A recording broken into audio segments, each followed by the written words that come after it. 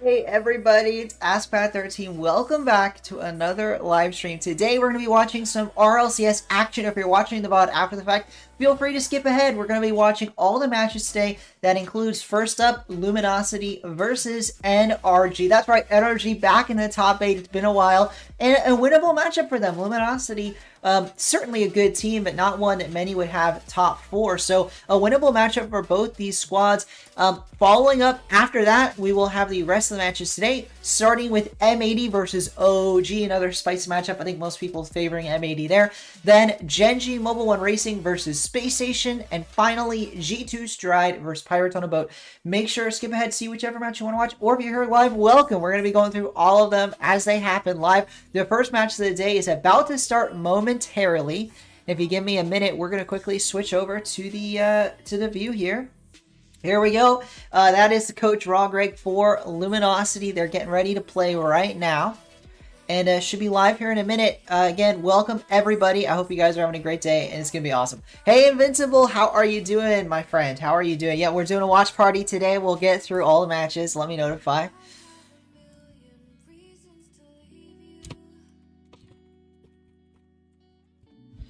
Ping, yeah, let me do that. Let me do that.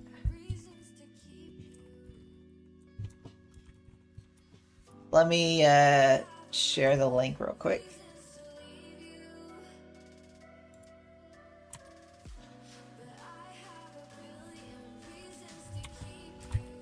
I'm pinging the Discord now.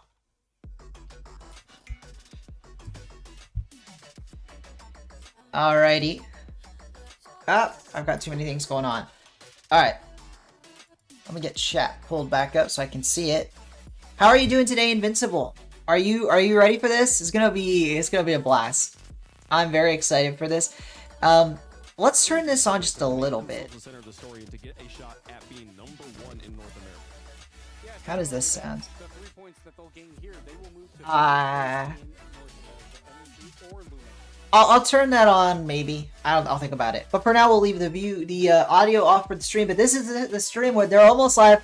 NRG is a really interesting one. Wait, we can see Miss Screen. Wait a minute. Wait. We can see his screen in his camera. I don't know if he intended for that, but Mist has a mirror set up for his camera. That's odd. Anyway, how you doing, Igor? How you doing, Invincible? Is a medium rare steak. How are you? I'm good. What do you mean? You've become a medium rare steak, Igor? Hey, don't hate your favorite team, man. It happens. It happens. Yeah, Dig had a bad regional. Welcome, Baby Duck. Hey, I don't know if you heard, Baby Duck, but you are now a channel member. YouTube was I'm very grateful for this. They let me give away some channel memberships for free, and you got yourself a month of diamond membership. So congrats, Baby Duck. This is probably the first time you maybe even noticed. How? So that you can gift memberships, much like gifting Twitch subscriptions, and YouTube let me gift some memberships for free, so which is very nice.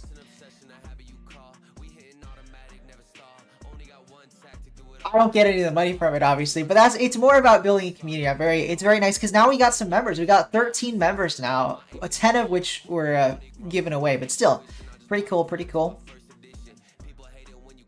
Evo. Igor, that's the thing. Evo is so inconsistent. I said that at the start of the season. I think it's funny because even with this, Digger's still doing better than I originally expected just because that top 4 in Regional 1. And it really just comes down to the fact that Evo and even Gyro to a lesser extent, but more Evo, is inconsistent. And once he gets consistent, he'll be a top player in NA, but that's been his biggest problem, and maybe it continues this split. We'll have to see. Yeah, no worries, Baby Duck. I haven't done a watch party in a long time, so I know people come watch my streams. I've done a few different types of things, and we're back into RLCS watch parties today. I've been chatting about RLCS, doing some recap streams, but if you're not on late in the day, you might miss us. No worries. Alright, so Luminosity versus NRG. Let's start up a poll here. The desk is split, and I get it. I actually completely understand, because I think this is pretty much a toss-up. But who will win the series? Is it Luminosity, or is it NRG? Let me know with your votes in the chat, in the poll. The poll has just begun. So let me know who's going to win this series, Luminosity or NRG. Right now, 1 vote going for NRG. I'll just throw my hat in the ring and say, I believe in Luminosity here. I think if this is their time, if they're ever going to make a major, they need to be winning series like this. NRG is not a bad team, but they are not a top 4 team in NA. Luminosity lucked out. They got a lucky break. This is an easy quarterfinal matchup. By the same token, that's the argument for NRG. You could say the same thing. Luminosity are not a top 4 team in NA. NRG also lucked out. So I think this is winnable for both sides. I just feel Luminosity has shown a higher ceiling up to this point, and I just have more faith in them. I think NRG, especially with their sub Drees playing for them, I just don't believe it yet. But maybe I'm crazy. Maybe they go nuts today and they make it to the semifinals. OG are not making the finals, Igor. I'm sorry. There's no way. There's no way OG make the finals. Because whoever wins this would be OG if M80 somehow crumble. But M80 is not going to crumble. Dig will be 5th or 6th in the rankings. I mean, that's possible. Igor, actually, I'll just say this, Igor. It doesn't actually matter what happens today. As long as it's not a Spacestation versus M80 Grand Finals. Let me actually rephrase that. As long as it's not Spacestation versus M80 in the Grand Finals, it doesn't really matter what happens to Dig. They're still in a good spot. And when I say good spot, I mean as long as they make top 4 next regional, they should be in. As long as they make top 4 next regional, they'll be in to the major. Unless Space Station and M80 make the grand finals, and then some wacky stuff can happen. But hey, for the most part, Igor, that's really what you're rooting for. Here we go, though. Kickoff is moments away. Luminosity versus NRG. Who's going to win? I'm going to turn on the audio bit. 5 minutes on the clock in game number 1. Welcome, Ashana. How are you doing today? Oh, Magic Bear! A nice early start. That's what you want to see if you're a Luminosity fan. And this is exactly what I'm talking about with NRG. They're playing with the sub Drees, and even though they've had all this time to work on rotations, it's not been enough time. They've had a week to work with their sub, and you see moments like this off the starting of the series, and they mess up on the kickoff. I mean, that wasn't a Luminosity, masterclass. That was just a mistake from NRG. And you can't be, you don't have wiggle room in a quarterfinal matchup to be making mistakes like that. NRG are going to be losing this series if they keep making mistakes. Drees, another mistake. This time, Cheese will punish. Luminosity start off on a roll here. And I expect the rest of the series to keep on rolling like this if they can't get their rotation together. NRG, I am baffled it's this quickly. Like, I had a feeling NRG was going to crumble on the defensive end, but not in game 1, not in 30 seconds. I mean, NRG, I thought they'd be putting up a fight here, and it's early yet. Maybe this game turns around. It's just a 2-goal lead, but that is a rough start for NRG. I mean, that's the kind of start where if this game is a blowout, and it easily could be as Cheese puts on another shot.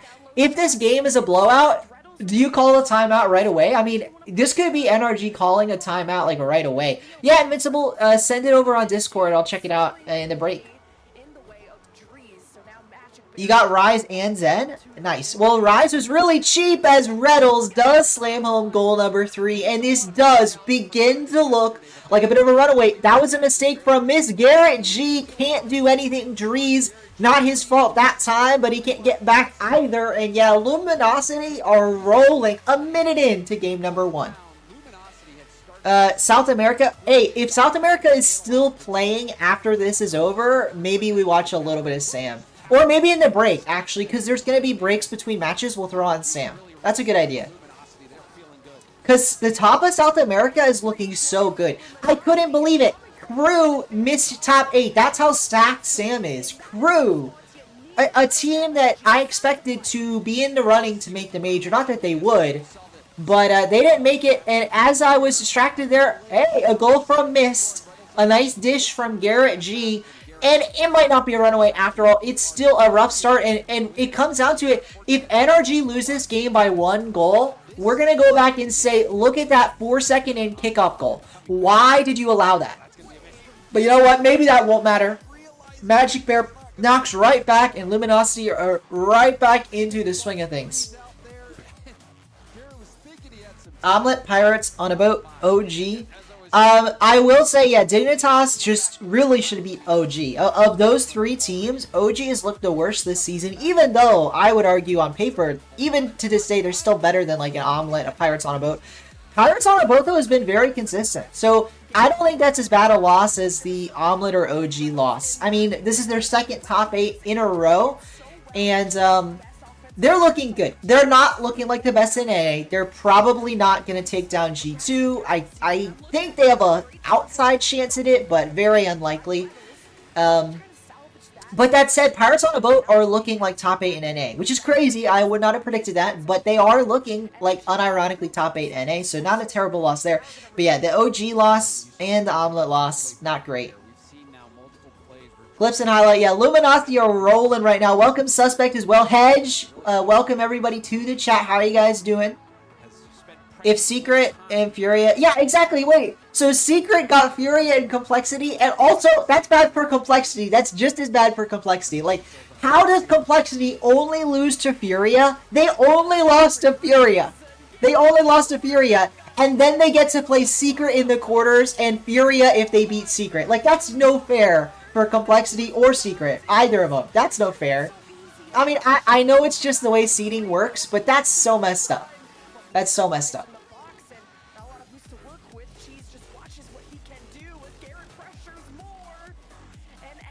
Secret also only lost to Furia? Really? Wait, I gotta go check that. I'm sorry, I got that. There's no way. Is that actually what happened? Because if that's what happened, then this is the most unfortunate quarterfinal matchup I've ever seen. Unironically. Because that's nuts. There's no way. Oh my goodness, that's actually what happened. They beat Ninjas in Pajamas and Gamers Legion, and they still ended up playing. Oh my goodness. That is so messed up. But, you know, the worst part is that's actually a major qualification matchup. And guys, I know I'm talking over Luminosity, but why not talk over this Luminosity match? They're about to Brazil NRG. My goodness. Cheese. Another goal. NRG. It's not even a Cheese goal. Cheese steals the goal. That's how good Luminosity are doing right now. They're stealing goals away. Stealing goals away. But anyway, I'm looking right now at that South America qualifier. And in 2 hours, just under 2 hours, Complexity will play Team Secret. And that's a major spot right there. I mean, not exactly, but if you lose that, it's like you're out. Because South America only gets 2 spots. If you're out in the quarterfinals, that's basically game over. And both of those teams could have been making the major. I know Team Secret struggled in Regional 1. So they're like really out if they lose there. Secret are out. Meanwhile, the biggest winner has to be Ninjas in Pajamas. I mean, they basically get a free run. Well, Malados is not a free win there. So South America, an interesting combination there. Malados playing very well. So I don't want to call them a free win because they did beat NIP earlier, but I don't know. It just feels like an easy run for some of those teams. W7M maybe, Gamer Legion. Whoever comes out on top there as well. Easier than the other side anyway. Alright, let's get back into this. Can Luminosity get to Brazil? I kind of believe in it. I kind of believe in it. Yeah.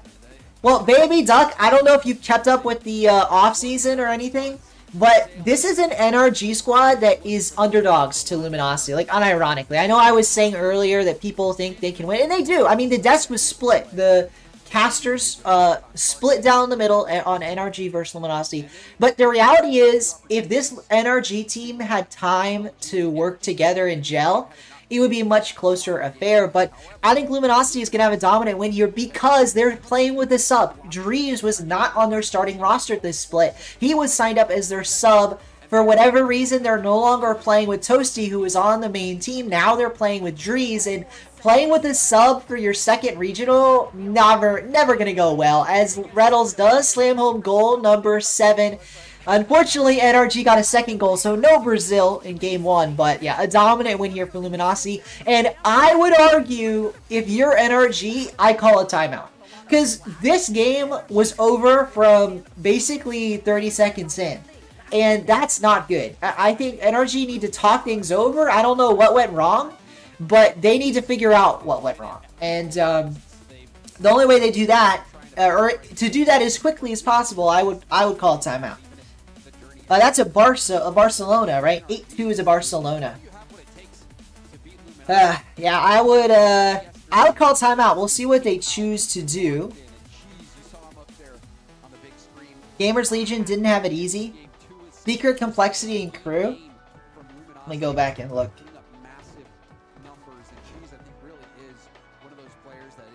Oh yeah, no, that's not easy. And next, not Exposed. I just know them by their logo. That's a good team too. Let me remind myself who's on that. Yeah, Snipes. I mean, and KNS for that record. I don't know who Leo is though. So like, South America is as stacked as it's ever been. Like, this is kind of crazy. I mean, this is a squad that also can make the majors. So like, where are the points at? Where are the points at?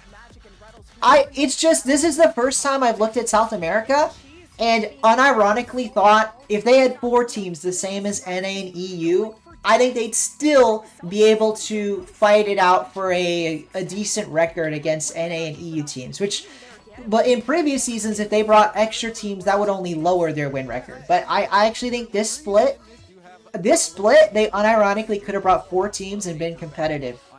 That's how stacked it's been. And yeah, this was a huge loss for Crew. It's a huge opening for NIP, really.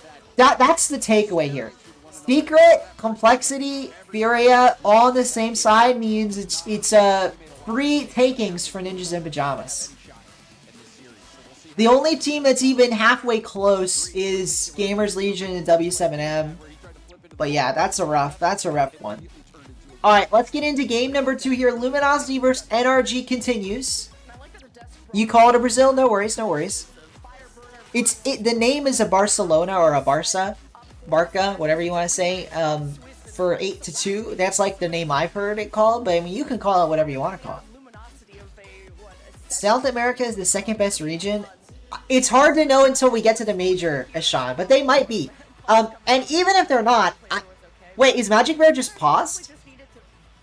What's happening here?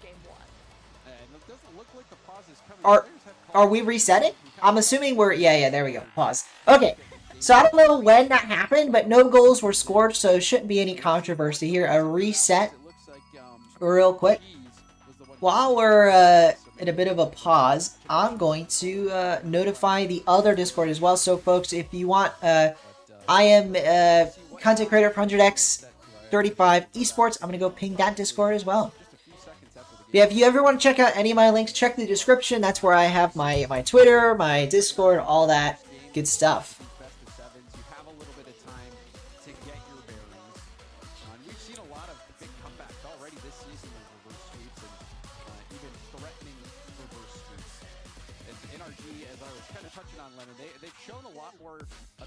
Alright, so right now, 62% of you guys in the fan vote are voting for NRG. If you're voting for NRG, you think they're going to win, or at least let me know in the chat. I want to hear your reasoning. I know it's been a game now, and you voted at the beginning of the series, but still 62%. Quite a high margin for NRG. I thought it would have been a bit more on Luminosity's favor. Magic Bear fell asleep, basically. Well, both of you, yeah, Invincible, Invincible, send me yours.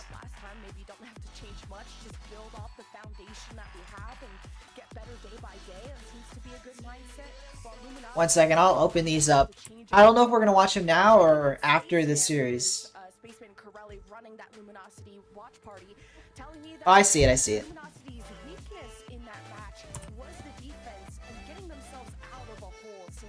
Okay, we seem to be on a bit of a break, so let's quickly check out some viewers' fantasy. I believe this one is Invincible. So he has Rise, Zen, Gyro, Magic Bear, Ixo, and Juicy. I like it. I know Ixo's cheap, so I'm not going to knock that too much. Maybe a bit of a mistake picking Ixo, but other than that, solid.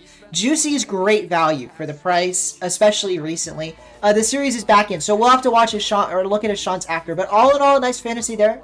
Nice fantasy from Invincible.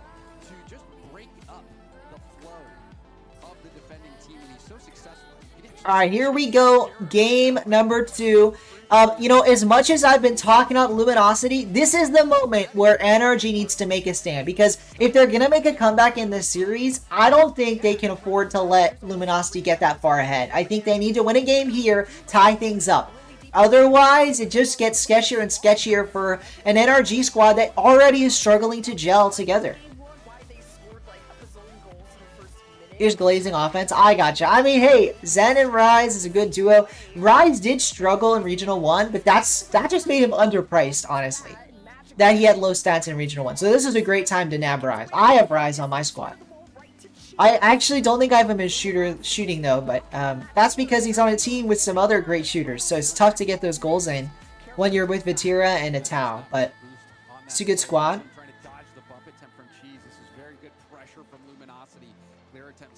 Well, and for the record, Invincible, I think Juicy is a great pickup. In fact, I probably should grab Juicy, given after how he played in Regional 1. I wouldn't have had him pre-Regional 1, but he popped off in first Regional.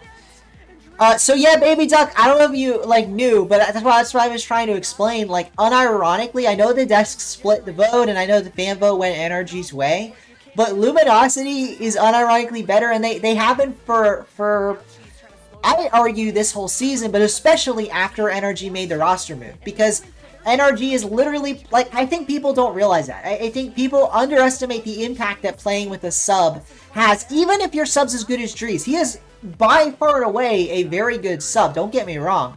But when you didn't start the season with somebody, it's always going to be a struggle fitting them in.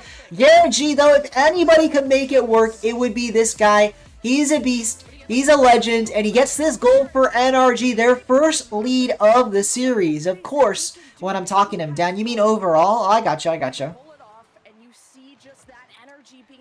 So, I mean, it makes sense here. It certainly makes sense to see Luminosity in charge and control in this series. But for now, they're not controlling this game, but it only lasts a moment. Magic Bear slams one home off the pass from Cheese, and Luminosity tie this game up with a full 2 minutes to play in game number 2.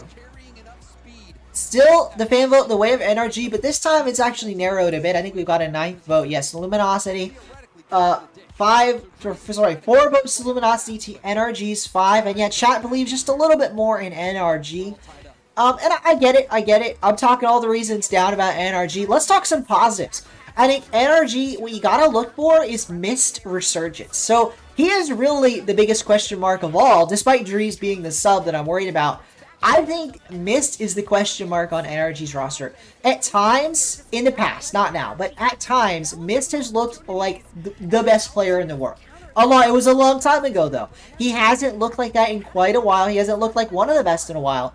And if he can step it up, if he can put in the hours, because that's a common complaint of his former teammates, that he wasn't putting in the hours.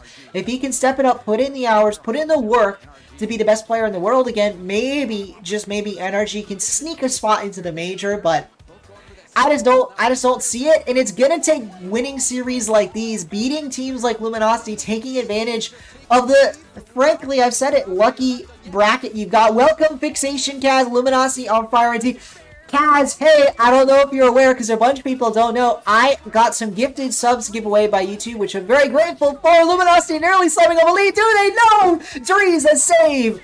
But yeah, Kaz, you and a few other lucky people randomly got a month of free membership to my channel, Redos. Slapping up goal number 2. So, Kaz, congrats for the next month. You are a diamond member. You can probably see it in the chat. So, congrats on that. It was a free giveaway thing YouTube let me do. So I gifted away 10 free memberships for a month. Here we go. Luminosity up by a goal now. Reddles raw indeed.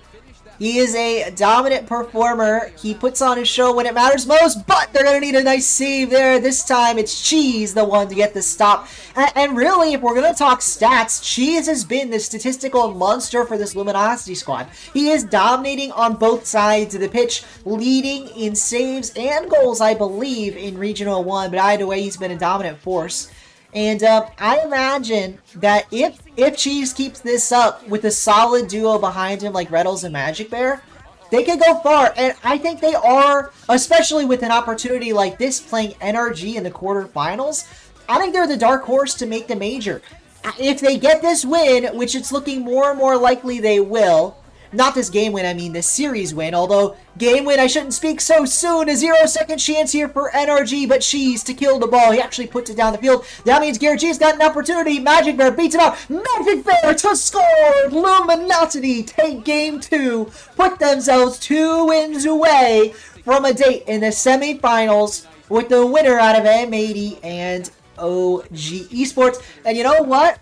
I was talking through the game, but my goodness, indeed, Luminosity are the dark horses here to make the major. I think they're going to have an easy, I think it's fair to call it, easy path to the top 4 here. They just got to beat NRG, and then they've got an easier than usual road to the grand finals. There's no Gen.G waiting for them. There's no G2 waiting for them. It's either going to be M80 or OG, and it won't be an easy matchup. M80 have looked dominant in the Swiss, even beating Gen.G, and OG, they just look like a team that somehow, some way is going to keep fighting on their last leg. So, you know, no matter who they face, it won't be easy. But if Luminosity get the win here, find themselves in the semifinals, and can win that match, they will be in a great spot to make the major.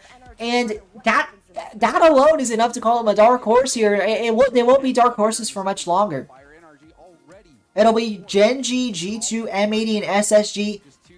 So Ishan, do you believe Spacestation will beat Gen.G today? Because if Spacestation don't beat Gen.G, they are behind on points. And it's not even their fault. They have only lost to G2 or Gen.G. But that's just it. They gotta beat them. If they can't beat one of those two teams, it's basically chalked. It's basically chalked. Okay, yeah, I'm just letting you know that if you believe that, which there's nothing wrong with that, you really gotta believe they're gonna win today. And if they do win today, it's all still on the table. It's all still on the table. They don't have to make the finals, but they do need to make the semifinals. Invincible says, by the way, Pat, how does putting different players in different positions change your points? I believe it's a 20% modifier. So if a striker scores a goal, they will get 20% more points than if they were not a striker. It might be a different amount. It's definitely a modifier. I think it's 20%. I think it's 20%. Oh, they beat G2 as well. Hey, that's possible. And I was just telling Igor, Ishan, that the worst case for Dignitas is that exact scenario. Spacestation and M80 make the grand finals. It doesn't even matter who wins. If M80 and Spacestation make the grand finals, that is worst case for Dignitas because they're probably going to get locked out of a major spot at that point.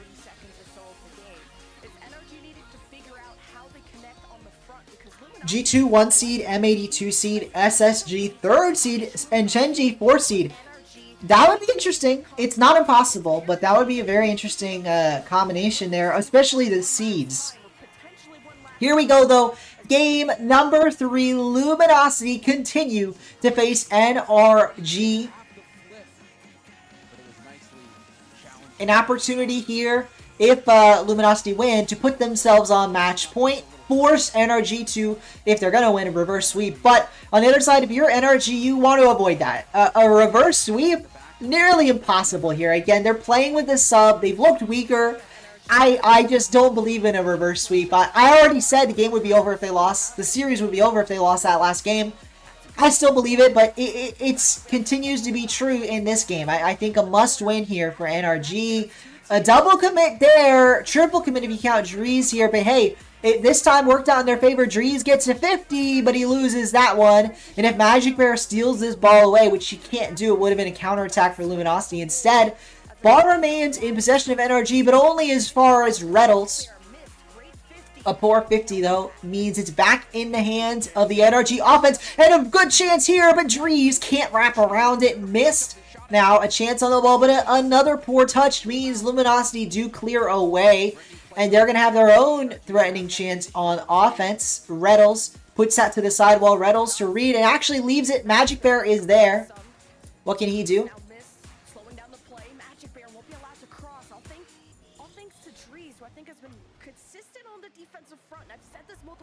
Oops, there we go.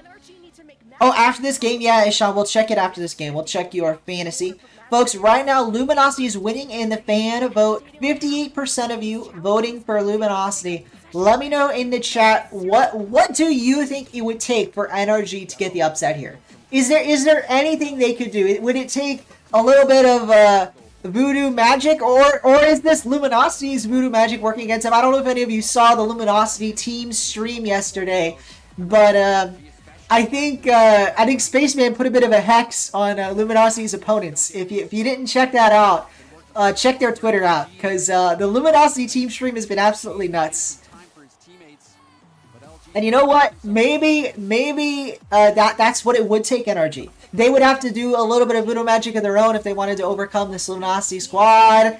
Garrett G to the side of the goal, but saved away. A double commit, though, maybe gives an opening.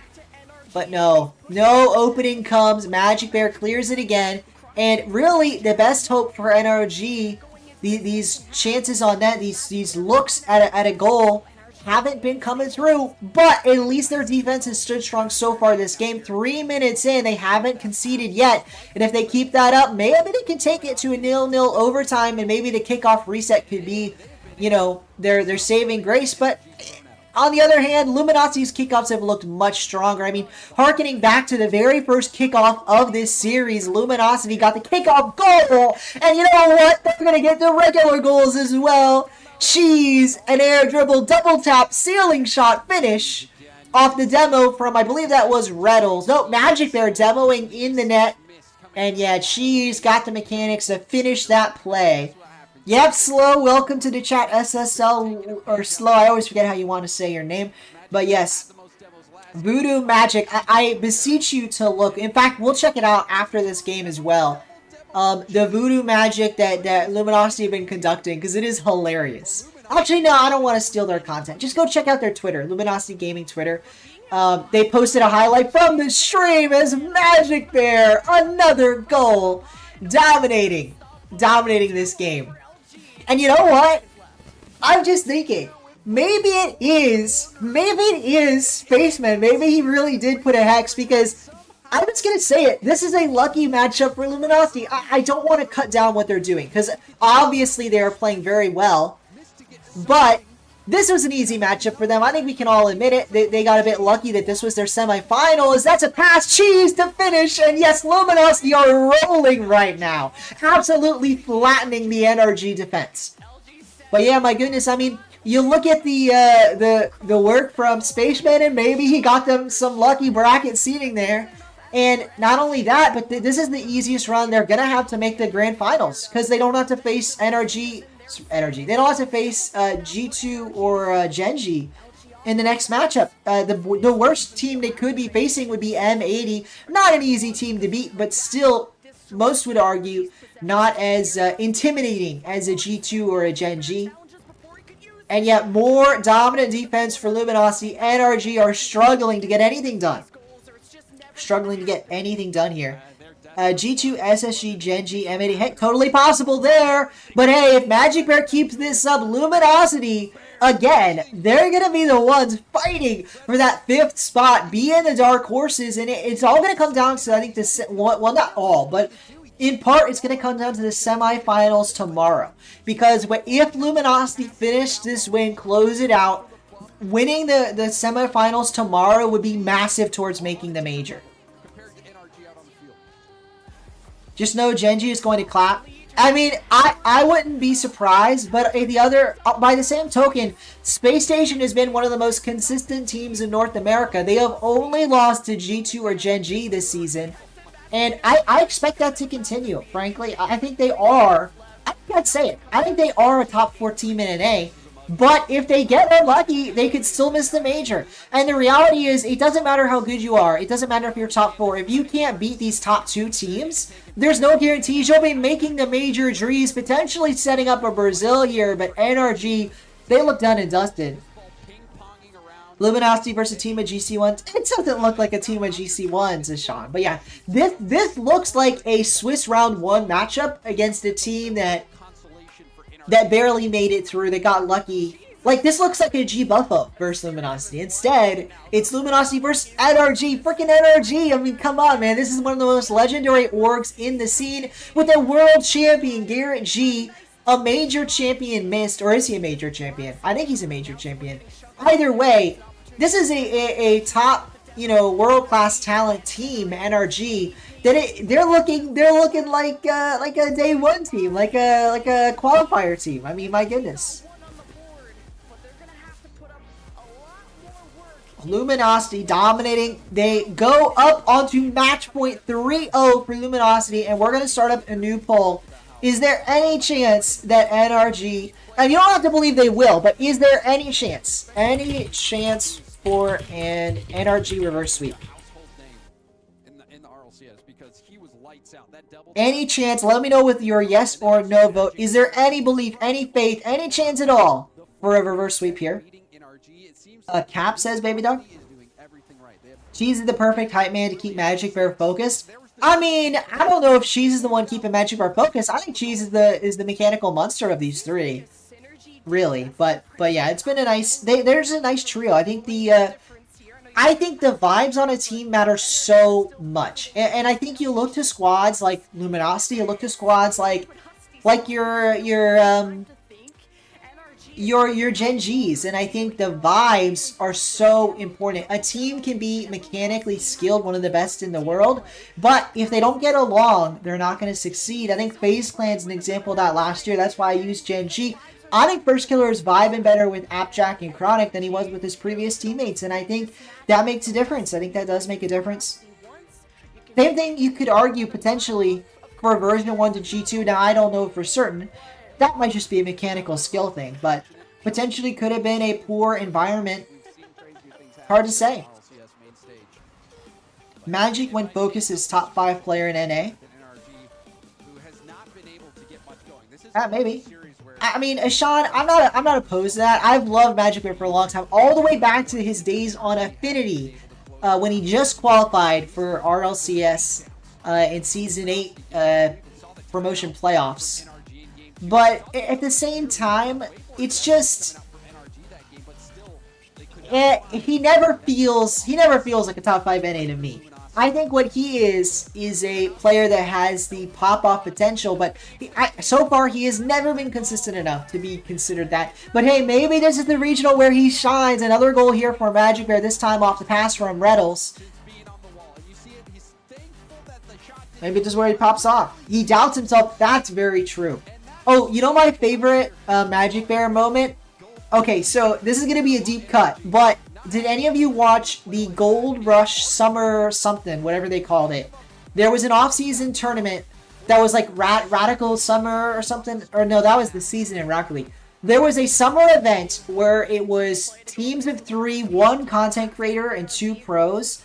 And it was Justin, Magic Bear, and Hootie Hoo playing together in this like for fun tournament with different game modes like Rumble and all these different things. And my favorite moment was when he was playing with Justin, Hootie Hoo, and they won that tournament. It was so fun to watch. That was a blast. And but of the moment, sorry, my specific favorite moment was they played Knockout, the new game mode where you demo people in Rocket League. There's no ball at all. You're just demoing people. They played Knockout on this really big map, and Magic Bear was a fiend at that mode. He was decimating the pros in Knockout. It was so fun to watch. Anyway, here we go. NRG, they gotta go. Hey, NRG's back in. But are they back in? I mean, even if they win this game, they've got a long road to reverse sweep. And that road might get longer. Luminosity nearly slamming on the goal, but a rare misplay from Cheese, and that could cost Luminosity. Hey, all it takes is a couple misplays, and suddenly NRG's got a game. A couple more, and they got another game. I mean, it really could be that close, that down to the wire. So Luminosity cannot be affording to make these mistakes. We'll have to see how they bounce back in this series. a chance here. Magic Bear taking it all the way down the pitch. The demo opens the lane, and Luminosity go up by a goal. Reddles clearing out that lane there. The team bumping each other. NRG struggling right now. And unless they have a miracle, this series is over. A real miracle needed. Now, there are 3 minutes left in the game, but I'm calling it a miracle because they do not look like they could score 2 more goals. I'm going to be blunt here. This does not look like a team that's going to beat Luminosity. I just do not see it. This looks like a very lopsided match that will end in a sweep. And hey, maybe that's exactly what's going to happen right here. Magic passes it to Reddles. Reddles 50s it high. Cheese is there, but he is beat by Mist. But it's only as far as Magic Bear. Magic Bear then bops it right into Gen.G. Gen.G beat by his own teammate Drees it. And again, I mean, it's just the double commits like that. And I know Drees had a good line on the ball, but him and Gen.G, a double commit, it really just leaves NRG in struggle city. And I don't think they're going to be able to, you know, drive their way on out of that and really make their way back into this series. But hey, maybe I'm speaking too soon. Gen.G, no struggle city here. He's a pre-flip off the wall. Pre-flip into the goal. A beauty of a shot. Maybe that's what reinvigorates this NRG squad. Hey, Funky, welcome back to the chat. How are you doing today? Great question. When and how did you get your username? I'm gonna comment. I'll answer that after this. Remind me if I forget to answer. But I want to get through the rest of the series because NRG, they put a wrench in things. They've started for the first time to make this game a bit closer than I expected. They tied things up yet again, and it all came off that Gen.G beauty of a goal. And really, that's kind of what I want to dig into because this NRG squad, they clearly need to be revitalized. They need something to you know, excite them, to get them into this series. And it could have been that Gen.G goal, but it's looking like, you know, Cheese slams home goal number 3, and yet again, Luminosity answer. Alright, Funky, let's get into it. So I got this username because I just picked it. And why did I pick it? Because when I was a young child, not 13 years old, I probably even younger, I don't remember exactly how old I was, I wanted to make a website. I don't know why, I just felt like making a website. And this was back a really long time ago. So it was really before the days of, I say a really long time ago. I guess this would have been like, I don't know, 2010, 2011. So these would have been the days where you used a website like Wix or some of those other sites to make a website. I mean, nowadays I would just make a site of your own. Like you can use Google Sites if you want to use something, or you just make it on code it on HTML. Just code your own site using HTML. But back in the day, especially when I was a kid, I obviously didn't know how to do HTML. So I used this like weird site, like I don't remember what it was. WordPress maybe? I don't remember. I used some site to make a website, and I wanted it to just be where people ask me anything and I answer questions, because when I was a kid I thought I knew everything. Spoiler alert, I did not know everything. But so I just made the site, and it was basically a blog where I got people to ask me questions and then answered them. And it was really silly and stupid, and I shut it down like, I don't know, a month later, because I was just a kid. So I made like 3 blog posts and that was it. But the username stuck because I needed to make an email to make that website. So I made an email with that. And from there, I've just been using that as my gamer tag, because I actually made that website before I actually made a gamer tag. Then I used that email to make a site on armorgames.com. Oh, this is bringing up an old memory. So that was my first gamer tag. Was on a website, it was for Flash web games called armorgames.com. They had a bunch of cool Flash games that you just played using the internet back in the day. And I used that to save my progress. And then I also used that as a gamer tag on, you know, GameCube, Wii, Xbox, all that stuff later on when I actually played online games. But yep, Luminosity, I've been talking over it, but they've been dominating. NRG, they got 2 goals, but it wasn't enough. Luminosity win this series in a sweep. Move on to top 4 and take their chance at a spot in the major. This is the first step to qualifying. If they do qualify, look back at this moment, huge in the progression of this Luminosity roster. 83% of you were correct. I think it's fair to say there was no chance. No chance there at a reverse sweep. You predicted 4-1? Well, no worries, Invincible, no worries. Indeed, a sweep it is. G's your favorite player? He is, yeah, he's a fun player to watch. He's fun.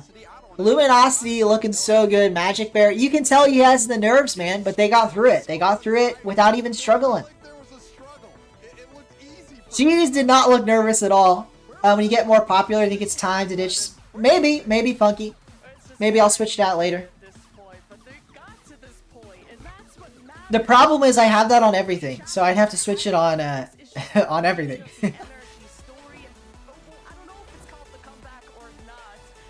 Alrighty.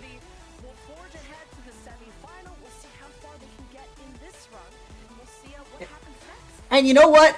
While we're at a break here, I'm going to quickly do a couple things. So first up, let's look at Ishan, his fantasy review. He's saying it in the chat as I'm thinking it. He has picked Tox, Daniel, Chronic, Juicy, Rise, and Nas. I really like this. I'm actually curious how much Nas, Chronic, and Daniel cost, because I don't remember. I think Nas and obviously, look at the stats here. Daniel clearly was a good pickup, even if he was very expensive.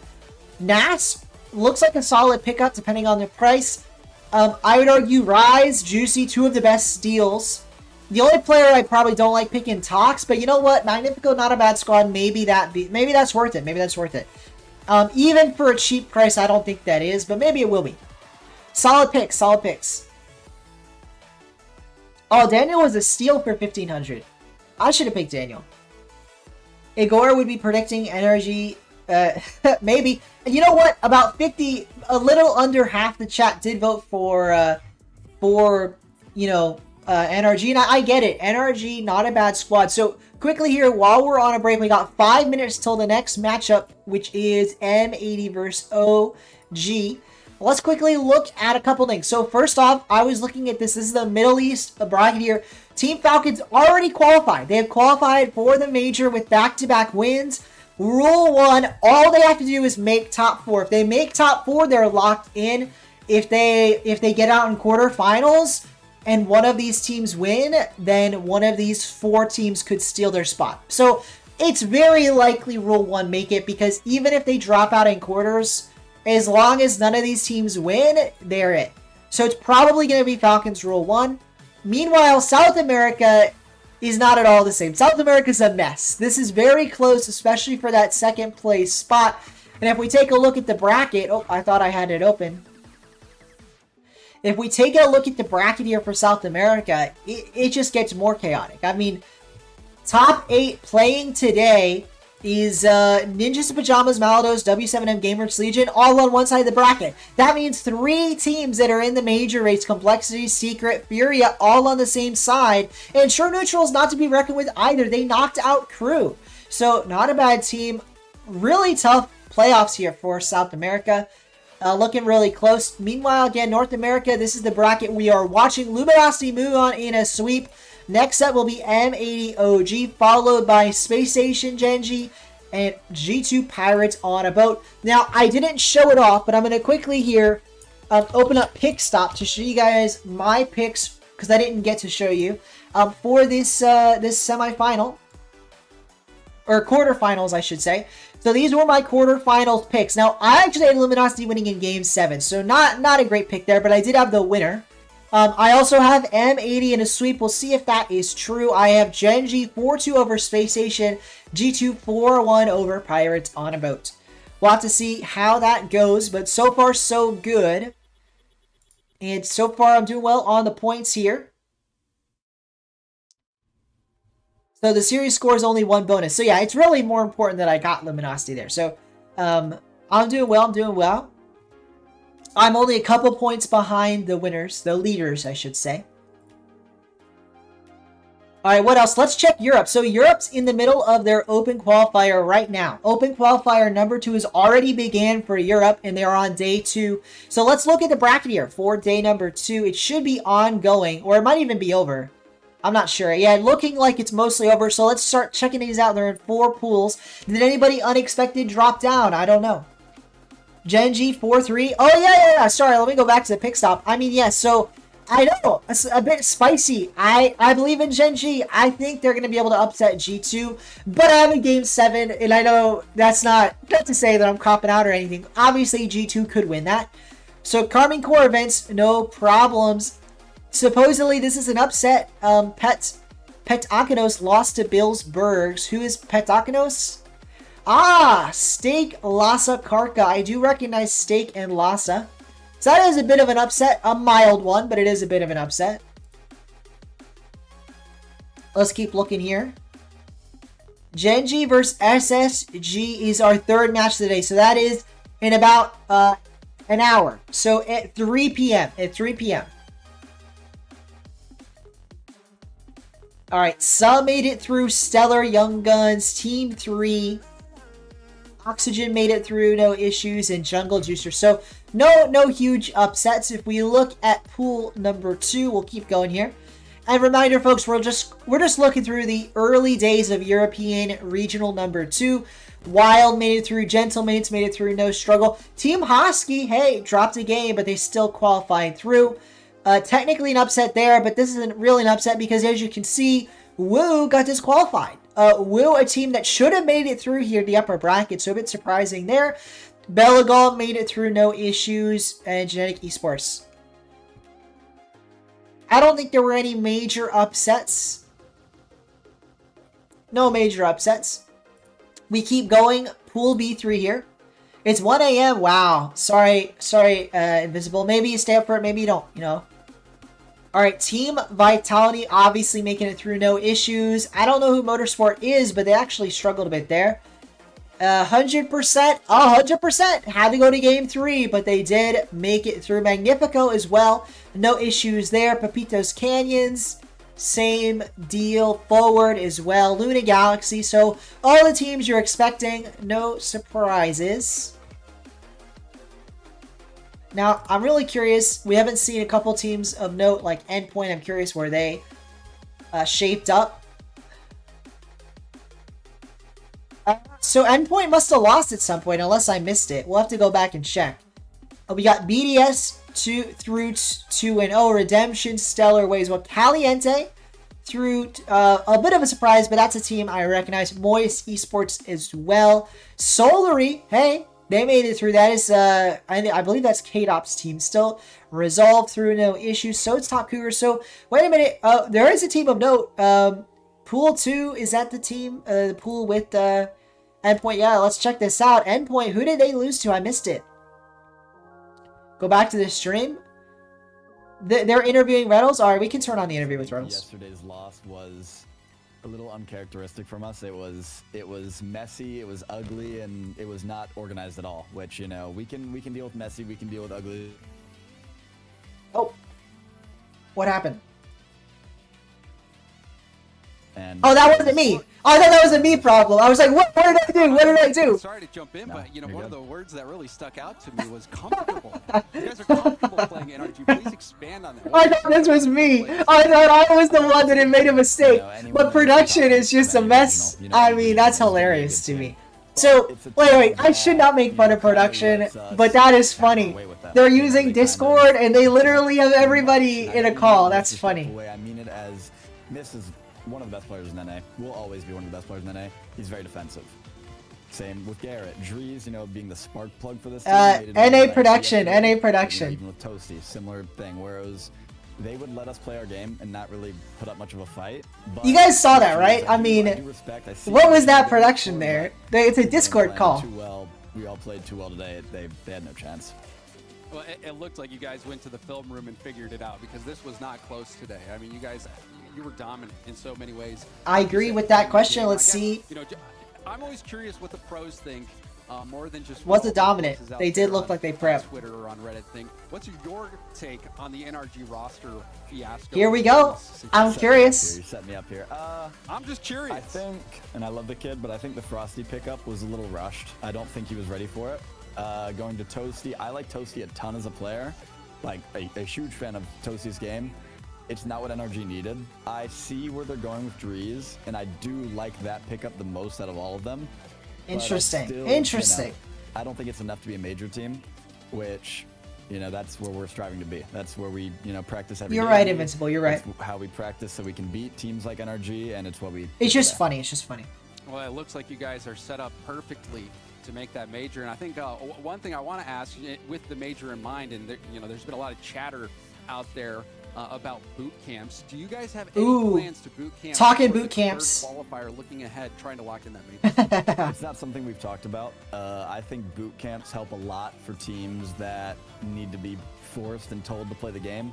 Thankfully, I'm very blessed with my two teammates. You know, this is probably my favorite team I've been on since, you know, SIP and Arsenal SSG, but it's one where I don't think it's super necessary. Spare me Twitter and Reddit and all the social medias, but maybe, you know, it's something we've talked about for sure before. Interesting. He thinks it's not necessary. I think I disagree, but I'm obviously I'm just a fan saying that he has lived it. He has been on boot camp.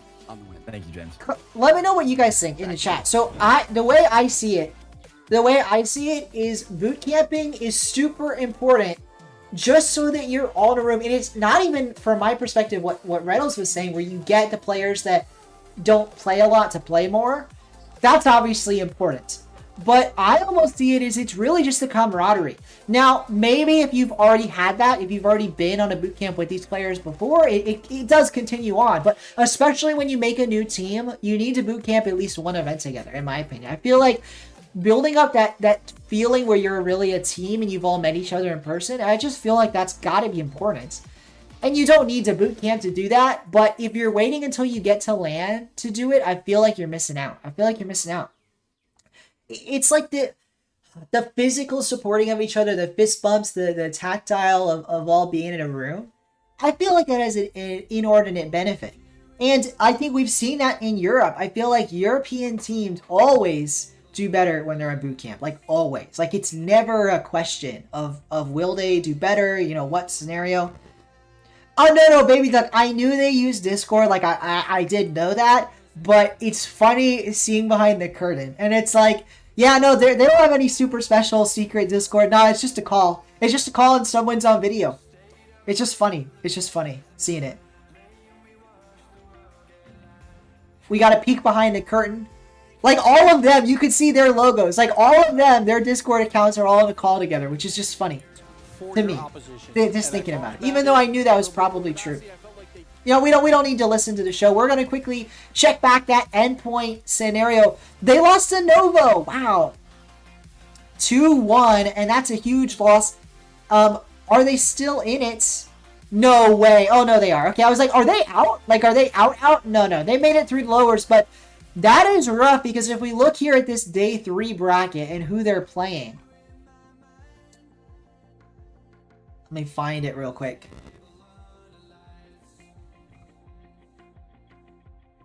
I want to check who they're going to have to play. Am I crazy? I don't see him. Here they are. Okay.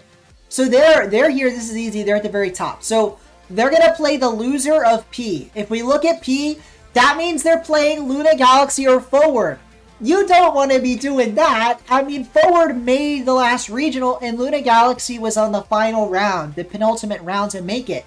So that's a tough matchup. Then, more importantly, they're going to play the loser of T. And if we look at which match T is, that means that, oh my goodness, they're going to have to play Moist or Resolve to make the major. Come on. I mean, no way. There's no way. It's going to be like Shopify again. A little less bad because they didn't make top 4, but we are going to lose a top 8 team. We're going to lose Moist, Resolve, or Endpoint. There's no way to avoid that unless Moist or Resolve lose to Cougars or Solary. So we're guaranteed someone's going to miss the regional. Somebody from the top 8 is going to miss the regional because Endpoint lost so early. That is rough, man. That is rough. I can tell you that I certainly hope it's not Endpoint as an Endpoint fan. So maybe Moist miss it. I honestly feel like a Resolve might beat a Moist. So we'll see. That's crazy, man. That is crazy. All right. Enough about Europe, but that is crazy. We got to keep an eye on that, man. That's something to keep an eye on. But enough about that. Next up is OG versus Team M80. We're going to start up a poll. Who will win the series? Who will win the series? Is it M80 or is it OG? Let me know with your vote in the chat. Reminder for anyone that isn't aware, OG consists of Nolly, J-Naps, and Khan with Coach Torment. M80 consists of AJ, Jorius, Nas with Coach Nick. And they also have an assistant coach, JC Hammer. Excuse me. Sub, Wiz, that doesn't really matter for this. But anyway, AJ, Jorius, Nas, Coach Nick. So the interesting things to note, obviously, J-Naps, Major Champion, Nolly, Major Champion, Com, a Gamers 8 Champion, coached by Torment, a World Champion. On the other side of things, none of these players have won an international LAN to my knowledge. The closest, probably AJ, I believe, got either top 4 or grand finals on FaZe. Definitely at least the top 4. But on the flip side, Coach Nick made a grand finals when he was the coach for Queso. He has also coached a lot of teams to majors that you wouldn't expect it. Like last season, Dignitas, the old Dignitas, made a major when they had Andy, Evo, and somebody else I'm not going to remember. So Nick, a coach that's taken teams to majors before, M80, a squad you expect in the running this season to make a major. And at the start of the season, OG was also in that conversation, but times have changed. OG hasn't looked like a team that's going to make the major in a little bit. I mean, they had a really rough Regional 1, and I'm not so sure they'll be able to bounce back. But if they ever were going to bounce back, this is the time. They absolutely need to make top 4 if they want to have any hope at making the major. And realistically, they need to make the grand final. So this is a run that's going to have to start now. Meanwhile, 100% of the fan vote, 3 of you, guys, make sure to vote who you think is going to win. Let me update my title here because the next up is M80 versus OG. Let's save that. Title has been updated. This matchup here, M80 is by far the favorite. But let me know in the fan vote who you think's going to win. We'll see what the fan vote predicts on the main broadcast. But and where the cats are, I'm going to tell you, I'm saying M80. I think M80 sweeps. I even predicted this. They're just clearly the favorites. And pre-season, before the first regional, if you asked me this, I think it would have been much closer. I would have been torn. But M80 has looked so good. They took down Gen.G 2 regionals in a row at this point. They're looking solid. And yes, they lost to Shopify Rebellion, a team that didn't even make it to this regional. But I think Shopify Rebellion is better than they showed in Qualifier 2. And it's a bad loss, yes, but it's not an unforgivable loss for M80. They can still take down teams like OG, and the fan vote and the casters all going the way of M80 across the board here, and it makes sense. Do you think, yes, Nick actually coached Falcons at the World Championship. He joined on, I believe, after the spring split, but before the spring major, maybe? I don't remember. But yes, he coached them for the World Championship, and they did quite well with Nick helping coach for the World Championship. I mean, they made top 8. They beat the team that had been beating them, Rule 1, or did better than them anyway. Lemon Kiwi looks like you. Hey, I mean, let's not comment on the looks of casters or anyone for that matter. But I think a lot of, if you're saying like, if you're trying to be like, oh, nerd, I mean, come on, man, we're all watching Rocket League Esports. We're all nerds. But here we go, game number 1, OG. You know what? I'll turn the audio on just a little bit. Because OG Esports taking on M80. 10 seconds in. Let's see who's going to start off with goal number 1. I do imagine it'll be M80, but hey, you never know. Let me know in the chat, which player do you think will score the first goal of the series? My money's on Nas. But maybe it's Nolly. No, not to be. My money's on Nas. He's been quite the striker, but actually it will be Jorius this time. Slots 1 home. And Jorius puts this series into M80's hands. The first of potentially many goals. Watch, see how it goes. Hey, I'm including myself, Invincible. I'm including myself. I'm including myself there.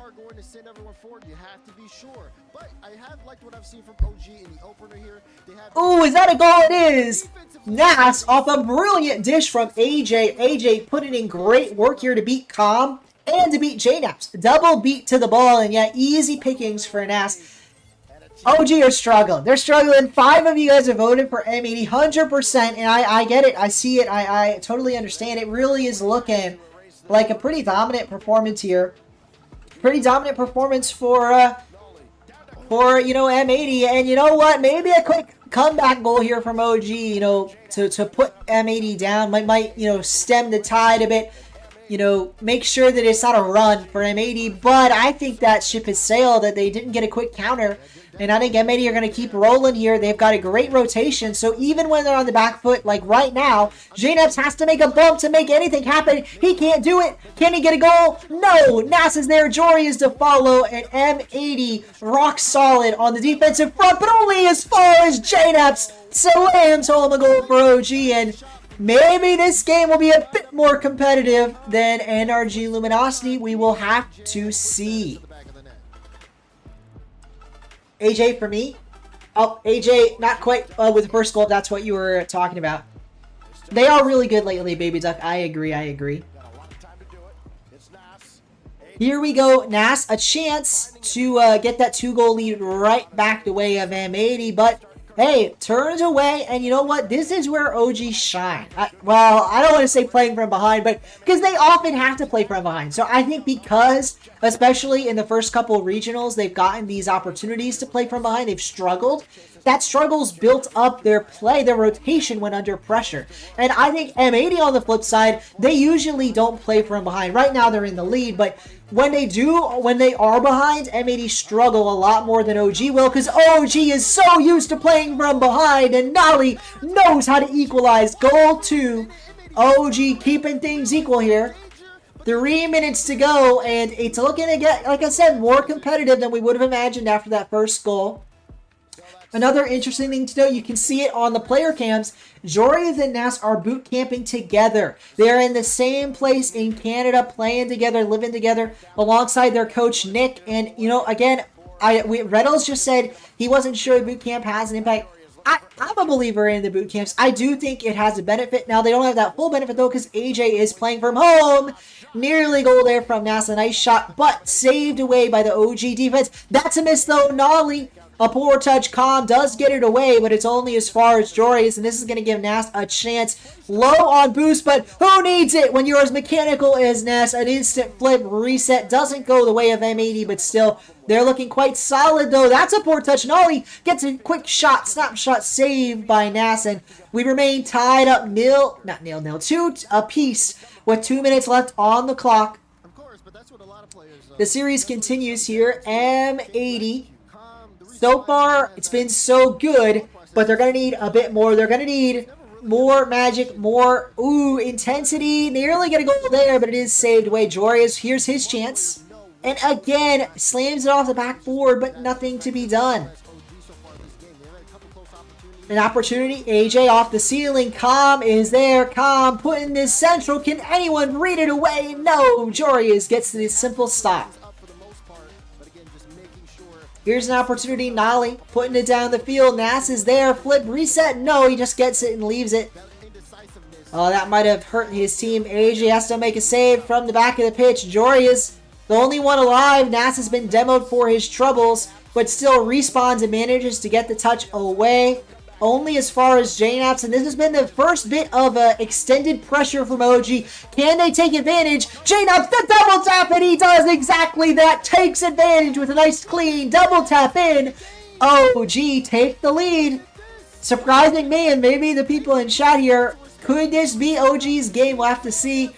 It'll be far from over. 1:17, and again, M80 now in a position to make a comeback, but I said it. I think M80 have not had to fight back as much. They haven't experienced fighting from behind the goal. They're not as comfortable in this situation as OG would be. Let's see if they can do it, though. They do have a whole minute on their hands, and we know how crazy this offense can be. Jory is trying to show just that, but he misses, and unfortunately, it's a runaway down the other end. J-Nebs, a hat trick to his name. My goodness. OG show up in this game. I mean, they were down 2-0, and they managed to show up, show out, score 4 goals now, and we're still going at 58 seconds left in this game. Dominant so far from OG. Again, after that first about minute of the game, they've dominated. That's the poor touch though. JNAP's leaving an opening for AJ, a 50, but no goal. And no one will be there to follow up. Joris is going to have a free ball here, but from 2 goals down, they're going to need to score and score quickly. That's a good fake. It does fake out JNAP, the defense, not expecting that. Calm is there. Nolly demos the offender waiting though. So that means M80 again have to work from their own half. Time and time again, they're working from their own backboard. And again, it shows how much weaker they are when playing from behind. They play better with more pace, with more accuracy, it feels, when they're playing from ahead. Playing from behind is not their bread and butter, and that's again nearly a goal saved away. And in these waning moments, M80, if they can't get a goal here, will drop game 1 and have to work their way down from down a game in the series. Nas to get a goal, he does, but it's just a fraction of a second too late. 0 seconds on the clock. That's game number 1 done and dusted. Just a moment, but it wasn't enough. And M80 dropped the game. No kickoff for them. OG take game 1, but hey, a little bit of momentum going into the next game. Maybe M80 bounce back here. I wouldn't be too surprised. OG, it is a great win for them. A good motivation builder, but they've got more work to do. They're going to need to do that 3 more times, win 4 games in this series if they want to advance to the semifinals. And again, I would say in terms of making the major, this is do or die for OG. M80 technically could afford to lose this. They don't want to, but they could afford it, and they would still be in the race, the running to make a major. OG, on the other hand, if they lose this, their major hopes are effectively over. Watch see how it goes. Welcome, Edwin, to the chat. We're watching North American RLCS. OG just took game 1 from M80, but M80 winning 100% of the fan vote. All of the casters on the desk voted for them, and the fan vote on Twitch chat also went M80's way. So a bit of a surprise game 1 here.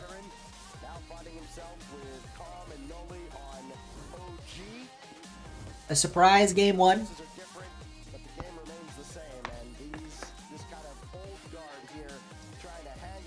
We'll have to see how they do.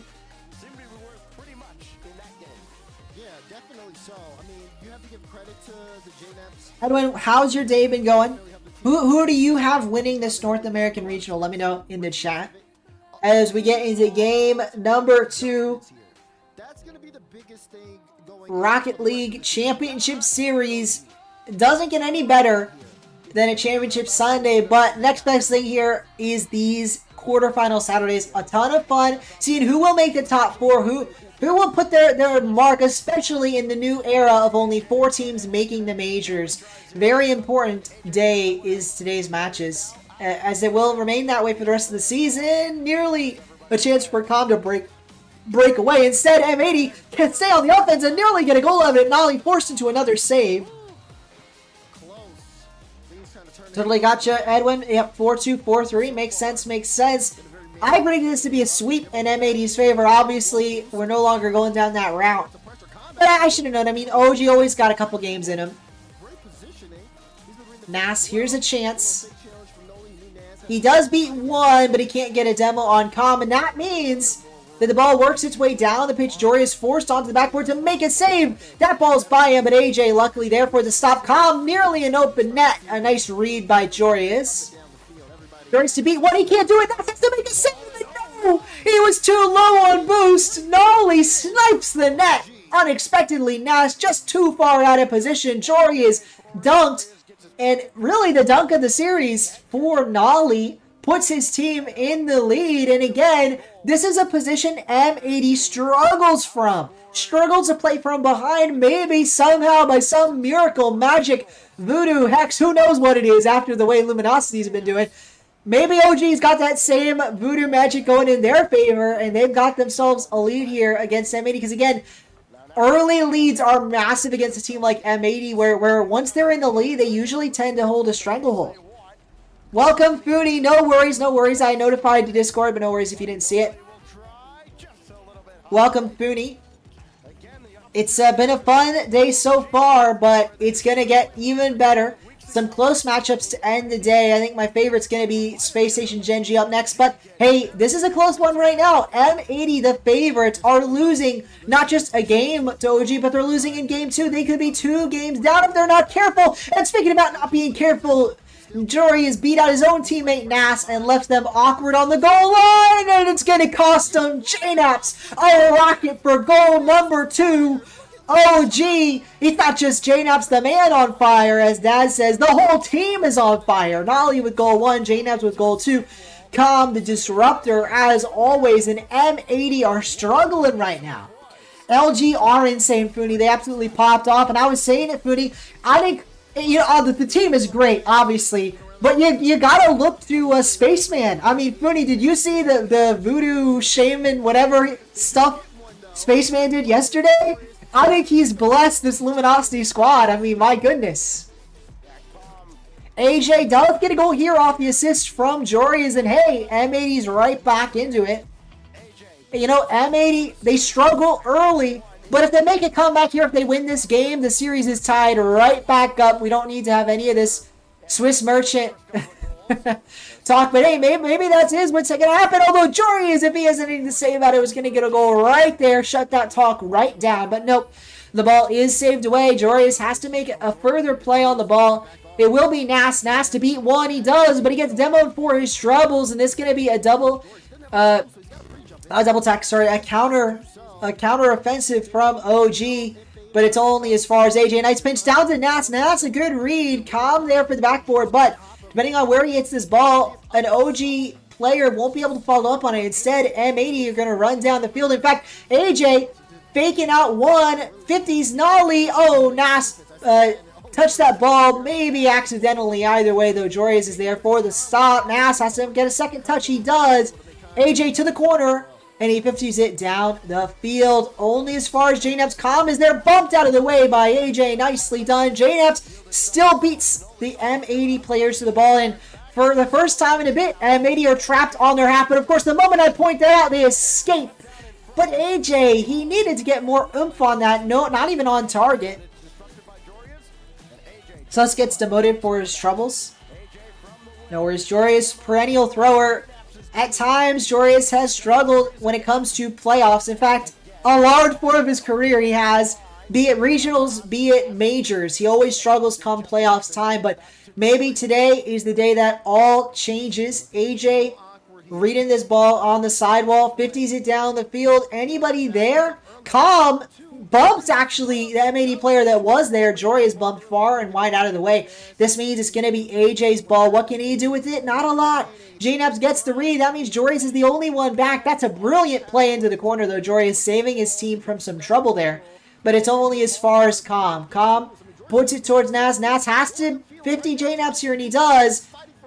AJ, a nice beat. Nas might be able to get to this ball. JNaps gets there first, but he's only just given Nas full boost and ball. Nas to get it in. Calm with the save. Unnecessary one as we enter the final 30 seconds. M80 trying desperately to tie this game up, but so far, their efforts have not been fruitful. A chance. Nope. No goal there. Are you talking about my music? Because I'm playing some music. Here's a chance. AJ can't quite get there. Jory is an opportunity. I don't know if I have the Monster Cat things selected because some of those get copyright struck. So I might have deselected those playlists. NASA chance. No, the ball will hit the dirt. And OG take game 2. Oh my goodness. Starting to look a bit concerning if you're an M80 fan. Still 100% of the fan vote the way of M80, and I totally get it. I literally had them as a sweep. Of course, the moment I say that, someone votes OG, but hey, if I'm an M80 fan, this is where you start to get concerned. Welcome, James Padilla. We're watching RLCS, watch partying it. And this is if you're an M80 fan, this is where you start to get concerned. I mean, OG, yes, they're a team that on paper should be beaten by M80, especially after the first regional. But then you look at the paper and you take a second look and you're like, whoa, wait a minute. I mean, last season, these were major winning players. Last season, these were dominating players, and you put them all together, they were the rejects, the leftovers. Maybe together, you know, once they got things clicking, they'll be enough to go far. And it's looking like that today, at least. M80 struggling. They're taking a timeout, talking things over, and they absolutely need to, because this next game, a must win. I'm frankly not believing in a reverse sweep at this point, so they really need to win this next game, or they are going to potentially be out of the playoffs again, which is disappointing as a team that's gone 3-0 twice in the Swiss now. To get out in the playoffs twice in a row would be a massive disappointment. They want to be making these semifinals. M80 are great, but they just can't get over the knockout hump. Yeah, they are struggling hard here in the single elim playoffs. AJ an opportunity, but he can't quite get that one in. A chance for Nas again goes awry. OG saving everything that M80 throws at the net. Even early in a game, such as this first 10 seconds, AJ taps that ball, but what did he really do with it? Not a lot. He does end up passing it to Nas, but Nas can't do much either. And in fact, is going to leave Joris in a very tough spot. He does get the save, but it was dangerous. It's another dangerous shot. This time, AJ with the stop. He needs to make a follow-up touch. He can't do it. JNAPS, one to beat. No one in net. Open net for Nolly, and he will finish it. OG dominating this series. It continues. We started off the series with a 2-goal run from M80. Since then, they have been outscored a heap. I don't know the numbers. I don't have a statistician in my ear. But I believe they've been outscored about like 8-9 goals to 2 since that opening moment. They have been struggling hard here. Hard indeed. Luminosity are beating whoever wins this. I mean, frankly, yeah, Luminosity looked way better than either of these teams. We'll have to see who comes out on top, though, before we really make any analysis of that. Nolly, an opportunity. JNAPS with the bump. It's an open net, but only is for so long. AJ gets back in time. Joyous, a nice clear, but JNAPS read the play, was up in the air in advance of that touch. Nats, here's his chance. One to beat, just one. Nolly, 50s, no goal. That's gotta be in. M80 can't get anything. They can't buy a goal right now. JNAPS, and they drop down. Nolly nearly fell on it. That would have been the goal of the weekend. Nolly, a pre-pass jump. I don't know what you'd call that, but it doesn't go in. And M80 are thinking they're lucky stars that they're only 1 goal down in this game, because, my goodness, that could have been a lot worse. An opportunity here. It is saved away, though, by AJ, and we keep going. OG Esports lead by a goal. How long can they keep it up? Can they double up their lead, get another goal here, or will M80 fight their way back into this game? Only time will tell, but that's a poor touch from Joris. He's just giving the ball away. Nas thankfully gets there, but that was a really poor touch from Joris. Although it might work in their favor. Nas, he nearly had an open net. He just had one man to beat, but he couldn't beat him. And M80, nothing. Again, going their way. The smallest of touches, but still have the greatest of impacts. And so far, those have all been going the way of OG. Another shot on net, another save, this time AJ. But how many more saves can they get? Can they keep this ball out, or will they concede before they can get a goal of their own to tie things up? 2 minutes 30 to go. OG, another good look. This time Calm beats 1, beats 2, but Jory is to follow. That said, every moment M80 have on the offensive end, it's immediately met with a counterattack. This time, no different. OJ nearly get it, but now it's a counterattack the other way, all the way down the pitch, but Nolly returns in time. The best look M80 have had in ages. A clearance down the field, and still not enough. The rotation's too strong for OG. This might be a good look now. AJ on the side. Well, he's got boost. He's got possession. Can he make the most of it? No. Another beat, this time by JNABS, and OG dominating again on both sides of the pitch right now. 1:50 to go, and M80 are in shambles. 1:45. Oh, nearly goal there for JNABS. He misses an opportunity. AJ pre-jumping Joyous to ball. He gets it. He gets it. AJ scores. M80 tie. And it took them nearly 4 minutes. Make that 3.5 minutes of game time. But finally, AJ can score off this screen. I like the word there from Stacks, the man in command.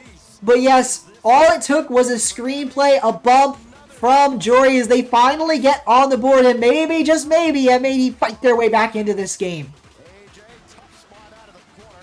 You're going to try and get your Grand Champ back? Nice indeed, Foodie. I'm glad you're hyped, because this has been a hype series so far. I could easily see this one going the distance, but if it is going to go the distance, we're going to need an M80 victory here and now. OG are not to be trifled with. They've already proven that in games 1 and 2.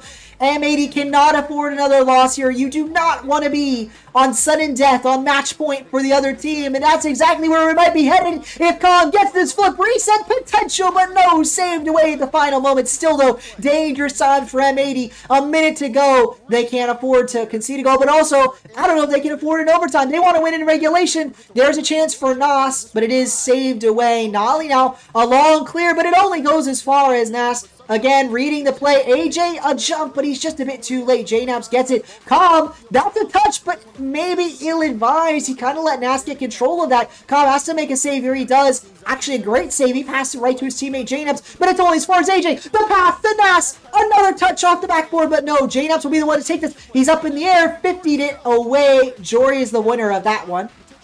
And AM80, for all their struggles, they've had the good looks, they've had the opportunities. Another one with the final 15 seconds. They need to make the most of this. Jane up to the corner. OG, desperation on the defensive end. Will they get this stop? They do. And in fact, they're the ones clearing it away, getting the final look. But only if Jorius doesn't put this down the field. Flip, reset. He missed it. It's an open net, but not enough. Jorius opted to keep the ball alive, and it nearly cost his team everything, but instead, we keep playing in overtime.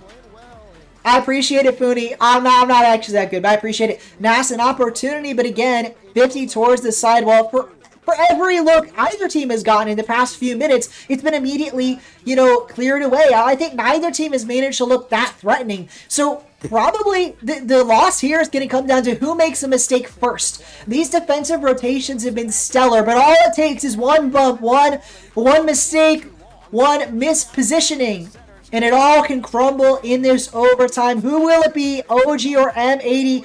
It's looking like a coin flip by my estimations. Both these teams are looking good, looking fantastic. Like I said, it's going to come down to the smallest of margins, the tiniest of mistakes. Nolly beats 1. Can he beat 2? No. Maybe that's the mistake we're looking at, a double commit, but Com saves his team. Maybe saves the game. It's on target. AJ, a brilliant save, keeps things alive for M80. Com, though, really putting the team on his back there for OG Esports. He keeps his team alive, but can they capitalize? JNap's trying to take advantage, puts the ball down the field. Com, though, for all his good plays, beat there on the 50, and that means Nas gets a clean 50 with Nolly, but no one to follow up. Jory is pushed up too far, and AJ has to get a stop on the defensive end. He does, but again, struggle central for both these teams is, again, it doesn't matter how good you play in any one moment. 5-10 seconds later, you can make a mistake that it kills your team. So gotta keep playing, gotta keep giving your A game the entirety of this overtime. Can't lose concentration for a second. Nas doesn't want to lose concentration for a second. He wants to get the goal here and now, and he nearly does, but it is after the pass, I should say, but it is saved away, and OG now gets their own opportunity. Com, the man with the plan, the man with the time, the pass, dropped down. JNaps was there, but right away, and this could be it. A pass down, dropped down for Jorius. He scores! Pre-jump mid-air shot, and Jorius will get the first game win for M80 off a brilliant Cuxer-esque pinch from Nas. It wasn't on target, but it didn't need to be. The pinch down the field leaves the opening, and that's all it took. The tiniest of mistakes. I said it, and that's exactly what happened. OG overextended by the tiniest, minutest of margins, but that little overextension because you don't expect the pinch of the century down in the field, and that's what bites you, that's what eats you. And in this case, it cost OG the game, but thankfully not the series. We continue, folks. That was just game 3, feeling like a series ender. But if you're M80, that's just the series beginner. That's literally the starter, your very first win. You need 3 more against an OG team that is taking you to 2-minute overtimes. I mean, this is looking a lot tougher of a match than I think either team. Well, I shouldn't say either team. Then M80 expected. Maybe OG did expect it. That's why they came out of the gate swinging.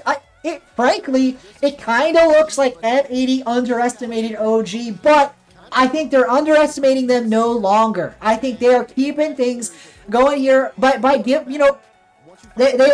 if they were in a stupor, they've come out of it.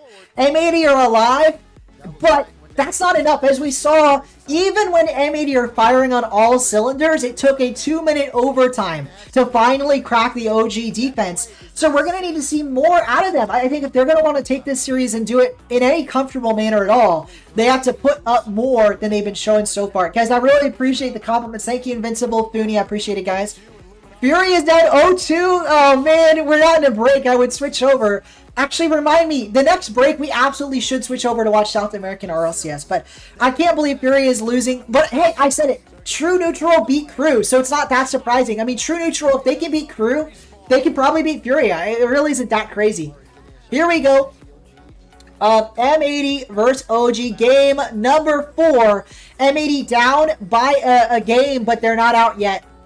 NAS trying to get, the first lead in a while, because they might have won that game in overtime, but they never had the lead. I don't count an overtime winner as a lead, so they haven't led since game number 1. Maybe that changes here, or maybe OG keep up their domination. It will change. NAS finds an opening, gets to the back left corner, and OG finally conceded regulation. Like I said, been quite a bit, but JNAPS couldn't get back in time. Really, again, minor mistake. It really felt like just the tiniest mispositioning there from JNAPS is what cost that goal. We'll have to see if M80 can turn things around here. Calm, he's got an opportunity. Flip reset, gets it in. Calm, showing a form we haven't seen in perhaps a couple seasons, but a flip reset here to get the goal. Looking like a mechanical player. Delays it too, gets the flip reset, keeps it, fakes it really, and then uses it at the last second before hitting the ground to get that goal. M80 clearly not expecting some of the mechanics they're seeing out of this OG squad. Nearly a double tap from JNAPS, nearly a goal from Nolly, but M80 get the save, thanking their lucky stars. That easily could have been a goal from JNAPS, but again, we talk about the tiniest mistakes. Look at goals like that. JNAPS clearly still has it in him, has these goals, these mechanics, but if he's missing the final touch, and it wasn't an open net to be sure, but still a miss on the final touch will kill your momentum. OG could have really used that goal. Now they're playing from a tied game scenario, and M80, not a team to be trifled with. Let's see what they can do. Magic Bear and AJ have the same Kanye poster. Oh, that's funny. Maybe they bought it at the same time. I know they boot camped in Texas at least once or twice on Optic. JNAPS an opportunity, puts the ball sky high, but it's only as far as Joris. Joris beats 1, beats 2. It's a pass. AJ on target, but saved away. And really, I mean, what a funny roster combination. I know we've talked about it, and we talked about it in the offseason, but who would have expected Joris not only 1 to cross over the pond, but 2 to team with a player like AJ. I mean, Jory's actually had mentioned moving over to NA, so it wasn't a complete surprise, but a player like AJ, I think you see a player like AJ and you never expect him to kind of do an experimental team, and this is what I would call an experimental team. M80 really like proving like what are the lengths a team or an org can go to try and field a winning roster, importing not 1 but 2 as JNAPS gets the goal, players from Europe. And yes, they're not the first to do that. Obviously Gen.G did that in exactly that and won a major, but they are the first to do that with a rookie. NAS, a RLCS rookie, showing, I think, his greenness in series like this. But if NAS can step it up, can shake off the nerves, M80 surely can come out on top, but truly an experimental decision to get a rookie over from Europe before he's even played in European RLCS. We'll have to see if it works out for M80 and if it works out for AJ, because like I said, he's not a player I would expect to be seeing on quote-unquote experimental type squads, but that is exactly what it feels like, and so far it's been a mixed bag. I mean, the experiments looked great in Swiss, but as people keep joking around, Swiss Merchants, M80's really been on the struggle bus when it comes to these playoff matches, and it continues today. Even if they win this series against OG, and they very well may, we are far from over. Even if they win this series against M80, people are going to look at this and say they should have won more cleanly, I would argue. So we'll have to see how it all shapes up, how it goes down. There's a chance for OG they don't get another goal, but M80 are still playing from behind. And missing that boost, like AJ just did, could cost them. Nearly goal there. Jordan does boom it down the field, but it's only as far as Calm, open net finish. And OG up 2 goals. Yeah, M80 are struggling here. They're struggling. Full of ones, demons, says SSL. And indeed, it is a team full of ones, demons. M80 known for their ones prowess. All three. You look at NAS, the most recent winner of Salt Mine, if I'm not mistaken. You look at Jory as a well-known, long-time ones player. Got lots of top 4s in international and European events. Won a few European events. Never won an international ones land. Or event rather. AJ, another known ones player, has won a lot in NA, done well in international as well. So 3 ones demons, but their 3's playstyle together is what's at stake. What's at question here in this match, and they're gonna need to show more than they have, because if they lose this game, OG is on match point, and it's not an impossibility that M80 win 3 games in a row. But it is far from likely. I really think that they'd be in a much more comfortable position if they win this game, tie up the series. OG, it's going to have so much relieved pressure if they get on the match point here and now that I think it's going to be a struggle for M80 to win. I think, I don't want to say it's a must-win, but this is as close as it gets without being a must-win for M80. Like, they really want to win this game. If they have any chance in the series, that's a poor touch. Somehow he gets back to it after getting bumped, though. M80 20 seconds now, and they need a goal. If they can't score in the next 20 seconds, this game is over. They do not have time. They cannot afford another save, and that's exactly what happens. Nolly beats that ball out, and yeah, Kyle might get another goal for the road. Not quite, but still, M80 struggle and don't get anywhere close, really, to a win in this game yet again. OG win, and this time they're on match point. Just one more win, and OG will move on to the semifinals and keep their major hopes alive. Somehow, some way, yeah, Matey has been struggling. Pat, no, seriously? What do you mean you want Monster Cat back? It's a random playlist, Funi. OG 4-1 or 4-2? Yeah, it's looking that way, Edwin. It's looking that way. Oh, I appreciate it, Funi. I appreciate it. And it worked out big time. Everybody on that team is defensively sound, so you don't necessarily worry too much about what's going on in the back end when they're all playing good up front. This has been a struggle for M80. It's been a slugfest. I think, again, look back to game 1, and really, I think that set the stage for this whole series. M80 take a 2-goal lead as expected. They are the favorites. They dominated my fan vote, the fan vote on the Twitch stream, and the desk. Everybody picked M80. Then they come out, get a 2-goal lead, and I think they got too comfortable. I think they underestimated this OG squad themselves, and OG comes back with a vengeance. They finish out, win game 1, 4-3, and they don't look back.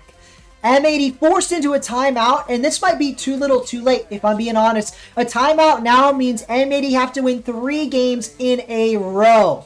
Not an impossibility. We've seen them do that before against teams even better, I'd argue, than OG, but it's a lot to ask this late in a best of 7, especially against a squad like OG that still has their own timeout and still is dominating in their own right. I think OG, when they have a coach like Torment, when they have such experienced veterans, all 3 solid, experienced vets, I think they're going to be able to hold steady and close out a series. On the other hand, Nas, a young rookie, can you expect him to make a comeback? I'm not sure. This would be shocking. I had M80 all the way to the grand finals, but really, I think this is just going to come down to show you, it comes to show that in Rocket League, nothing is a given, and you can't expect the team.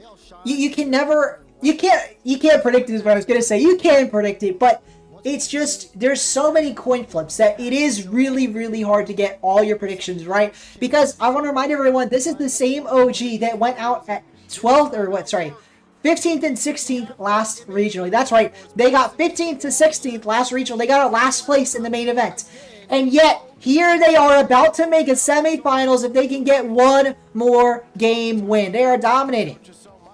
Absolutely dominating. RLCS music? Monster Cat? Oh, you mean the actual music in the series? Oh, I gotcha. Because I have music in the background. I don't know if you can hear, but that's just me in-game music. But anyway, yep, I also miss... I don't like what they're done with the music this split either. Welcome, Crix, to the chat. How are you doing today, Crix? We are watching this North American RLCS regional, and so far, it's been domination for OG. M80 have been struggling. They took a timeout here, but it hasn't looked good. I mean, when a team like M80 takes a timeout, I'm looking for them to score in that first minute.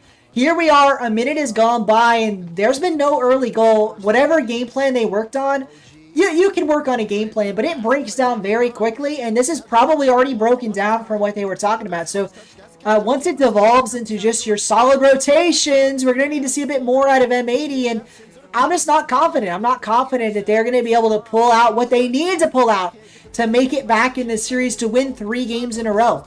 Right now, 90% of the fan vote's still voting for M80, but a lot of that's carryover from the start of the series.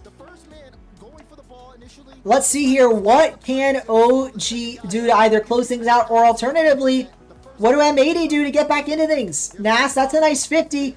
Oh, but it's only as far as JNubs, but JNubs actually misses. JNubs demoed for his trouble, but they couldn't take advantage.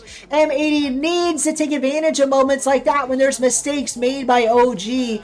Calm now given a free reign of the ball, and he air dribbles it nearly into the net. Jory is there for the stop, but yes, M80 is hard, struggling right now. Jory's flip reset pass to AJ, but again, it's read by OG. They are dominating on the defense, reading everything. M80 throw. Finally, Ori goes the way of M80, but Nash misses it too high. Crix, I have done show matches in the past, that's correct. But I haven't done show matches in a bit because I've been busy covering the RLCS season. Nearly a goal there, but it is saved away.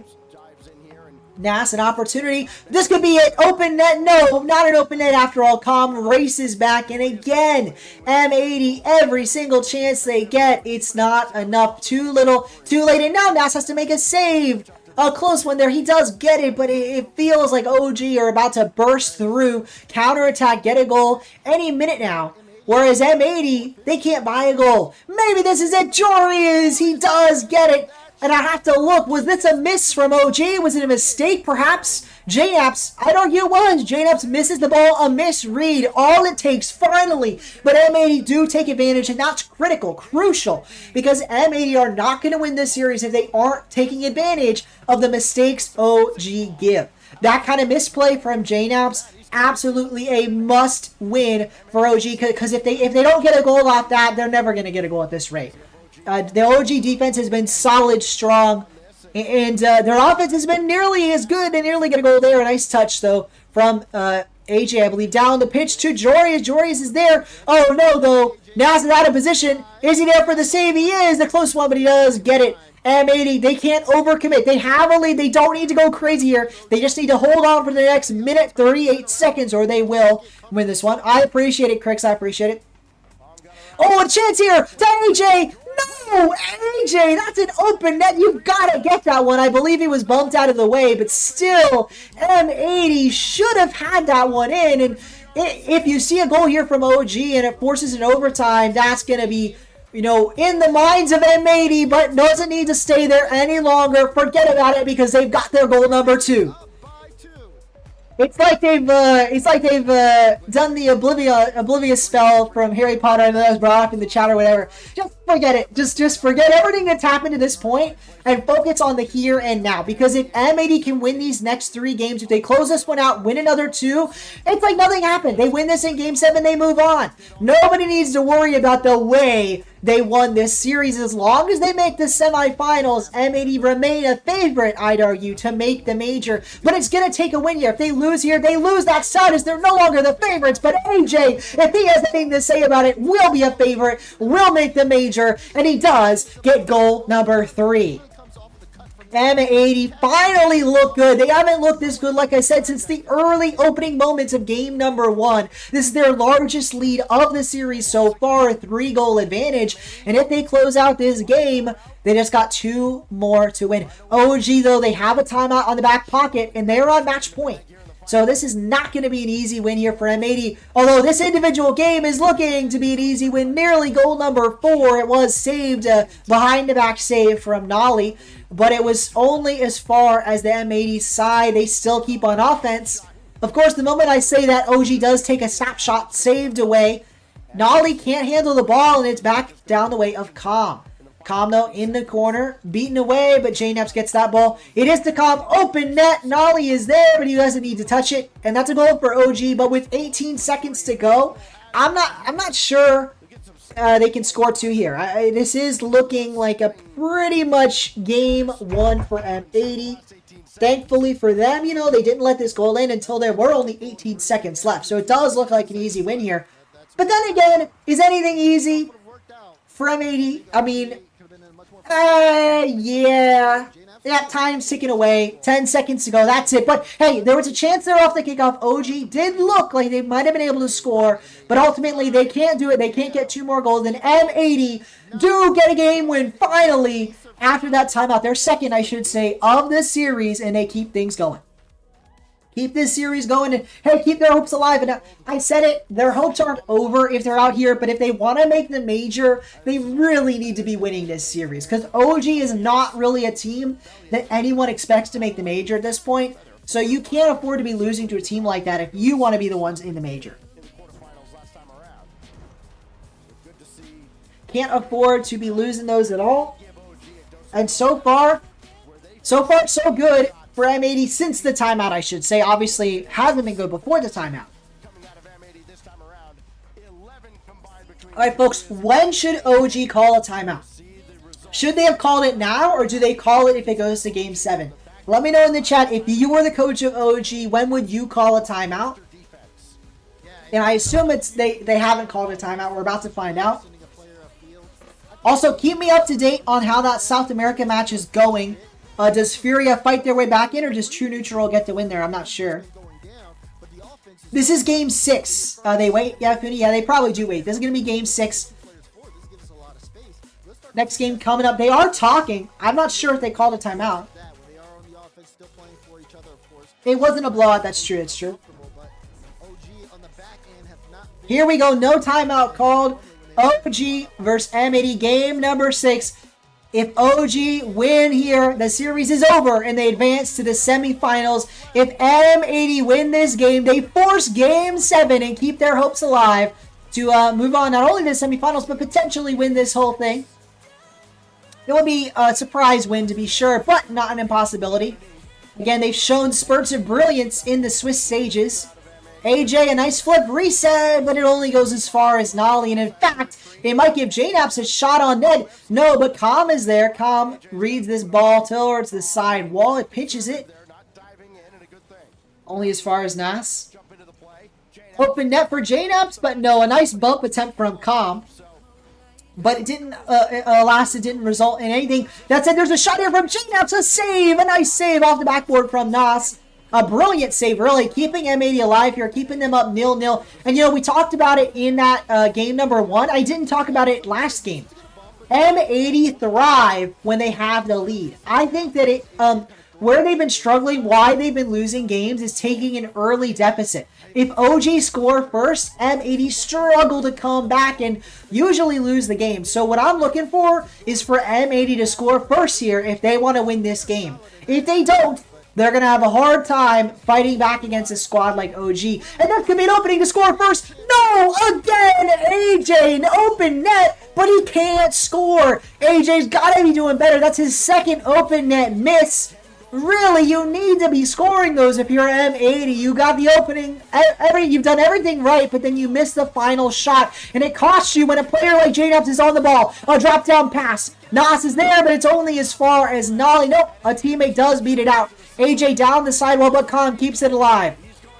And again, this is a struggle. Nas hits it right to JNaps. JNaps, double tap, flip, reset, narrowly gets it, but it is towards Joyce. Joyce would have been a nice clear down the field. Instead, Nolly keeps the ball central. Com, JNaps both there, but AJ gets a nice floor pinch. Joyous to read it down the field, and this looks scary on both sides.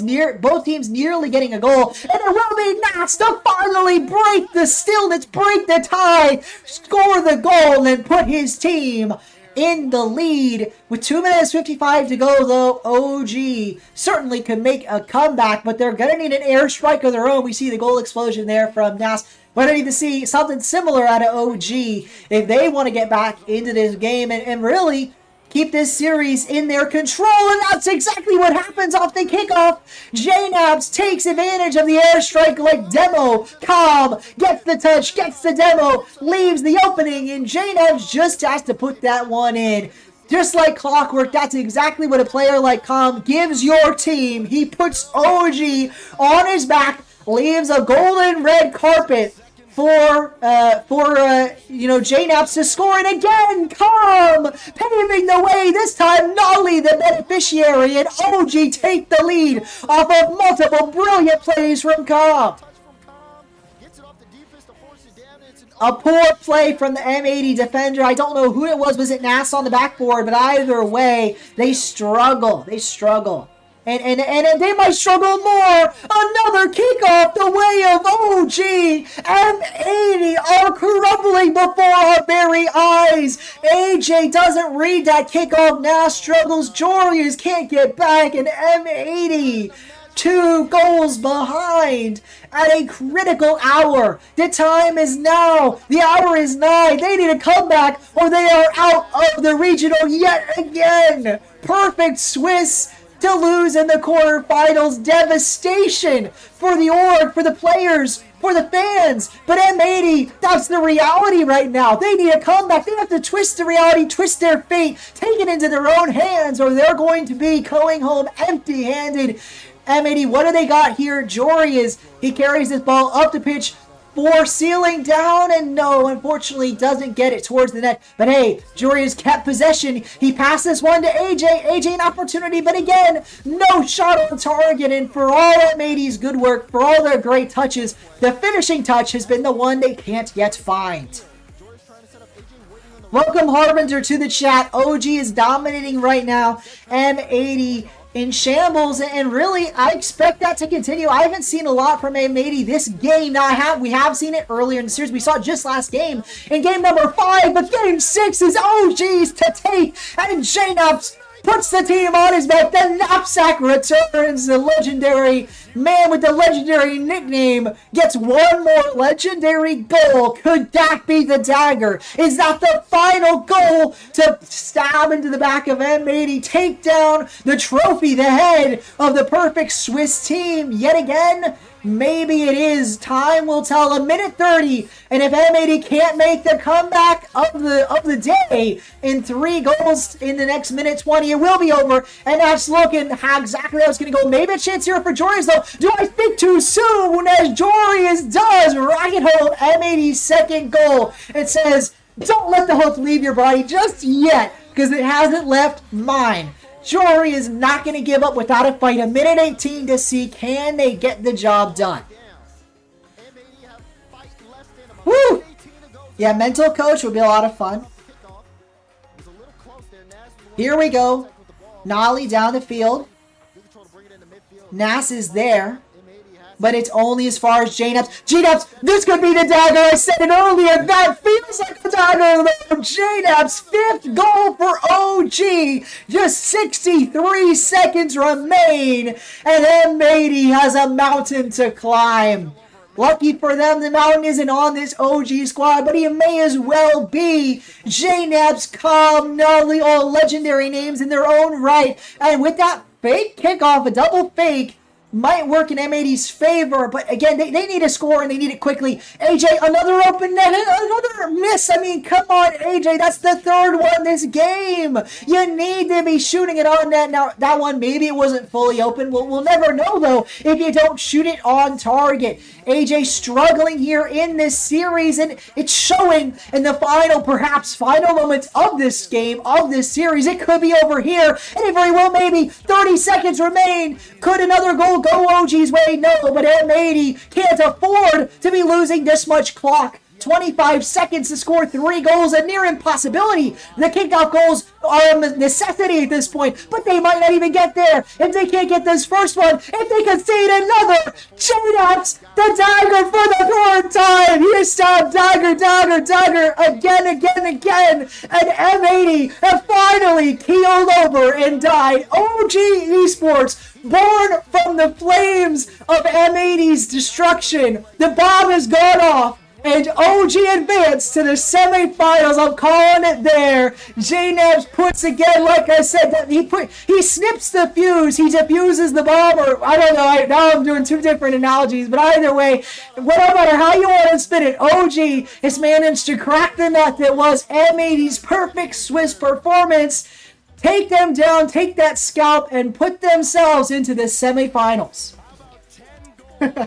I appreciate it, Fooney. What a show. What a series from OG. They managed to get that one through and really put themselves in contention for the major. I said it before. Might sound crazy. What? A team that got 15th, 16th making the major.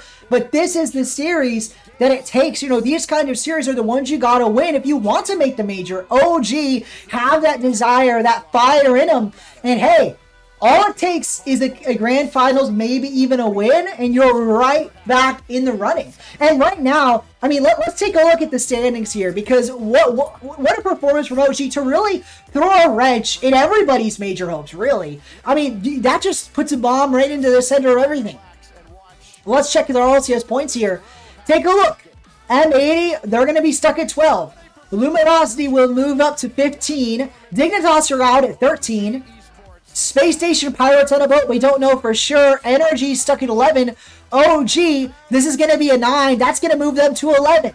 So now they're only 1 point behind M80. Another win puts them right in the mix to make the major. Probably the biggest beneficiary of all is Dignitas. This keeps them alive here, keeps them ahead of a team like M80. We'll have to see how this standing all shapes up once it's said and done. But truly, a great performance for OG.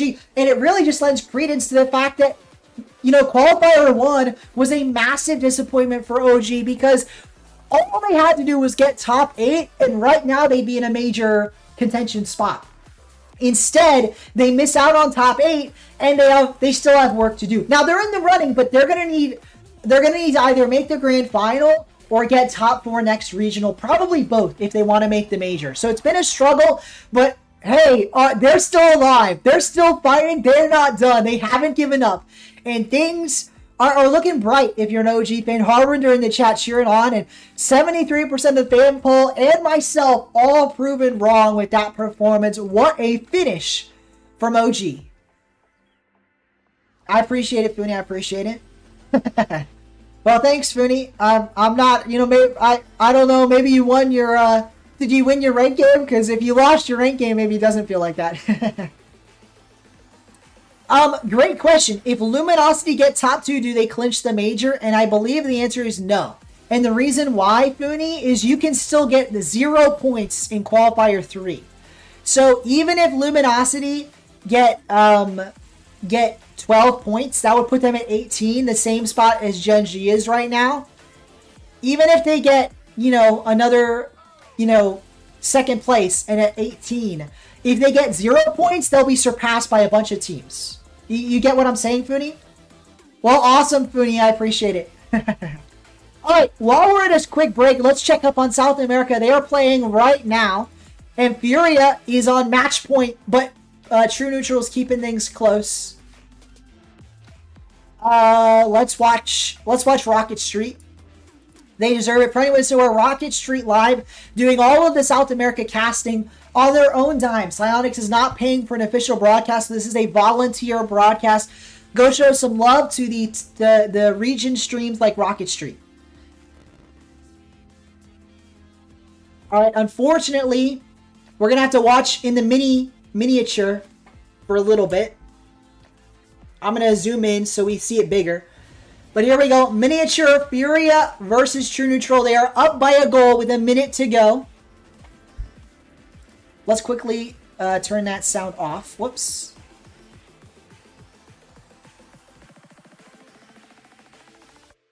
A minute to go here. True Neutral trying to take down the Titans of South America, Furia. Can they do it? Let's find out. We've got enough of a break here that we can probably watch the end of this series. Furia versus True Neutral. Gonna be a fun one. Furia, again, 45 seconds away from a win here, and I'm not 100% sure, but I believe if they win this regional, they will lock in a spot at the major. So Furia trying to win this regional to lock in a spot. Let's see if they can do it or if they drop here to true neutral.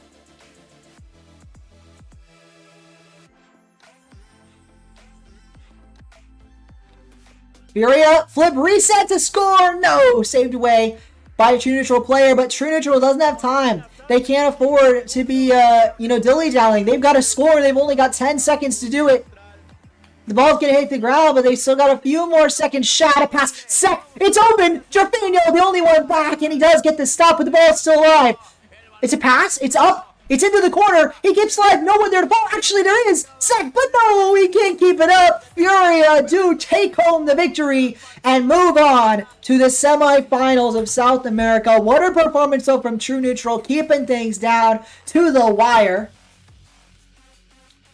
Really keeping things down to the wire here. And South America, what a region.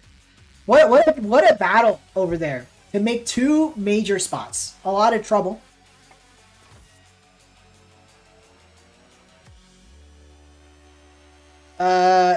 Just sent a risky text. Might go to bed. Well then, go to bed, Invincible. I hope you have a good evening. Alright, let me check out where we are with subscribers. So if you're a new viewer and you're enjoying the stream, obviously we're watching these RLCS matches. Make sure to, like and subscribe if you're appreciating the content. I'd appreciate it. Helps me grow and helps you get notified when I go live. So thank you very much. We're at 733 subscribers. Thank you to all the new viewers and subscribers today. Welcome, Mohammed Armon. How much scored of M80? So the series score was 4-2. If we take a quick look here. 4-2, and yeah, OG dominated. Now I have to refresh this 1 second. So OG absolutely dominated. They won a 1-goal game, another OT, the way of M80. But after that point, it really started to feel like an OG domination. Now, yes, they won 2 goals in game number 4. Then they lost game number 5. But game 6, I mean, that was a runaway. 6 goals to 2. 6 goals to 2. And that game, it felt like dagger after dagger from J-Naps. He scored the final 3 goals. It felt like in a row pretty much and sunk any hopes of M80 there. In the final moments, welcome Stalker to the chat as well. How are you doing today? Folks, we are watching the playoffs for North America. We are in the quarterfinals. Next up, probably the most hype matchup of the day, Gen.G versus Spacestation. Gonna be a blast here. I'm gonna update the title because that's our next matchup.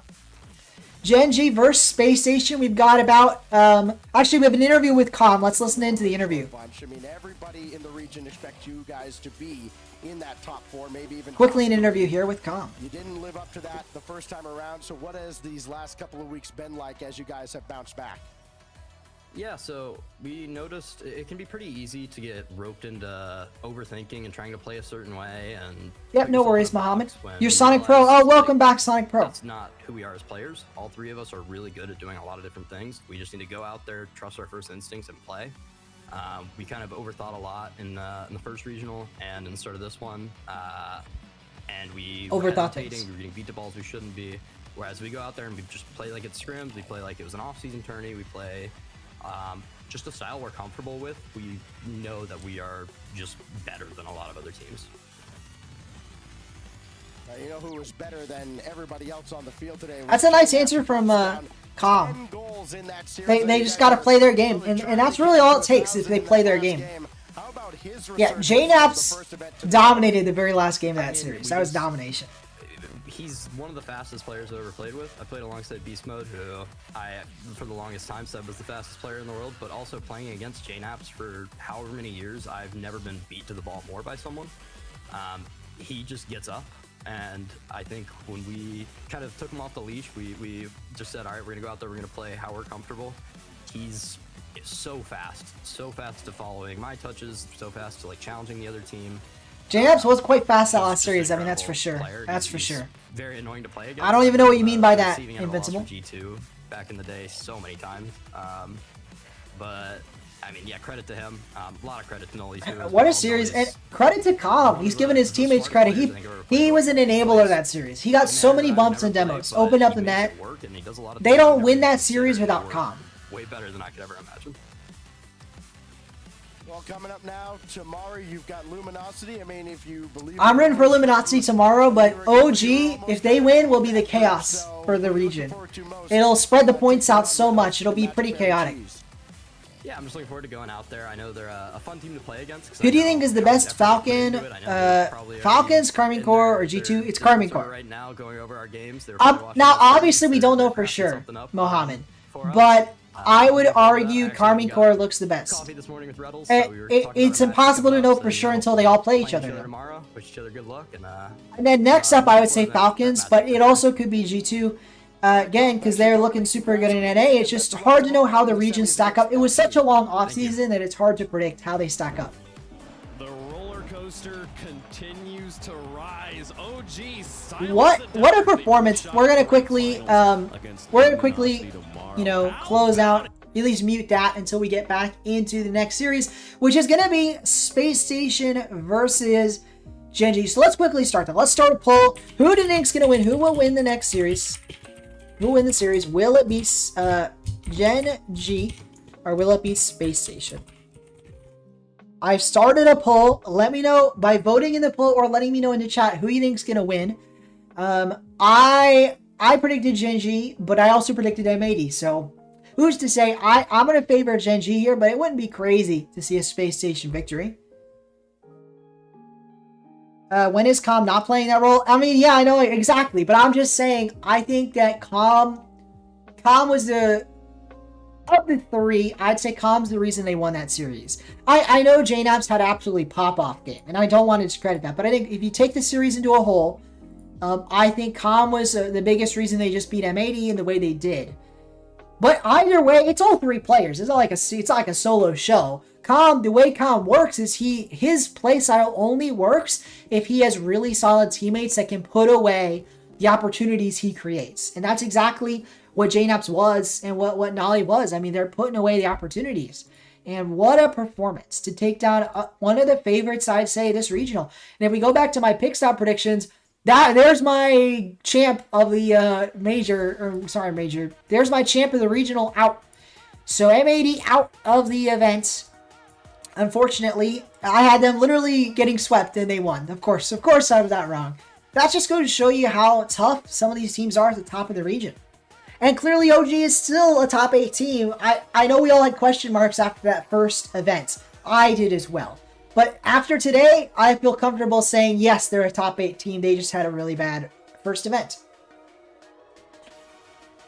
You did, didn't you? You did. And I said you were crazy. I did. Because I thought you were crazy. But here we are. Luminosity and OG. I mean, who could have expected this? Literally, OG and Luminosity in the top 4. Who could have expected that?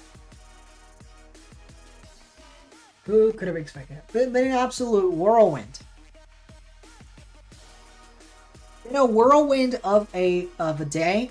Maybe the whirlwind continues. I think the upset here obviously would be a Space Station win. But these are two teams that many have as top 3 NA. So it's not too crazy if Space Station do ultimately get the victory here over Gen.G. We'll have to see how it shapes up. You know, who shapes out to finish out top 4 here. And I shouldn't say finish out. I mean, hey, Pirates on a boat facing G2. Maybe we get another crazy upset. G2 out. We'll have to see. I appreciate it, Foon. I appreciate it. Stalker, I am just watching RLCS, so you can't play that. Ear reveal. My goodness. So unfortunately, I can't get you into the RLCS, Stalker. I don't have those kind of connections. I don't have those kind of connections.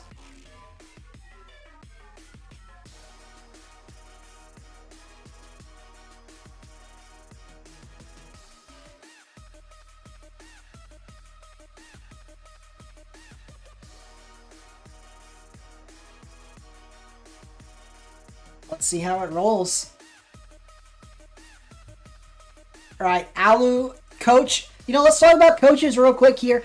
I think the coach, Gen.G's coach, Alution, you know, a former pro, and then let me remind myself on who's Spacestation's coach, Sad Jr.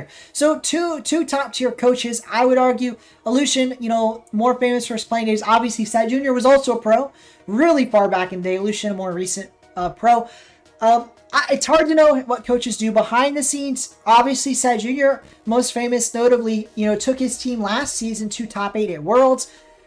Illusion won the major, obviously, with Gen.G. So they both have their highs. They're both pretty good there.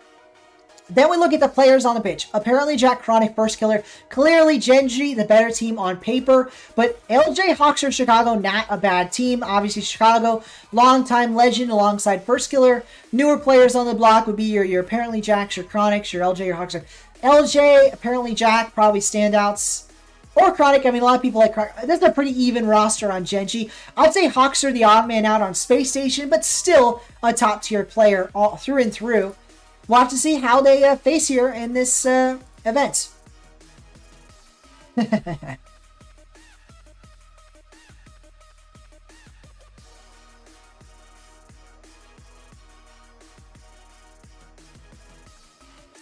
Very nice indeed.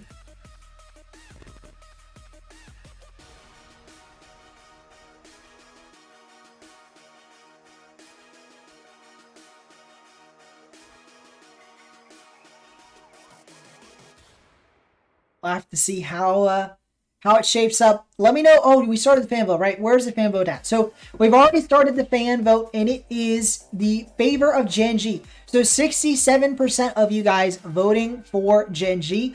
And that makes sense to me. I'd say that's a fair split. You know, got to give Space Station their due. They have a chance in this series. They could win, but you got to favor Gen.G. I think Gen.G's the favorites. We'll see how the desk votes. One vote for Space Station. Of course, there had to be somebody, but the favorite is Gen.G. I assume the fan vote from Twitch chat will go the same way. All right, no worries. Hey, Hooney, if you get GC, let me know. Let me know. Congrats on, you know, doing so well in rank so far. Hopefully you make it to GC. See ya. Have a good one. Hooney's off to ranked. In the meantime, folks, we are here ready for this next matchup. Gen.G versus Space Station. And hey, Gen.G did win the fan vote. 59% of Twitch chat. So a bit closer than our fan vote, which is 67%. Makes sense. Makes sense. See ya, Fooney. I do think I get it. Of course you favor... Oh, are we on low quality? No, we're on high quality. It looks a bit buggy to me, but maybe that's just the hype chamber. Here we go. The pitch is upon us. Gen.G versus Space Station. Favor Gen.G a little bit, but it's going to be a fun, close matchup. I don't play ranked enough. I'd be a wait on you guys. Here we go, though. The series has begun. Game number 1, I should say. Gen.G versus Space Station. A nice catch there from Appjack to start things off here. A nice start, but then Space Station takes a bit of control. Hawkster to the corner. Beaten away by first killer Chicago. A nice pot shot saved away by Chronic. Let's see how that overcomes. On the flip side, though, Appjack now marching down the field. First killer there to receive the pass. And first killer passing it central, but only as far as Hawkster. We'll see where this goes.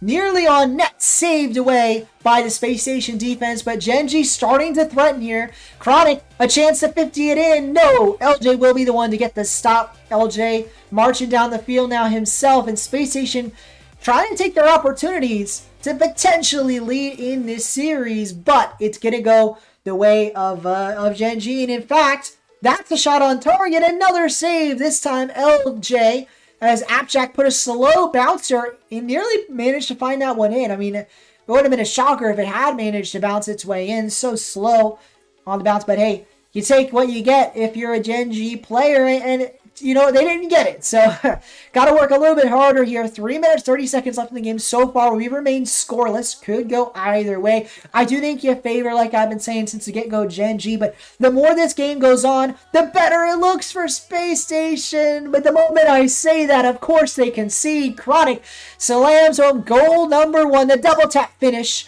No one home for Spacestation, and now they got to fight from behind. 3 minutes, 24 left on the clock, and they got to be fighting back from a losing situation. Just 1 goal down, though. We would beat G2. Maybe. It's all, you're saying we would? Like me, you, and A-Box? No. I'm not first in all game modes. I'm not. Chronic too good. Yeah, Chronic, a solid player, but he's going to have to make a stop here. Actually, apparently Jack the one to get the save, but did they get a save? A miracle! Jack a double up second save to keep Spacestation's shot out. Somehow, someway, that rocket didn't find its way in, and instead, First Killer marches down the field and gets goal number 2. Gen.G are on a roll early in game number 1. Half the game about to go, just over half the game, I should say, and yeah, we're starting to look like a Gen.G victory, but hey, Spacestation aren't done yet, fighting their way back into this. Let's see what they can do.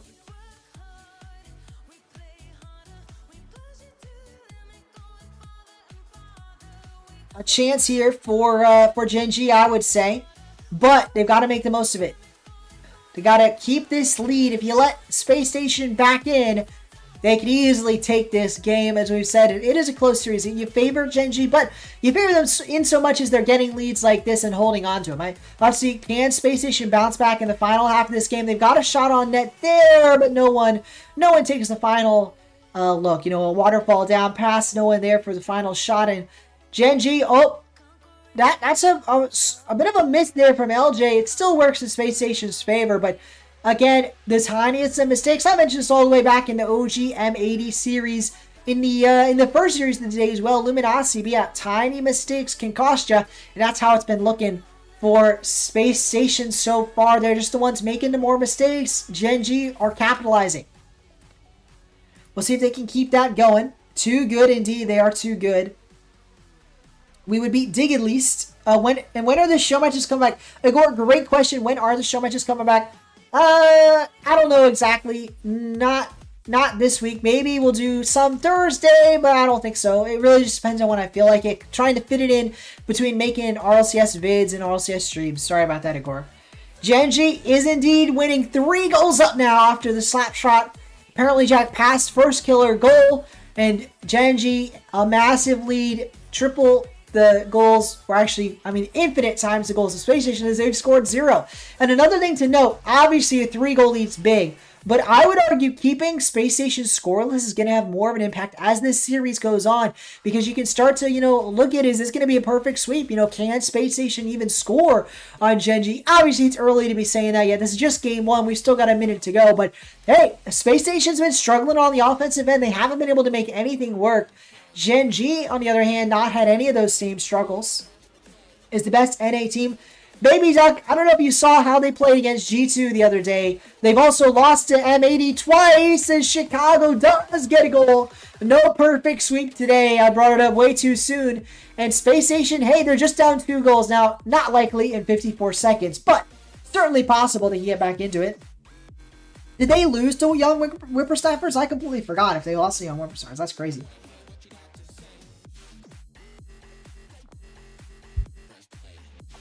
I thought they lost to M80, but maybe they only lost to Young Whippersnappers. Well, wait, Baby Duck, who is the best in NA? If it's Gen.G, listen, I'm not saying a better team can't lose, because that definitely, obviously, better teams lose sometimes. It happens. Upsets happen. But the way they lost to G2, that was a stop from G2. So what makes you so confident that Gen.G would win if they played him again? As Abject does get goal number 4, they certainly are winning this game and likely to win this series against Spacestation. G2, though, a tough ask. We'll see if they play them later today. If they play them tomorrow, it will be their semi-final matchup, because G2's on the same side of the bracket as Gen.G. Here we go. Another opportunity for Jack. Slam home goal number 5. A dominant game 1 victory. But no goal there. But they don't need it. Up 4 goals to 1. Gen.G is an absolute doozy of a game 1. And if they keep this up, they're going to dominate and beat Spacestation here. Chronic nearly scored an own goal. Abjack kept it alive. But the ball will hit the dirt. Game 1 is over in Gen.G's favor. And Abjack gets up. Whoa, what is this? Abjack wins and he just gets up. He walks away. It's that easy. It's that easy for Abjack. It's a win. He's done. 1 win and he's out. His teammates are going to 2v3. That's how easy Gen.G have it. No, I'm just kidding. But interesting he got up there. I'm wondering, is Gen.G going to call a timeout for a bathroom break? Because that's what it looked like. That's what it looked like. They're going to call timeout after a win, potentially. I'm not sure. But either way, Abjack did get up. Chat have 2 days to prepare for 4 tests and can make a presentation. Can you do it? That is not a lot of time. You should have started sooner, but you can if you start now. Just study. Stop watching my stream and go study, Invincible. That's what I'm saying. Look at... Alright, I got you. I mean, hey, baby doc, certainly possible. Certainly possible. We've got James Bot, Lemon Kiwi doing this, casting this game. And really, I think the casting has been a lot better than I expected. Obviously, it's no fun they removed all the casters. I think it's pretty terrible, actually. And I wish they would have kept on the whole crew. But it's still the same casters we love and know. So at least it wasn't like they replaced them with a bunch of blast people. I know people were concerned about that in the offseason after the announcements. I mean, are they going to be bringing in their own people? What's going to happen? Yeah, they just removed a bunch of people and didn't replace them at all. So, unfortunate there. Look at the Gen.G logo. Oh, wait, did they replace the logos? They've had clubs like that on the broadcast. I always miss them, but yeah. This broadcast's not been so great. I mean, I remember in the first regional, Gen.G's player cams were all messed up. So, they had apparently Jack with Chronic's cam, and Chronic's cam was sideways. They had First Killer with no camera, and then First Killer's cam was on Chronic or something like that. They had it all messed up.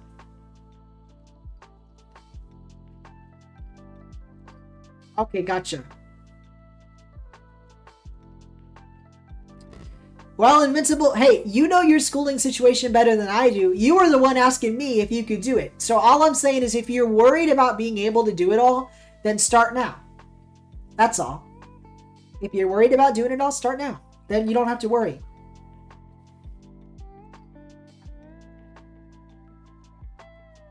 Here we go, though. A minute into this game. So far, no goals. Again, kind of a standstill between Gen.G and Spacestation, but I kind of took a backseat in this game because after that first game, I don't know, I'm just feeling like it's going to be another Gen.G roll, and this is kind of what happened in the Luminosity game. I took a little bit of a backseat. I mean, when a series is a bit lopsided, it's...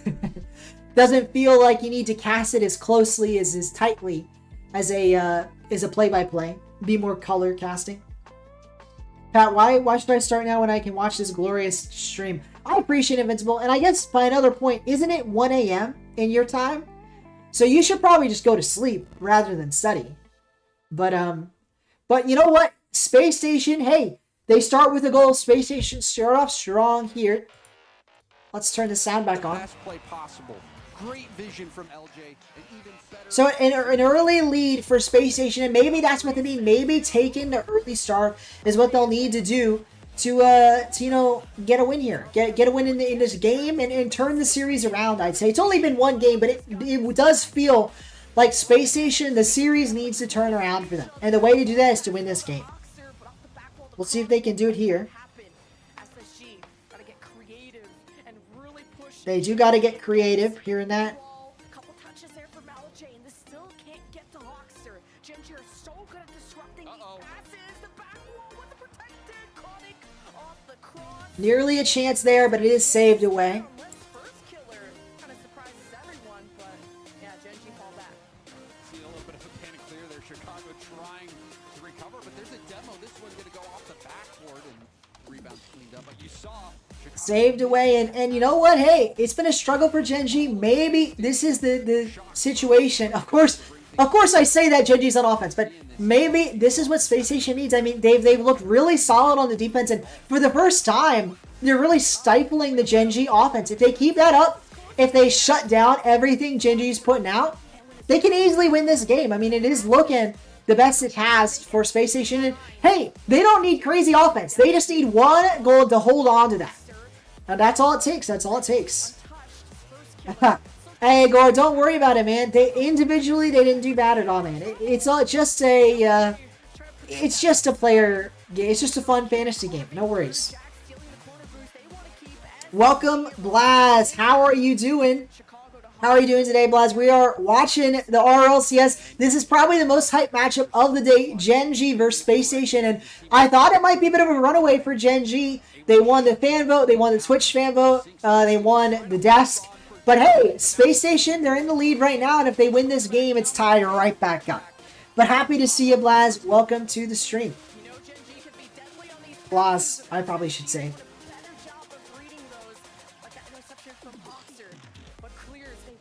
What happened to M80? M80 lost. M80 lost 4 games to 2. OG dominated, which was an absolute shock. If you want to hear the best of my casting I think I've ever done, watch the final game of that series. I think got popped off. But now that was a fun series to cast, and I was really not expecting it. So I kind of just went ham when OG won because I was like, this is crazy. That's unbelievable. A huge upset, and speaking of upsets, LJ, he wants to get an upset over Gen.G. He slammed this one home after a really nice pass from Hoxer, and hey, it's looking like Spacestation are going to take game 2. Looking like they're going to take game 2. Certainly an opportunity for the side in orange, and if Spacestation do manage to get this win,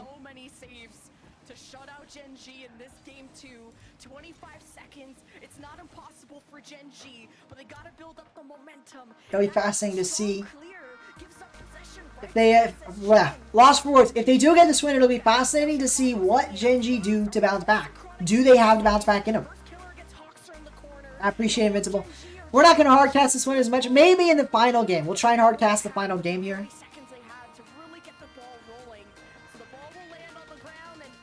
A chance here. But yeah, nope. No goal. And they would have needed 2 anyway. So Spacestation dominate, win game number 2.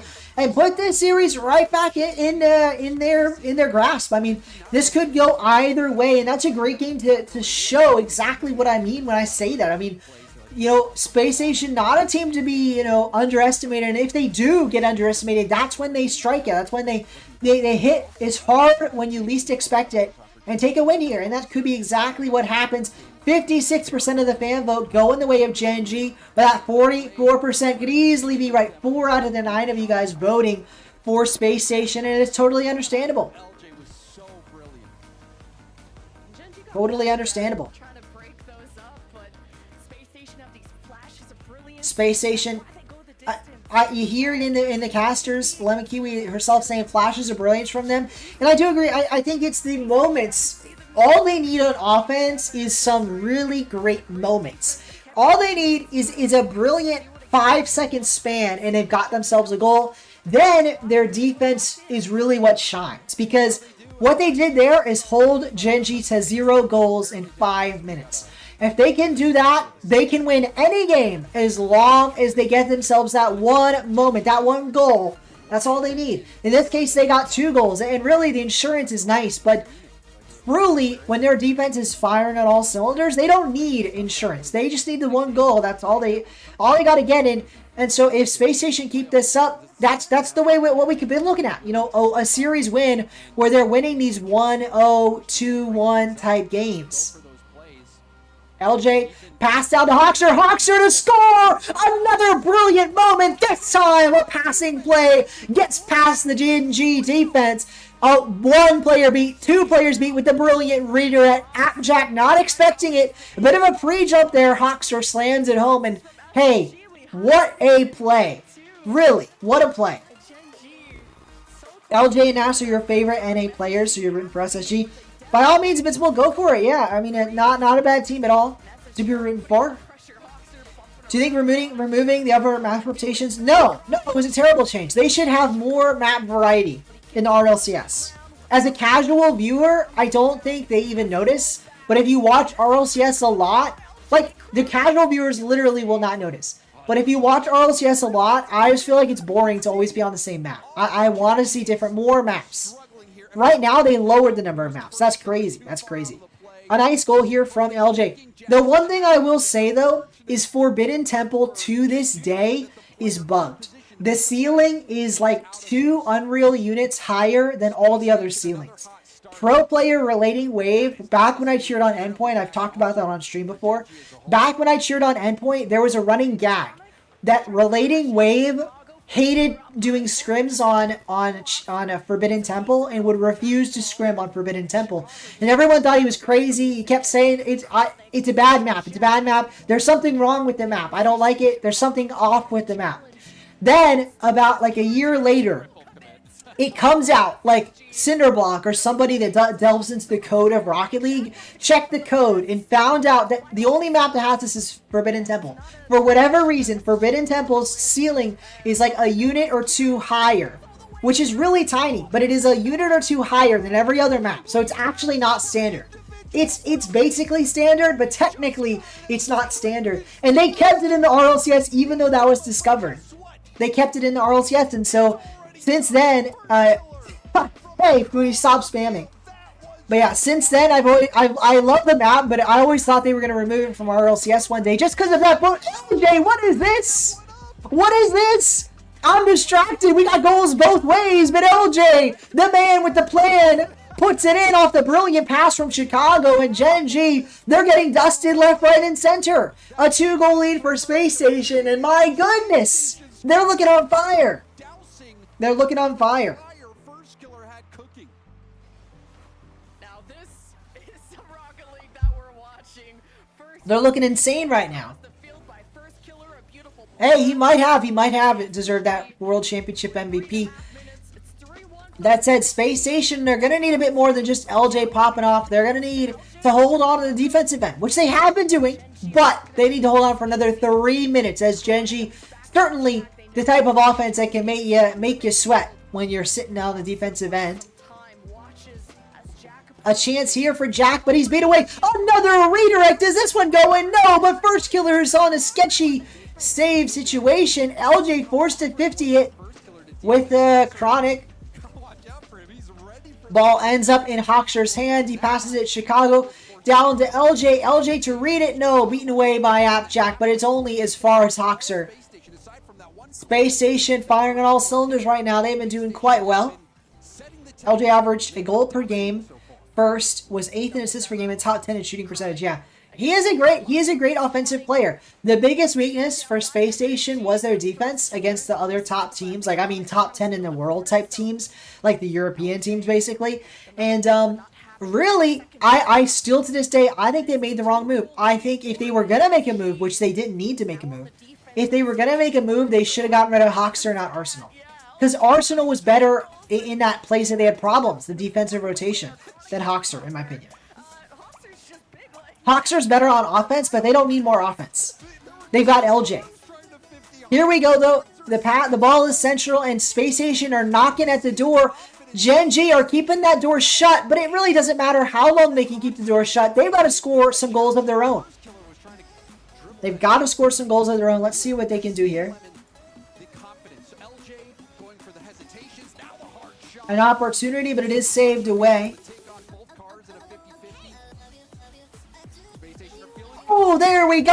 Finally, for apparently Jack puts one home. Gen.G finally get themselves on the board. And of course, I lag out, so we don't get to see the replay. But yeah, Gen.G put themselves right back on the board here. Brilliance from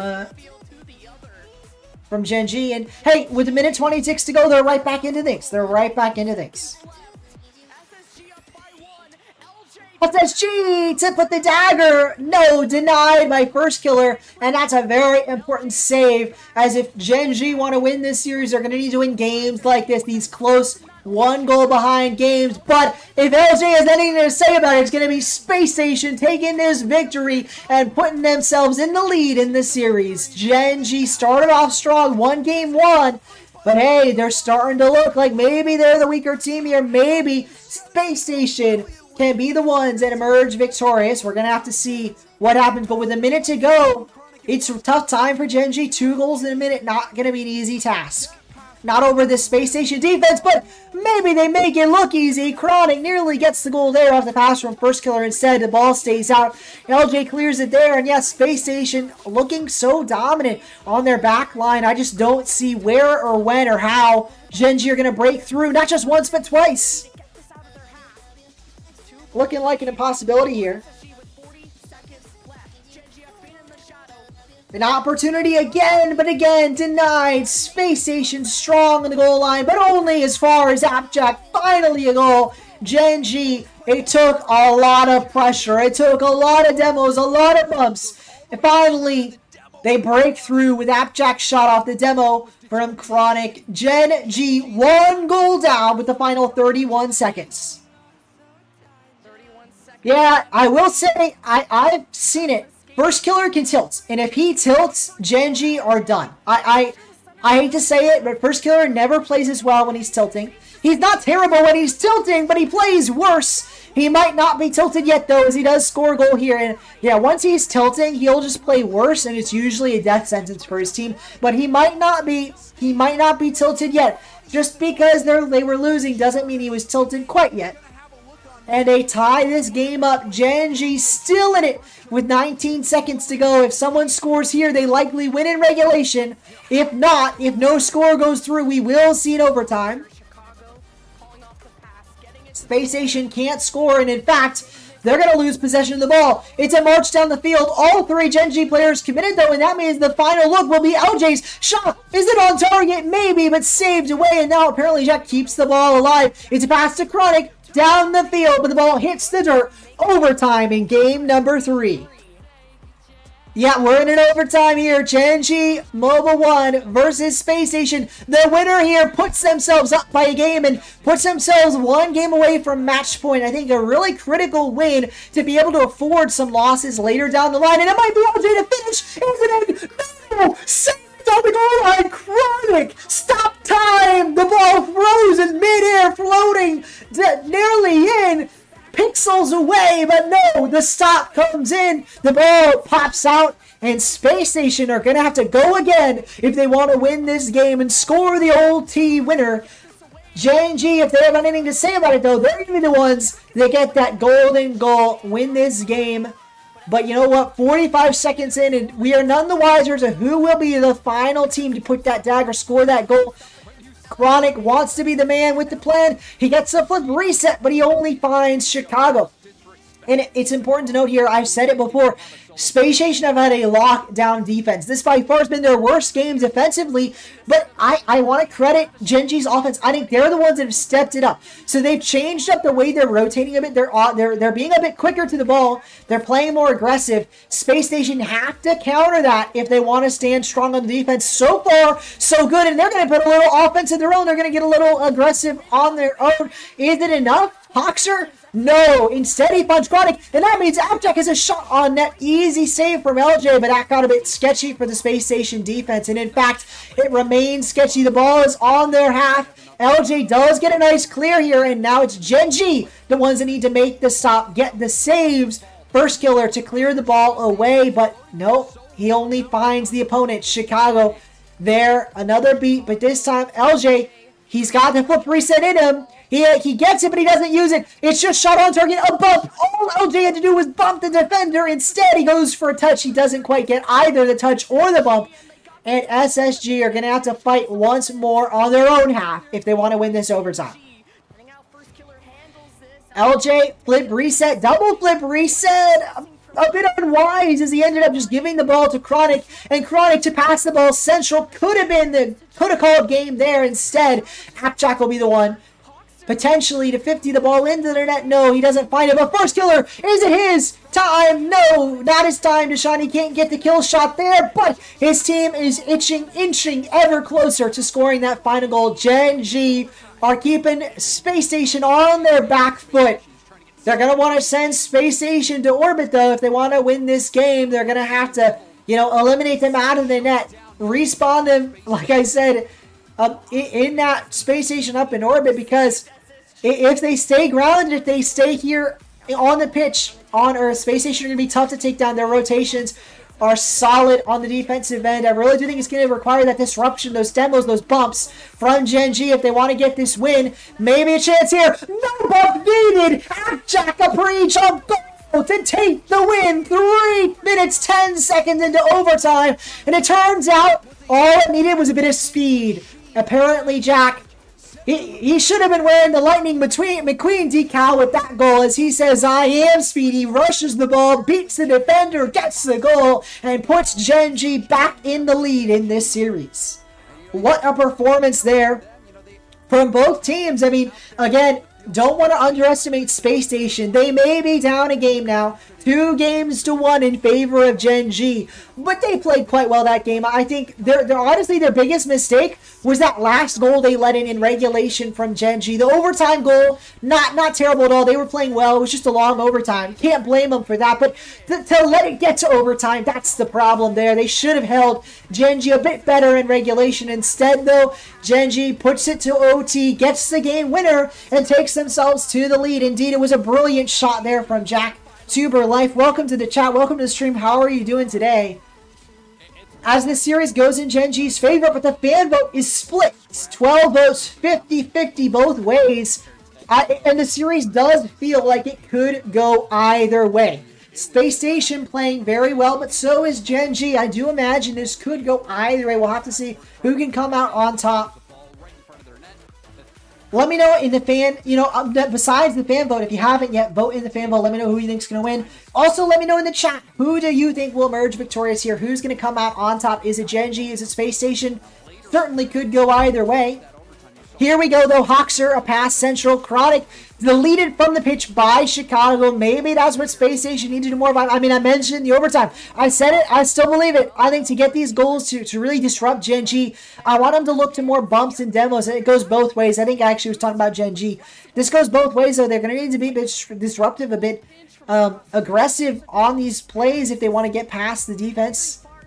Especially now that we know Gen.G can come from behind like they have. You are going to need insurance goals after all when the defense is faltering for Spacestation. A 50 in the midfield. It does find its way to Appjack. Chance for a reset. Instead, he actually opts for a pass, and the pass worked in his favor. Chronic nearly got the goal. First killer, a nice snapshot there, but nothing to come from it, and indeed, Spacestation do get the saves. Chronic, an opportunity saved by LJ on the goal line, though. Nearly got a chance there. First killer, what can he do? He pops it up. Hoxer gets the stop, though. Here we go. Chance saved away by apparently Jack. Chronic pops this one high. First killer. Downfield, down central, and nearly gets a goal, but it is saved away.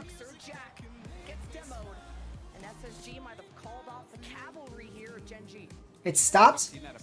Chronic, central, but it only finds Hoxer. And in fact, LJ, another redirect. He's had quite a few of those goals this series. And you imagine another one could be that goal that sparks some life in this offense for Spacestation. Instead, we do remain deadlocked. And in fact, it will be Gen.G finally breaking out of their half. Appjack, he raced that ball, but his name may be Speed, but he doesn't get the chance there. Instead, it's Spacestation that beat him to the ball. But for all that, they can't break out of their own half. Appjack, by racing down the Spacestation players the way he did, he keeps his team on the offensive end. But it's only for a moment, as now it's Spacestation the ones pressing for goal number 1. That's a poor touch from Chronic, but first killer gets boost and ball, and He is a dangerous player now. Boosted ball, and he narrowly gets a goal line of it. A pass to First Killer, from First Killer to Appjack, but unfortunately saved away. Spacestation defense stands strong, keeps this game tied up as we enter the second half of game number 4. I appreciate it, Tuber Life. I appreciate it. Thanks for the compliment. And yeah, Gen.G, not easy, but they might pull it off. I agree. I mean, again, it's not an easy series here, but they're probably still the favorites, even after Spacestation have looked good in a couple games. And, I mean, to Gen.G's credit, obviously they're leading in the series right now. One more win if they win this game, and they're on match point. So, certainly imagine they've got a chance in this series. Spacestation, though, trying to be the ones that score first, take this game number 4. Instead, they get stopped yet again. Both teams have had stellar defenses. Do they finally crumble here? No! First Killer gets the save, puts the ball down the field, and Spacestation have to work out of their own half yet again. Chicago trying to be the one to do it instead. First Killer will be there, but no! First Killer is beat. Chronic's beat as well. Chicago passed to, for apparently Jack the only one back, but he does get a brilliant touch, and in fact, he lets First Killer get a shot on net, saved away by Hoxer. Spacestation struggle. It seems like they bend, but they will not break. Every single opportunity Gen.G gets stopped at the goal line, save after save. Spacestation, for all their great defense, so they're going to need a bit of offense. If they can't score, none of their brilliant defensive plays will matter. It won't matter how many saves, how many times they've kept this Gen.G offense out of their net. It'll all be lost to dust after one goal from Gen.G, especially now as we enter the final 50 seconds. One goal will likely be all that's needed to win. Could be LJ with the fake. It is Chicago, the one that gets credited with the goal. But a lot of this has to do with LJ faking out the pop. Chronic trying to get that. Instead, he can't get there. The ball rolls on in, and Spacestation take the lead. 47 seconds for Gen.G to make a comeback. Spacestation, all they got to do is hold on for the next 40 seconds. And they will emerge victorious here. Game number 4. Tie this series up and give Gen.G a bit of a run for their money in this series. Make them sweat. Make them worry. Jack trying to prevent that reality instead. The ball goes wide and Spacestation stay alive. Now it's Chicago's turn. A fake out on Appjack, trying to burn as much clock as he can, and he's being very successful. Now it's LJ's turn. Double trap, triple tap. It's a pass. Chicago is there, but no one to follow. Hoxer does get there in time. 10 seconds now, and Gen.G are trapped on their own half. They've been absolutely trapped, but there's an opening. Oh my goodness! What was this? They made a miracle. They opened up the lanes. I don't understand how, where, why, but a 3-man passing play is the key to unlock the Spacestation net. They slam that door open and force what's likely to be an overtime here unless we see a miracle regulation go the other way. Spacestation on target. Not quite. The ball hits the dirt. And Gen.G force overtime with the final 2-second goal that took all 3 of their powers combined. First Killer to Chronic to Appjack. But sometimes that's all, sometimes that is all it takes, a 3-man passing play when you cut out the defense. They don't expect it, and that could be the dagger there in overtime. No, not quite. Spacestation still has solid defense, not shaken in the slightest by that late goal from Gen.G. And if they aren't shaken, they're going to need to show it on the offensive front. They need a goal for themselves. 30 seconds in here, and if they don't score first, if Gen.G is the ones to finish this, Gen.G will be on match point. So a huge win here for Spacestation. They want to tie the series. They want to keep themselves alive. Keeps things in their, at least if not in their favor, at least tied up. I appreciate it, Deshaun. LJ an opportunity. Ball hits off the backboard. LJ, it's a pass, but no one is there. This is going to give Gen.G potentially an opening. No, Hoxer would have been there first, but he gets bumped away. Gen.G, a brilliant play from Appjack, means that his team's going to have the ball here in the Spacestation half. And in fact, if Chronic pops this over one, it could be an open net, not quite. But First Killer is still going to get a chance on this ball. Puts it a bit too far, and that's going to give Spacestation just the chance they need to march down to the other side of the pitch. Open net for LJ. He sends it home. Spacestation tie things up. dueling dragons emerge from this goal explosion, and that's exactly what this series feels like. A duel of the dragons. Spacestation and Gen.G are intertwined right now, and they are giving each other as good as they can get. These two teams are crawling, scraping their way to a victory. They're in a race, and they are willing to do anything to put their other team down in the dirt and make sure they're the ones that cross that finish line first. Who will be the ones to do it? I can't say, but what I can say is the next game is crucial. You win this next game, you are on match point, and you want to be the one that is in the driver's seat in Game 6, because my goodness, it would be terrible to have to win 2 games in a row. In a series like this, I don't think anyone's even managed it yet. It's been back and forth, and you don't want to be the one that has to win 2 in a row, required to win 2 in a row. So let's see here. Can Spacestation, can Gen.G be the one to win this next game? Let's find out. Was a key game. I mean, you lose that game, you might as well chalk up the series. I know they don't think that way, but that's what I'm thinking. If they give that up, letting Gen.G. Gen.G, you can see it in Abjack's face. They are locked in. They are worried. They look a bit scared. I'd say they're scared of this Space Station roster. How many times, Lemon, have you I mean, a game? what does it take to take that Space Station? We don't really know. I mean, obviously we know. I mean, they lost last playoffs, but the Space Station squad is a team that made top 8 at Worlds. Yeah, they made a change, but it's still that same core team.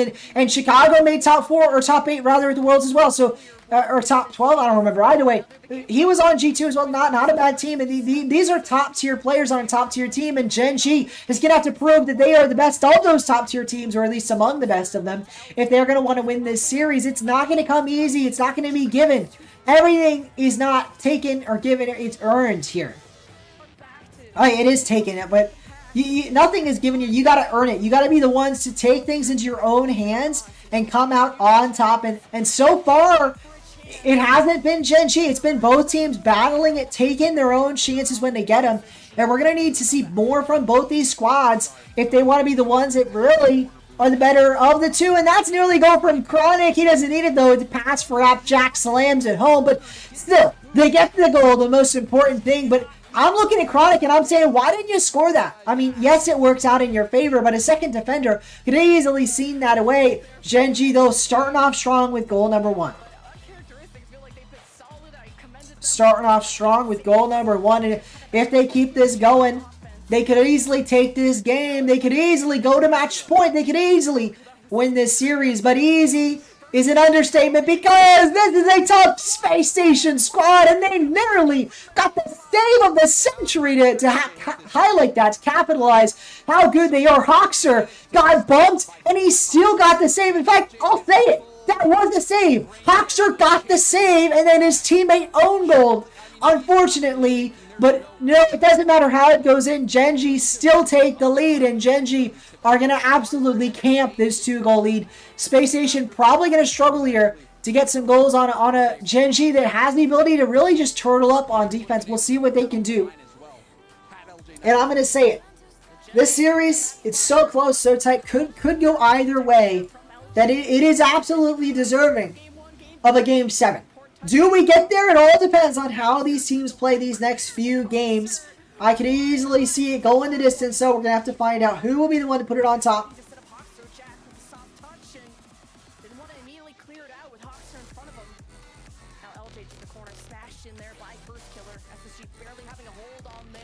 Let's see what happens here.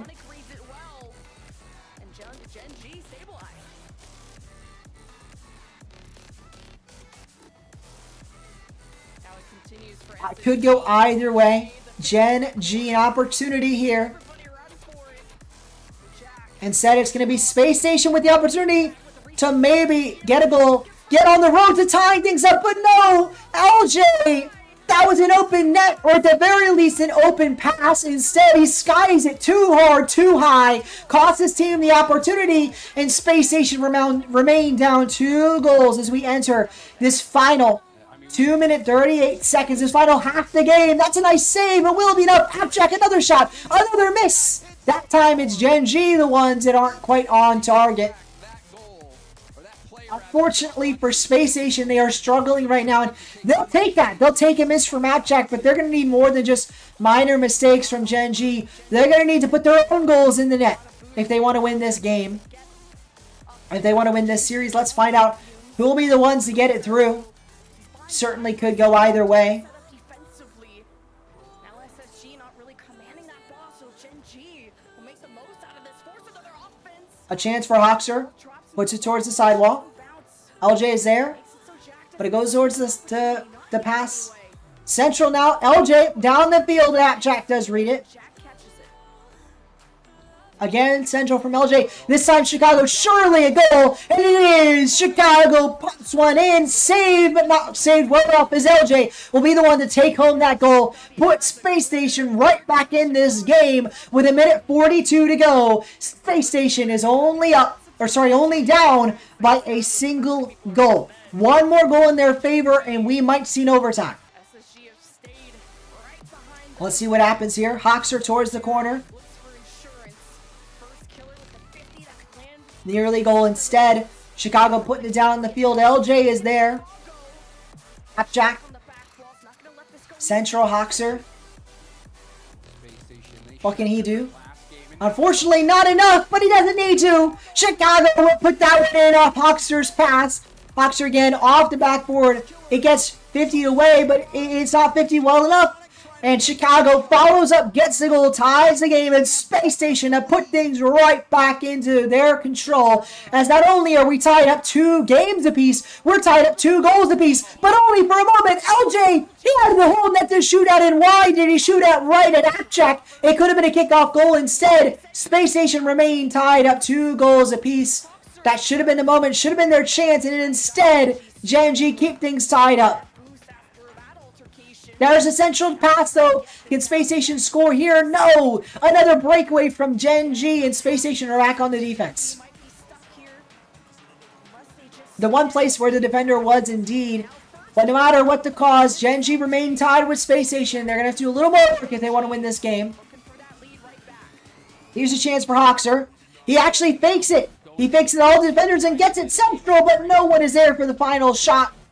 30 seconds remain in this game. We're entering golden goal territory. Who will be the one to score the game-winning goal and put their team on match point?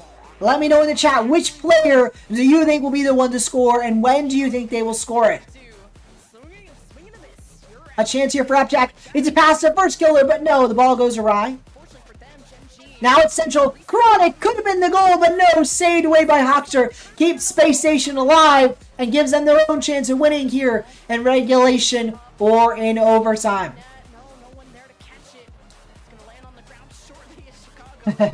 Hoxer, no worries. What a save indeed, and the ball hits the dirt. We have an overtime. Gen.G versus Space Station, game number 5. The winner of this goes on match point, and the winner will be determined by an overtime. First killer, a pre-jump, but he misread the play. Hoxer gets the ball central. LJ is there. Waterfall down, but no one to follow, and Chronic should be able to see this away, but no, in fact, it's only as far as his backboard. First killer reads it though, and Gen.G finally do indeed break away. LJ has to make a stop. He can't do it. Appjack barrels through him and gets the win. Gen.G back-to-back overtime wins to take a lead in the series and put themselves on match point.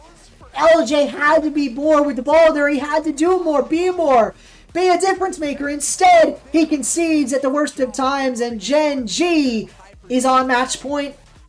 Appjack puts the team on his back, gets them into this situation where all they got to do is win one more game, and they will advance in the series. Advance in the tournament, I should say. Win the series.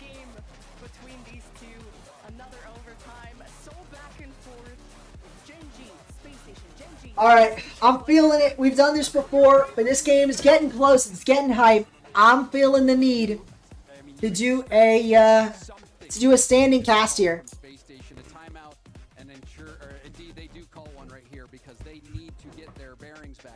Timeout called by Space Station. You totally get it. But we're gonna take a stand here.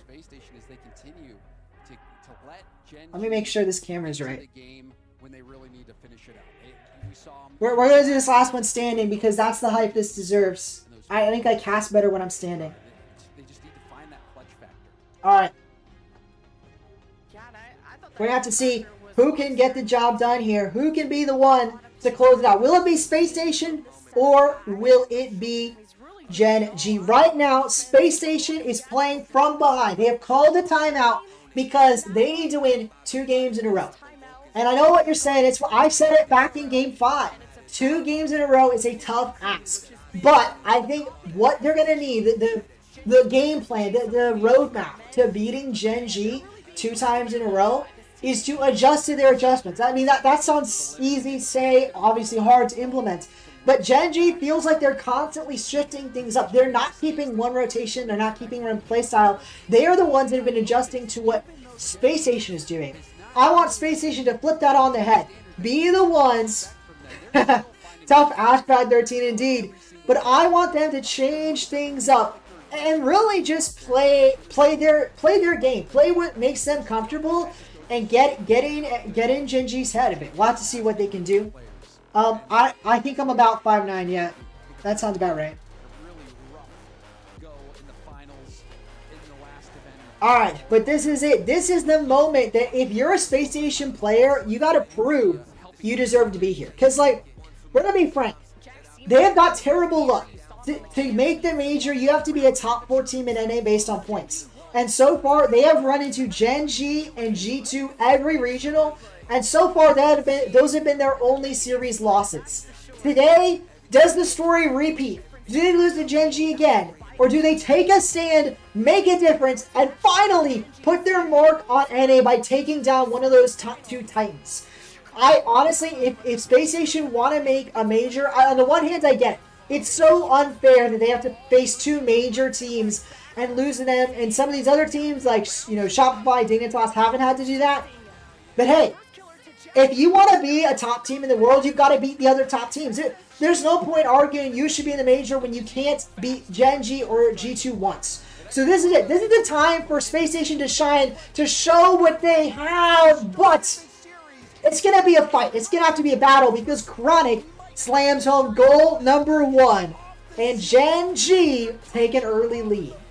Nice, congratulations, Funi, back in Grand Champ. That's the kind of persistence that this Spacestation squad is going to need to have if they want to come back in this game and in this series. It nearly was a 2-goal deficit, but a nice save from Chicago keeps them within realistic range, but still, it's dangerous shot after shot. Slamming home from Gen.G. It's looking like they might get another goal here. Chronic, a chance, but it is saved away by Spacestation. Only as far as first killer, though. It's been a struggle here. And we're going to need to see some magic, some mystic...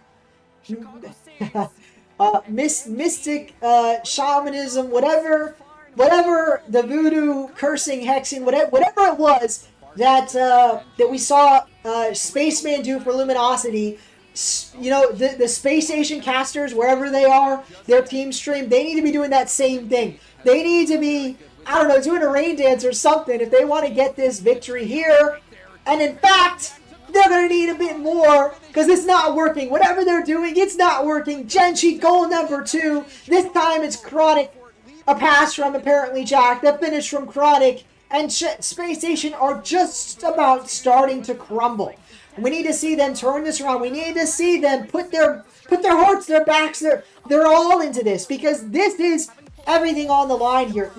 Your hopes aren't over. The major's not over if you lose here, but it becomes incredibly tough. It is a difficult road if you can't make a top 4 here and now. Spacestation don't want to be in that trench. They don't want to be in that ditch that they got to dig themselves out of.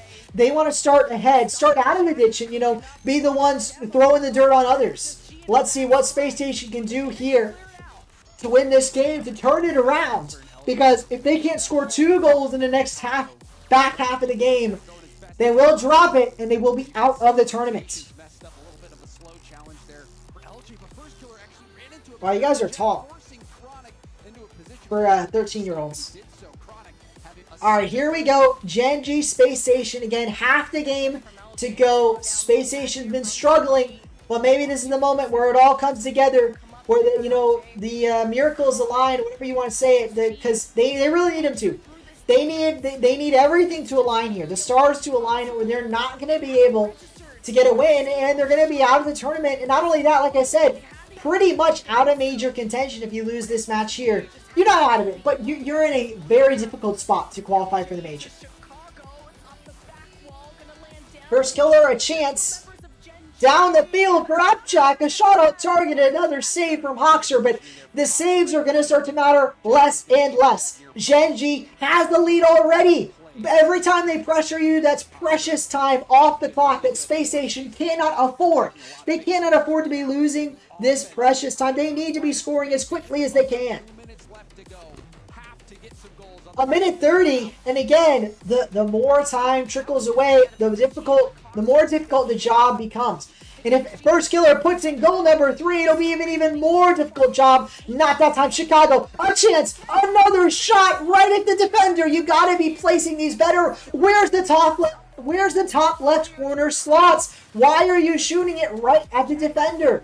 Space Station, they're losing by 2 goals, and the only people they have to blame are themselves. They've had multiple good looks at net, stymied by poor shooting. They're never going to be able to flow, or to quell the raging river that is Gen.G if they can't, throw the stick in the right spot to build that dam.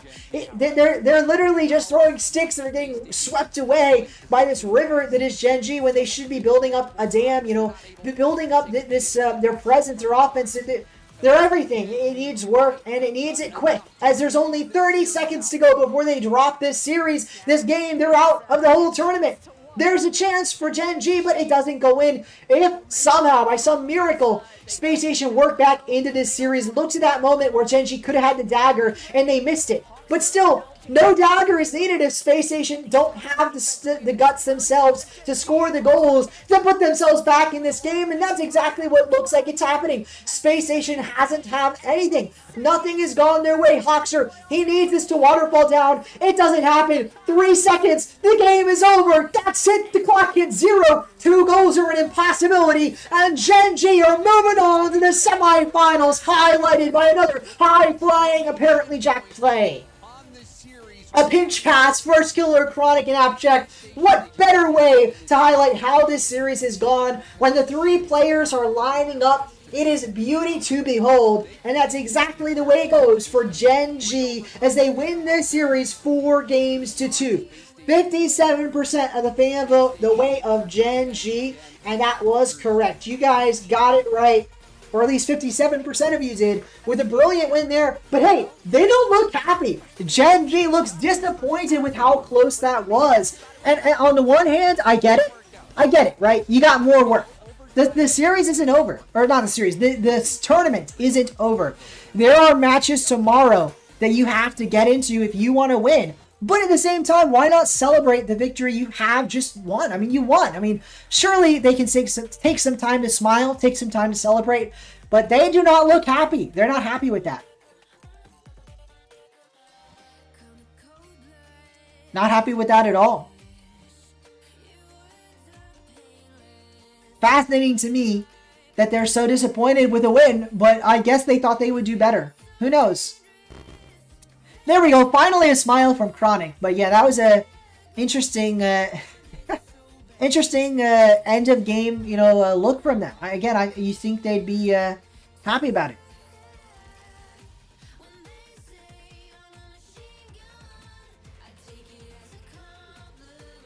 But that's the end of that series, and now we have a bit of a wait before the next one.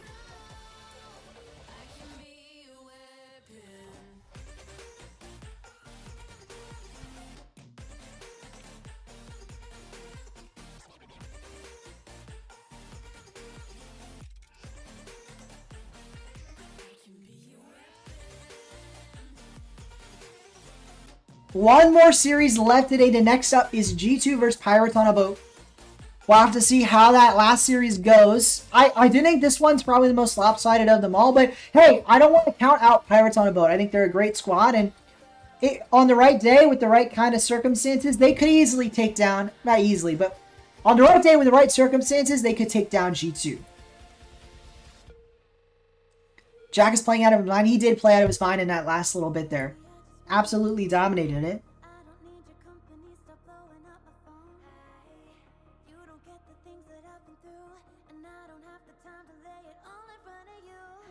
Whew. Looking really good. And now we enter, like I said, about 5-minute break before the final match of the day.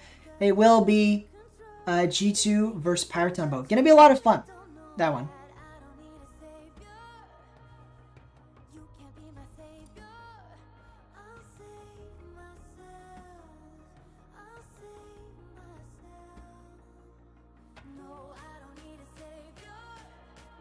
Alright, folks.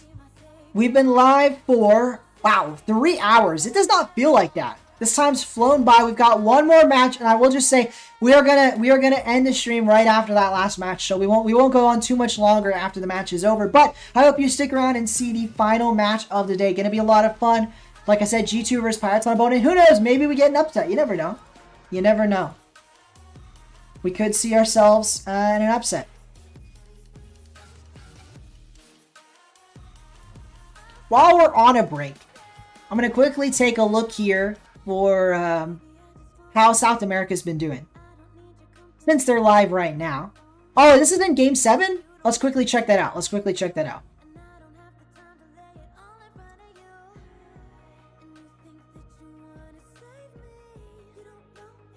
Hopefully we don't get an ad. Really? We got an ad? Okay, so we are definitely going to watch this Game 7. Let's zoom in a bit. So while we're watching the mini screen, we've got something to see here. It is currently Complexity up 2 goals on Team Secret, but there's half the game to go. It could go either way. And I think we're going to watch that straight through. I don't think we're going to watch the end here.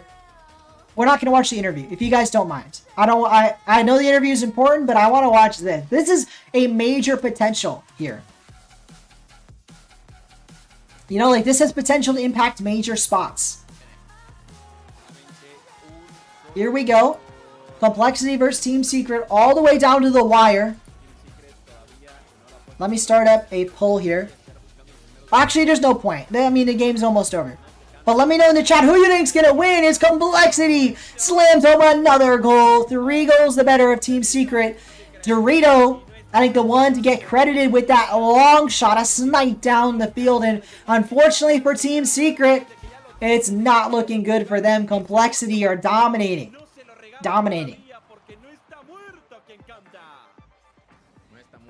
And here's a chance. And if Team Secret does have a chance, they need to score, and they need to score quick. 2 minutes is not a lot of time, but you can get 3 goals. It's just, you're going to need the most of those 3 minutes to really make it happen. A chance there for the Secret side, but instead they're beat to the ball. They're beat out of the way, and yeah, Complexity looking really good. Chance here for Ray's Bolt. Flip reset. He does get it, but he opts not to use it. Team Secret are playing from behind now. A huge... When you're behind by this much, it completely changes the way the series works. And Complexity, you know, they get to play so defensive that it makes it a struggle for Team Secret to get anything done. And with that goal, I'm pretty much going to call it there. 4 goals. There's not going to be a comeback there. Complexity are going to move on to the semifinals where they will face Furia. Huge major implications there. I think that almost pretty much locks in Complexity. Not a lock-in, but they're starting to look pretty locked in. Team Secret, meanwhile, that might eliminate them. We've still got a minute, so we might as well watch this. Sorry, Sean, I know you're a Secret fan. Unfortunately, Secret, they're not going to be making the major. And it's a tough region, so they're not a bad team. This is just a real tough region. To Furia and Complexity, that's not a bad look for Secret. Oh, they could reverse sweep? Yeah, maybe they could have reverse sweep, but this last game has not gone their way. It's not gone their way at all.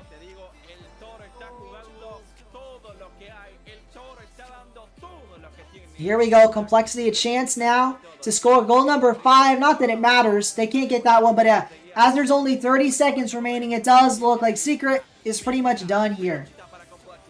Unfortunately, no chance for them.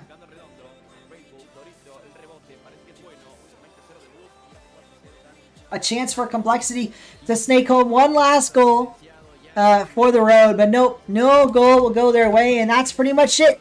Team Complexity have beaten Team Secret. Huge win for them there. Here we go. There's gonna be an interview.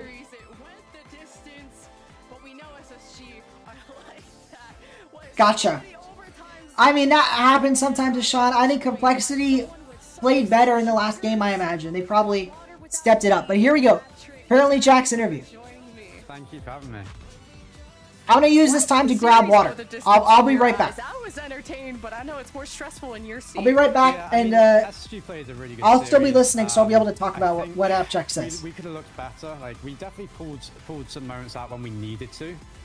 You know, in clutch moments and overtimes. I mean, we lost one, but we also kind of brought goals back in you know, high pressure situations. So we played well in those moments, but I think we could have played cleaner in the, you know, mid game. So nothing to take away from them. They played great, and I think that's obviously the main reason why it went the distance. And speaking of those overtimes that you have to do as game by game goes on, when you went to that overtime, I saw you being kind of the main vocal person. What did you talk about with the team to rally them? You know, I don't think. Oh, I think everyone has a lot to say in this team. I think, you know, everyone kind of gives their points. Maybe I speak a little bit more, but I honestly, I'm not sure if I do. But maybe I do. But what I'd say to them was we just have to kind of remain calm. I'm back. It was literally a battle of nerves, I felt like, in that series, like between both teams, because it was quite a big series for both of us. I think SG felt a lot of pressure because they kind of had to win that series. And what a series, yeah. They wanted to feel more comfortable in making the major. Everything Jack's saying is true. It's a bigger us series for them to be comfortable making the major. Gen.G Gen.G was still in the running no matter what. And make sure that everyone's happy and playing confident and still playing like aggressive and Very confident true. Rocket League, basically. Yeah, it was aggressive with how many demos we saw, and I'm sure everyone's happy after a dub at the end of the day. But what has changed for your team between the last qualifier to now? That's a good question. I think that I'm not too sure. I think that we're going to be. I don't think they confident changed in ourselves in certain situations. Obviously, I don't we think got Gen.G's destroyed by changed. G2 I'm gonna be last honest. I season, think it's so the same team. We would have learned a lot Same from team. that series going into tomorrow.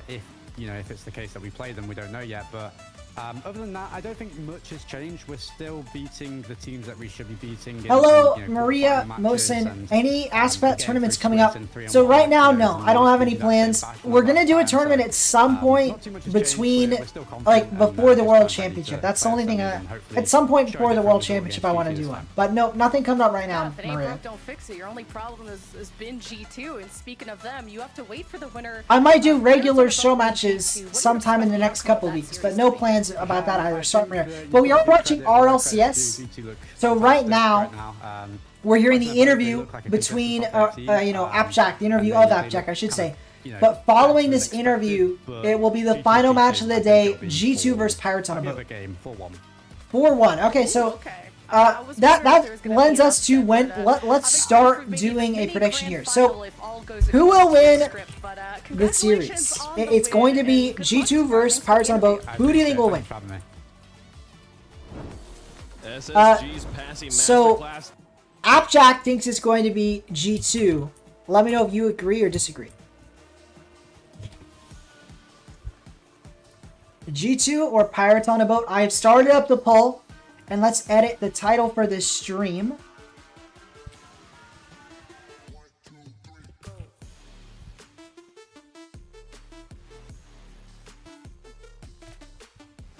There we go. G2 versus Pirates on a boat. Let's see who emerges victorious here. Am I going to do the draft tournament? Maybe that'll be the tournament, ABAX. I'm not sure.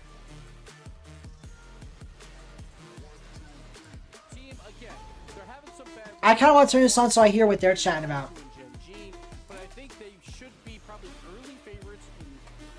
If we look at these points again, this loss for Spacestation is massive for M80. It's massive for Dignitas. It keeps teams about even, besides the top two, which get further away. I was tweeting about this. Like passing, I mean, you're having an offense that is reduced the defensive positioning. So big for Luminosity, for everybody, really. It benefits everybody that Gen.G moved on that wants to make the major.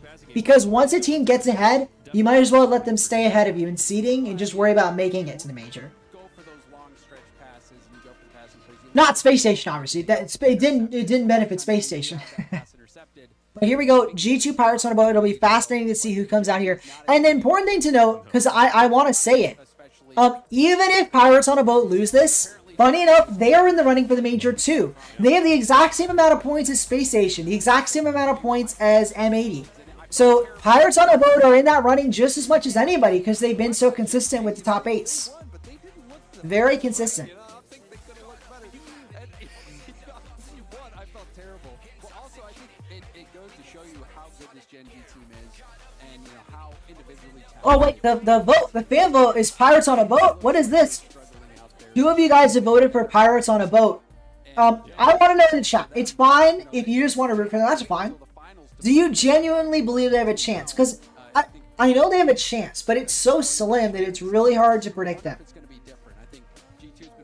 Really hard to pick them. But hey, you know what? Maybe we see a crazy occurrence here. Maybe we see a G2 or a emerge victorious here.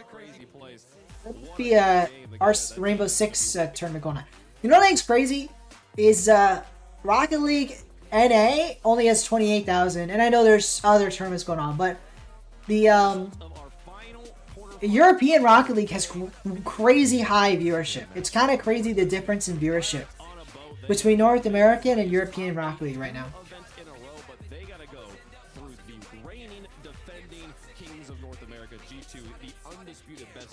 There we go. Let's full screen it up. Andy, Eris, and 5UP have been looking fantastic. Andy, a player that's made land before on Dignitas. So, it wouldn't be impossible to see them make the land. On the other side of things, G2, clearly the favorites. Beast Mode, Daniel, Atomic, the top team. But we'll have to see, do they live up to that hype at second regional in a row? Or do they drop an unexpected match here to Pirates? Let's find out.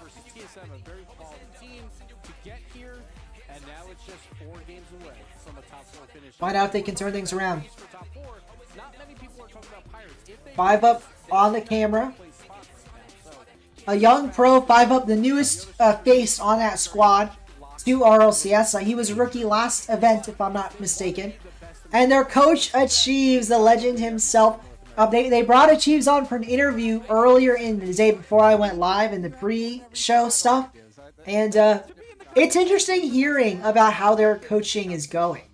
So, because he's so new to it, there's a lot of things he's just letting the players really find what's comfortable for them and helping them find what's comfortable for them. So, it's interesting. We'll see how they do here against probably the toughest foe they could face, G2. A lot of people look at them as that clear number 2 in North America, and G2 crushed them. And I think we're expecting G2. We'll see what G2 can do here against Pirates on a Boat. With what we've seen from them so far, Dan, Beast Mode, Atomic, they've been gelling really well. Sathu, the coach of G2, been the coach of G2 for a while, former pro himself. So not surprising to see G2 doing well this tournament. But hey, maybe Achieves gets his team across the finish line here.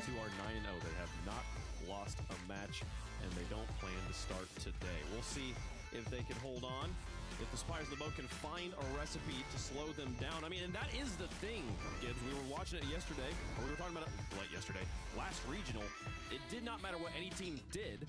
Yeah, G2 was just too fast. They were always to the ball before everyone, with control, with poise, with resolve, and preparation to take care of, to handle that speed. Chat, how are you feeling? I know 2 of you guys voted for Pirates on a Boat, but are we believing in the Pirates? Do you think they can win this?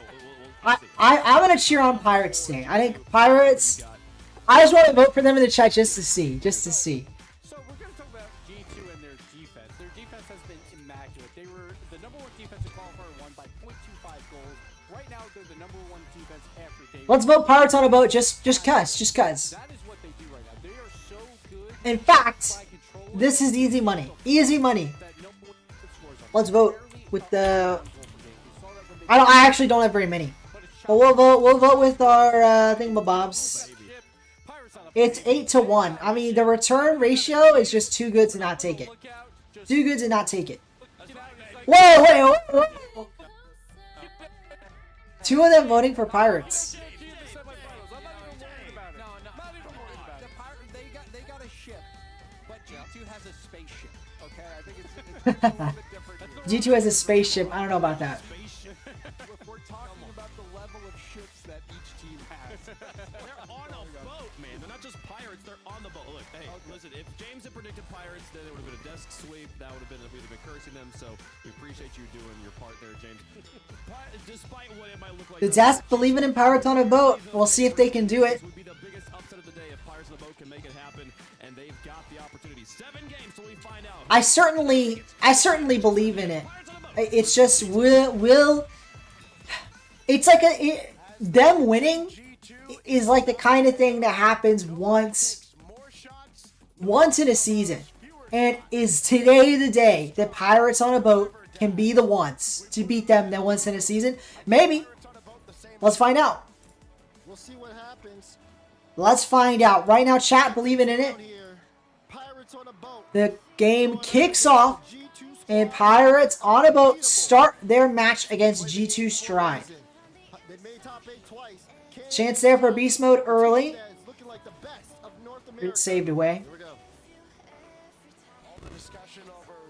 This feels like poor quality again. Is it me or is this just...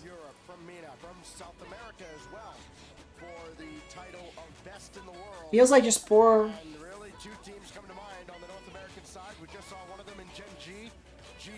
This feels like poor quality from the stream. Here we go. Pirates 5 up, a chance. I think if Pirates are going to win this series, they're going to need to start off strong. So they're going to need to win game 1. That's like a given. It's like unironically, they just got to win game 1. And the way you win game 1, same deal. Start strong. Score first. I think strike G2 hard and early is the way Pirates win this series. And so far, so good. They've kept the ball out of their net. But they need to get a goal in here, again, to strike early, hard and fast. And I don't know if they're going to be able to, but if they are able to, they got to start that soon. Start it off here as quick as they can. Andy to the corner. Hey, puts that down middle. That's actually, I was going to say a poor touch from Daniel, but he had actually a really good recovery. I was not expecting that. Oh, no. An overcommit from Pirates might leave the net open. The only one back is Eris, but he does manage to read the ball. Not just read it very well. Flip reset shot. Daniel, the only one there to stop it. And it was shot right at him, so he didn't have a lot of places he could put the ball, once he had touched it. Oh, no. Beast Mode's going to get free reign with the ball here. Flip reset, double tap, and it's a save, but only as far as Eris. But Eris, he gets one save, he gets two, somehow. Eris stands strong on the goal line, and G2 don't get a goal for what should have been a gimme.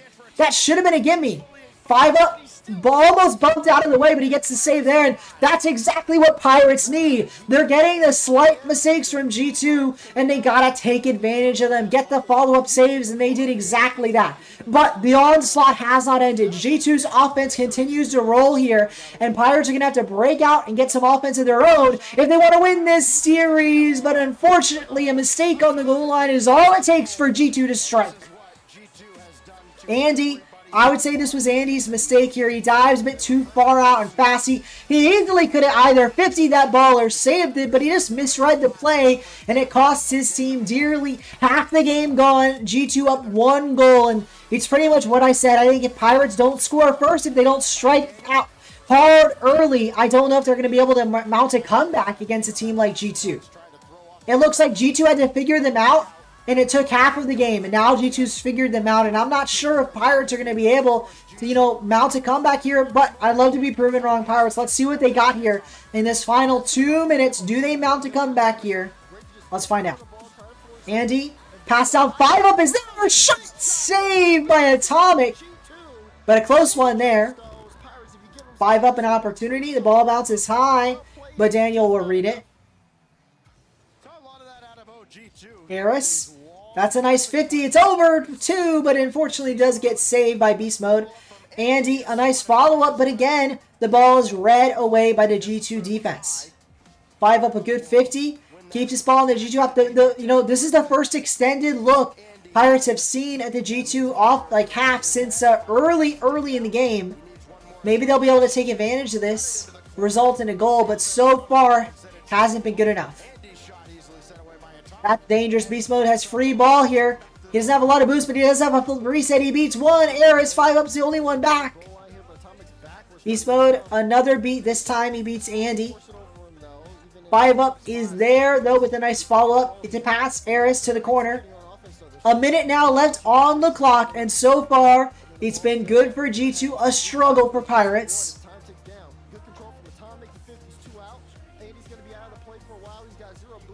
Daniel just carries that straight into the net, and G2 double up their lead. A nice goal here from Daniel, just nice, simple, solid carry, and 5 up, can't read it. Pinch in, and yeah, it does look like any worries, if you were a G2 fan, are starting to slowly be alleviated. Like, yes, we can beat this team we should be beating. It's not going to be, crazy, super close series, super close games. It's not going to be a blowout, but it's not going to be a sweat fest here for G2.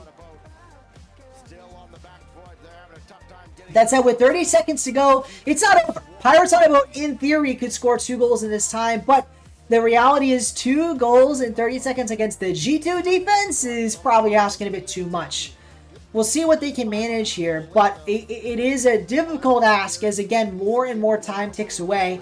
Maybe Aris pass central. Andy is there. Double tap, but no. Atomic gets the read. 5 up gets a stop, but the stop won't matter much as they are going to lose this game because they're down 2 goals in these final moments. 3 seconds to go. It's past central, but the clock does hit 0. That's going to be the game. Maybe a shot for Pirates. A goal nearly in there from Andy, but instead the ball will hit the dirt, and G2 win game number 1 by 2 goals and start off strong here in the series. All right, have a good one, Invincible. I hope you have a good one. Sleep well. Beast Mode looks stoic. Sathiel looks, I don't know what he's looking at, but he looks shocked at something. I don't know what he was looking at.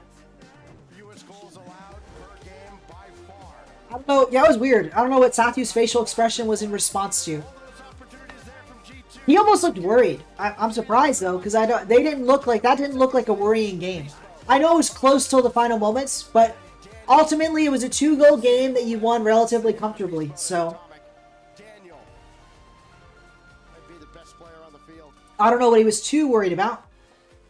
Yeah, one thing I enjoyed, though, about this game, looking at the Pirate side, is how close it was. I think this one was expected to kind of go south really early, and we didn't really see that. I think looking at how they played, the offense kind of kept up. They still had over 10 shots, which is good for that output.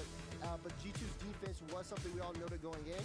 They continued up that performance, but they kept it a 2-goal game. Spacing of face cams. But they weren't able to increase the scoreline, and the game didn't get out of hand. I think that's something that Pirates want to make sure of, is that they keep up that momentum as the games get competitive. And it's a long series, best of 7. I'm looking at Discord chat. If any of you are in my Discord, they were chatting about the face cams on the main broadcast when it gets to the desk are a bit strange, and yeah, that was interesting. Anyway, back into game number 2, Pirates versus G2. And if you're Pirates, again, you gotta start strong, hard, fast, because if you don't, G2 will be the ones to do so. And yeah, starting to look like a runaway of a series, if not in goals, in games at least, as an early lead for G2. Pirates gotta stem the bleeding now. They can't afford to be waiting on the stemming. Done for the day, no worries. Oh, have a good one, Sean. Alright, you probably already missed that a while ago. Anyway, here we go. A chance for G2 to double it up, and they take full advantage. Yeah, the dam has burst here. It feels like Pirates, they were playing comfortably in game 1. Then that loss, it shook them a bit. I do think it shook them a bit. G2 is feeling very confident now. And a confident G2 versus a shooken Pirates is not a place you want to be. Not a place you want to be. Although that was a poor miss from the G2 player, finally will lead to a goal for Pirates. 1 goal Pirates way. No shutout, no perfect sweep. 5-up will be the one to finish the job. And just 30 seconds in, gets the goal for Pirates and says, hey guys, chill. We got time. 4 minutes, 38 seconds, 28 seconds rather, is a lot of time to potentially mount a comeback. Now, obviously, not super likely against a team like G2, but hey, it's only 1 goal. You can easily come back 1 goal in that time, and even afford to go back and forth with G2 a little bit to make that comeback happen. Here we go, though. 5-up a chance. Chases a G2 player up the sidewall, but ultimately doesn't get anything done, and it has to be a save from Andy. 4 minutes now. Eris has to get a save. He does. It's still dangerous. 5-up and Andy combine, but they're getting bumped. They're bumping each other out of the way, and with 5-ups missed there, Eris has to be the one. 5-up and Eris combine there, but they do ultimately get the save, and hey, they're keeping G2 just up that 1 goal lead, and maybe, just maybe, Pirates can fight themselves back into this game, into this series, even if they tie the series here with a win. So a good time to make the comebacks happen.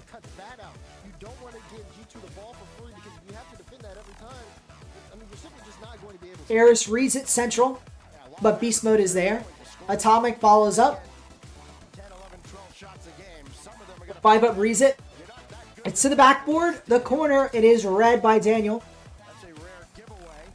Another read, this time Atomic puts it central. 5-up is there. 5-up shoots it home. It's central for Atomic. A nice read. He had to save that in anticipation of a Pirate shot. But now it's Eris' turn. He bumps the defender, but it was a bit too high. Still a chance for 5-up. He will slam it home. 5-up the man for this Pirate squad, scoring both their goals and putting them right back into a tie game.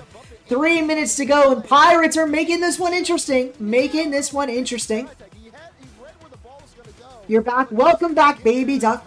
Almost champ 2. Nice. I hope you get there. We already had Funi level up in the chat to Grand Champ level up. Rank up to Grand Champ. So it'd be nice to see another person rank up.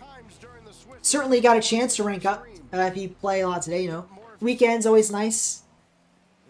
And if you want to, well, it's not perfect, but you can try and find someone in my server. I know people play together sometimes in my Discord server instead of just playing with randoms. It can be helpful to rank up. Here we go, Andy passing this one to Eris. Eris, shot! Is it on target? No, he puts that one just a bit too high. It's going to give G2 back the ball. But as we enter the back half of this game, Pirates are looking much better than they did in Game 1. They are looking like they have a real shot at this one. Ah, gotcha. You're in Div 4. You're playing with a friend right now in comp. Very nice, very nice.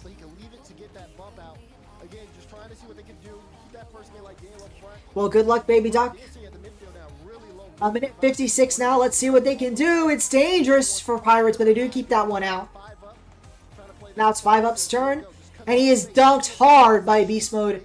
It is looking a bit worrisome for Pirates if they keep getting, put on the back foot so frequently by G2, but they have been handling this defensive stretch quite well. And they managed to keep the ball, from ever looking super risky on their end. And in fact, they managed to break out, get a demo, get a shot on target, force a tough save out of Beast Mode, but unfortunately can't get the final touch, the final goal. But still, a minute 20 to go. Now they're the ones that are pressuring G2's net, and they are the ones that have a tied game. A shot on target, a save again. Beast Mode is a brick wall right now, but with him doing everything he can on the goal line, surely an opportunity will come if Pirates keep knocking. A minute to go, and Pirates certainly could win this game and put this series right back into an even footing tied up, but it's going to take another goal here or in overtime, and it's going to take a solid defense preventing any sort of strike from G2. Andy, 1v1, 5-up ahead of the ball. Now it's his turn, 5-up, maybe going for a pinch, actually didn't have enough boost. He leaves the ball for Eris. Now it's Andy's turn, he puts this one central. Daniel is there, but it's another 50. This time Eris trying to pass it to his teammate, can't quite get there. Oh no, it's pass for Beast Mode. Beast Mode over the top. 5-up has to get a touch. Instead, Eris is the one to do so. But Andy is there. Andy, double tap it in. No, he can't make contact. And Pirates will be on the back foot now as we enter the final 14 seconds of the game. Daniel, a pre-jump shot, but he misses it wide. And now 5-up's going to have this ball. Oh, dangerous tap pass from 5-Up, but he will find Eris. Eris in the air with 0 seconds remaining. Ball rains up, but it does hit the dirt. Overtime in game number 2. You beast mode. Welcome back, it's Sean, by the way. Yeah, no, it's been a close one here, guys. I've been ignoring the chat for a second. I've been hard counting as we do enter 10 seconds now of overtime. G2 and Pirates look deadlocked. I don't know what will separate these two, but it might come down to the tiniest of mistakes. Those minor, missteps can be your undoing. And I said that before, I'll say it again. And in this series, no less than any others, it looks like that might be what finally separates these two squads. G2, a nice pass to Atomic. Atomic going for the double tap, but it is read well by Andy on the backboard. And in fact, that's a pop-up by 5-Up. Eris is there, dunked it over 1, but it's right to the corner. Boost for G2 and Ball for that matter, but Ball is only for a fleeting moment. Now it's Eris' turn. Tries to put that one central, but Beast Mode reads it away. 5-Up, it's his turn. A second 50. He beats it. Eris should be there to follow up on his touch, and indeed, Eris a drop down waterfall, but no one can get the final shot. The G2 thanking their lucky stars that no one had a good look at that one.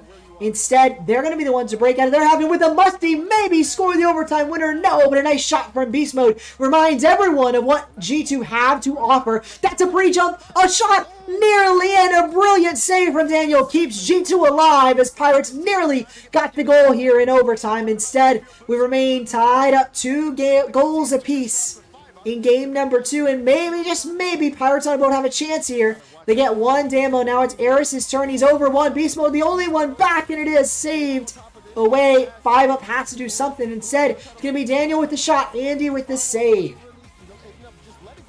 Eris, that's a poor touch. Andy, another not so great touch. It's going to give a chance here for Daniel to get the ball. The ball bounces high, but Atomic's the only one there to read it. Atomic with the ball. The finish for Beast Mode. No, he can't quite get it in, and G2 remain locked in this overtime. Daniel to be the one it is! Daniel, the shot, the man, the presence. All it took, after all that hard work, all it took was a snapshot, a brilliant pass, I should say, from Atomic. He snipes the top right, he fakes out the defenders, makes him think he's shooting, instead he's passing, and Daniel slams home the goal, takes J2 through game 2, and I will say, despite how close that's been, despite the trouble, the struggle, no, Eris is not a rookie, I don't believe so. Despite the trouble, the struggle, they managed to lock it in and get through. You know what? Actually, maybe he is, but he was definitely playing in qualifiers last season, in close qualifiers. But maybe he's never made a main event until last event. This split, because this is the second top 8 for Pirates on a boat, for the record. But talking about G2, I do think G2 will close out this series in a sweep, but with that game, Pirates proved that they're not to be reckoned with. And I think it's going to take a bit for G2 to, regain their feet. I think unless they can, really blow apart game number 3 here, I think Pirates are going to keep giving them trouble the rest of this series.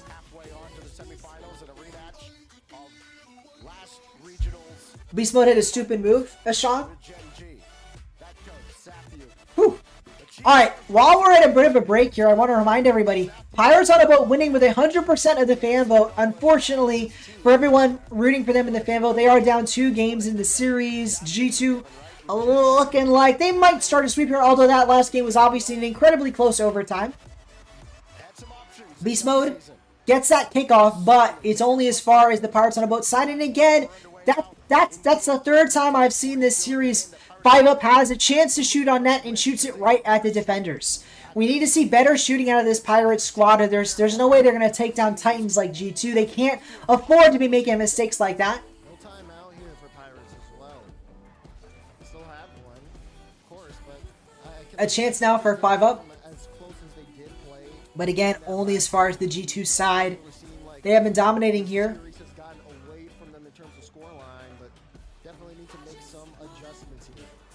5-Up is down the field. Daniel is there. Reads this one central. But unfortunately, he is beat away by Andy. And you know what? Again, Pirates, it's not that they can't win this series. It's just that they're making more mistakes than G2 are. G2 are a dominant team. And And Pirates have been struggling to match that domination, I would argue. I think even the game, just last game where they took it to an overtime, the best looks Pirates got, G2 was dealing with handily.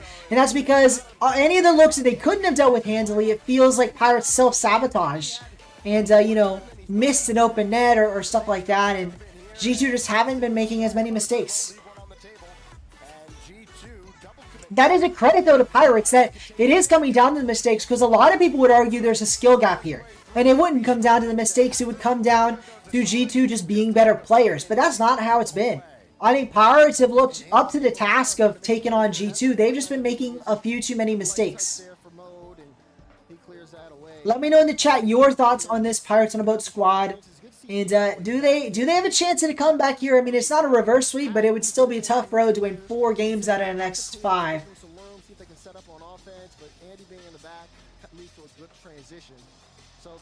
An opportunity here for G2 to maybe put their mark on this game, finally take the lead, as we do remain tied up here entering the back half of the game. But no goal comes through. Pirates stand strong on the goal line. An opportunity for Pirates, so but not quite, as G2 send the ball away, and then they're the ones to take pot shots on the Pirates on a Boat net. Nearly another goal this time, saved away by, I believe that was Eris. 5 up, puts it down the field. Andy is there. He's got ball, not a lot of boost, but does he need it? Not quite. Beast mode will take the ball away. Opportunity for Daniel. Double tap, but it's a little off target for that. Still, though, Pirates are really, you know, starting to look a little campy, a little worried in their net. They're playing very defensive. They don't want to be the ones to concede. Can G2 take advantage? Or will that be the edge Pirates need to hold on until an opening arises for them? Nearly a chance there for Andy, but he can't quite put it in. And again, I feel like standing, so we're going to stand and cast out the rest of the series standing.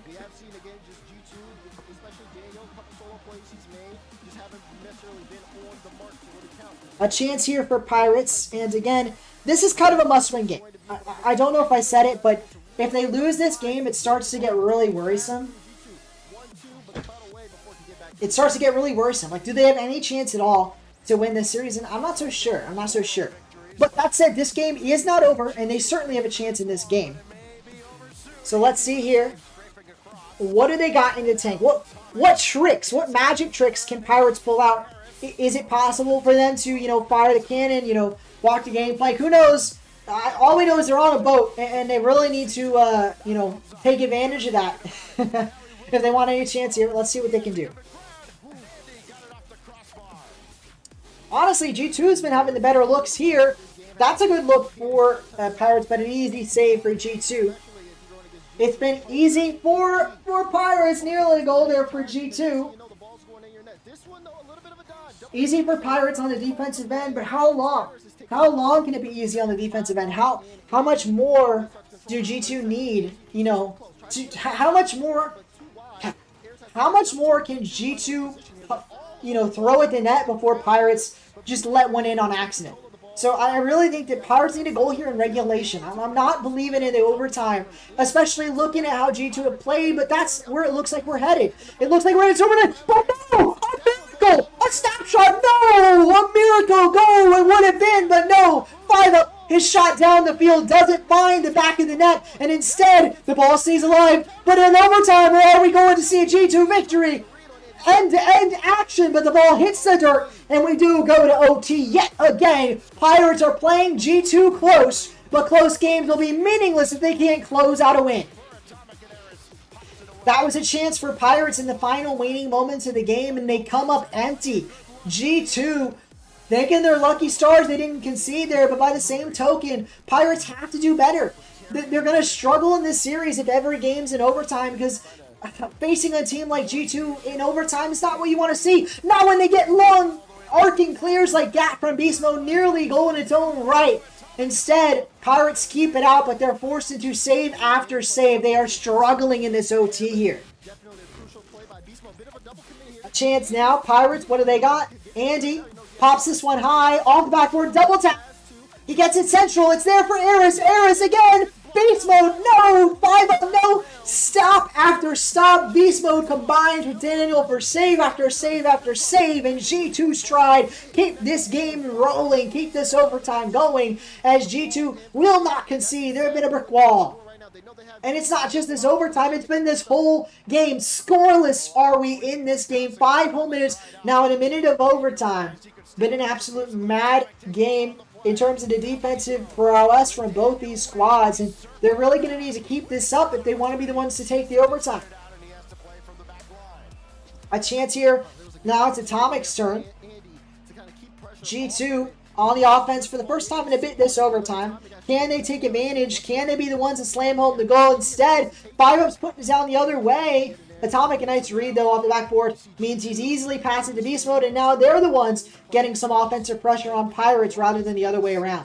5-up, it's a good pass. Andy was down the field pre-positioning there. A bit of a cherry-pick shot, but it's still saved away.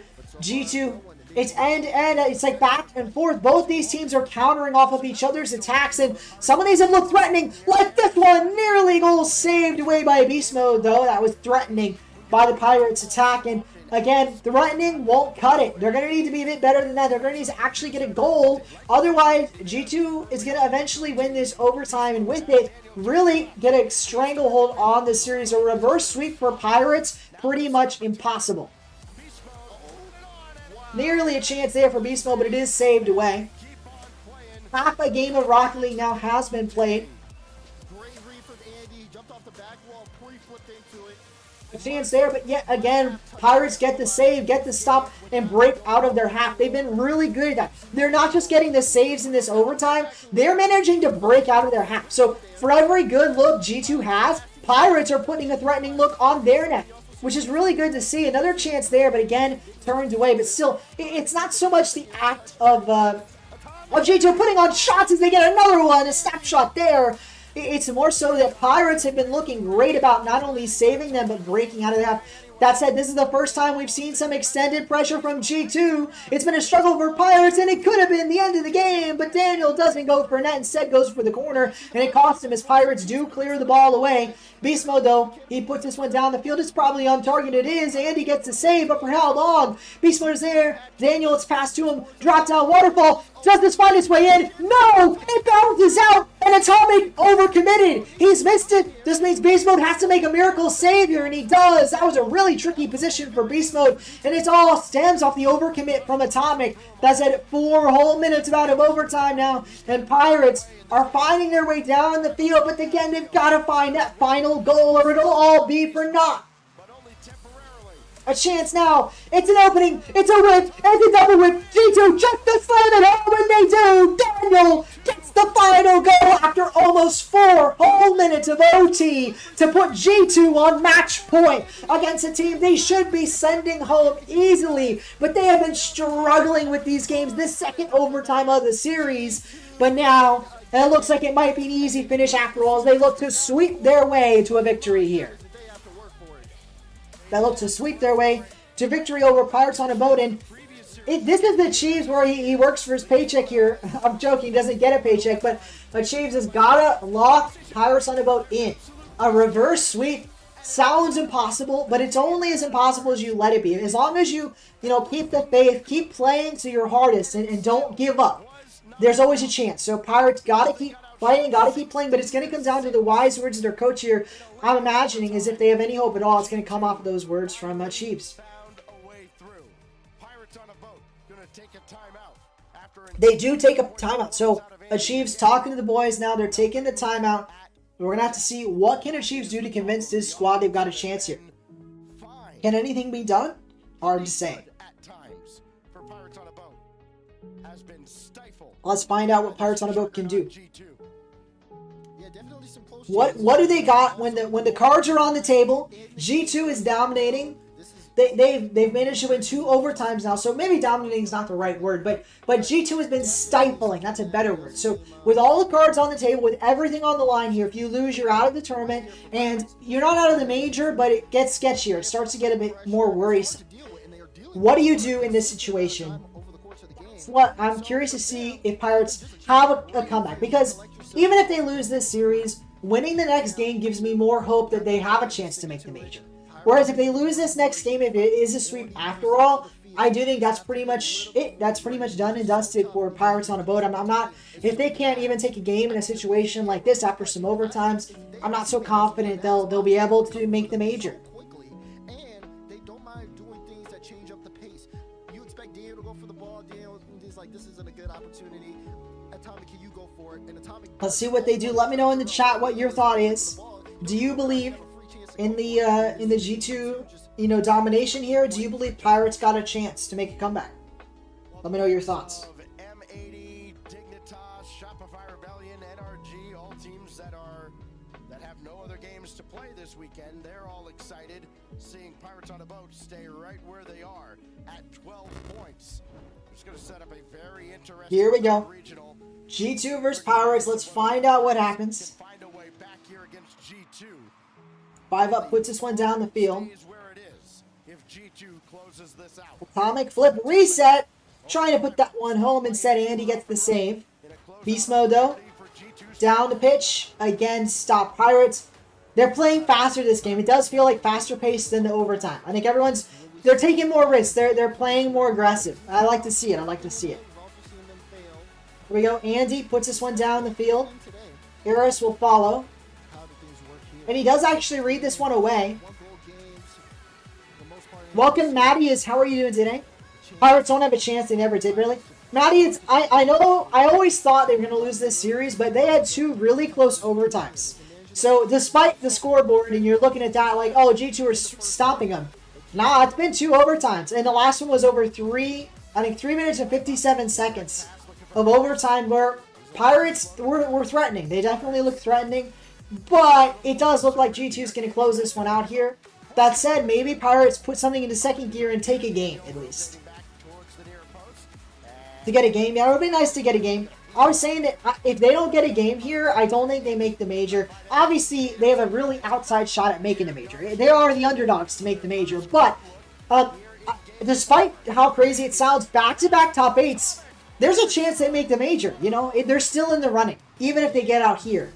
However, if they don't even take a game on G2, I'm just not seeing it. I think you look at teams like M80 and Spacestation are going to pass them up next regional. Here we go. G2 with a 1-goal lead now.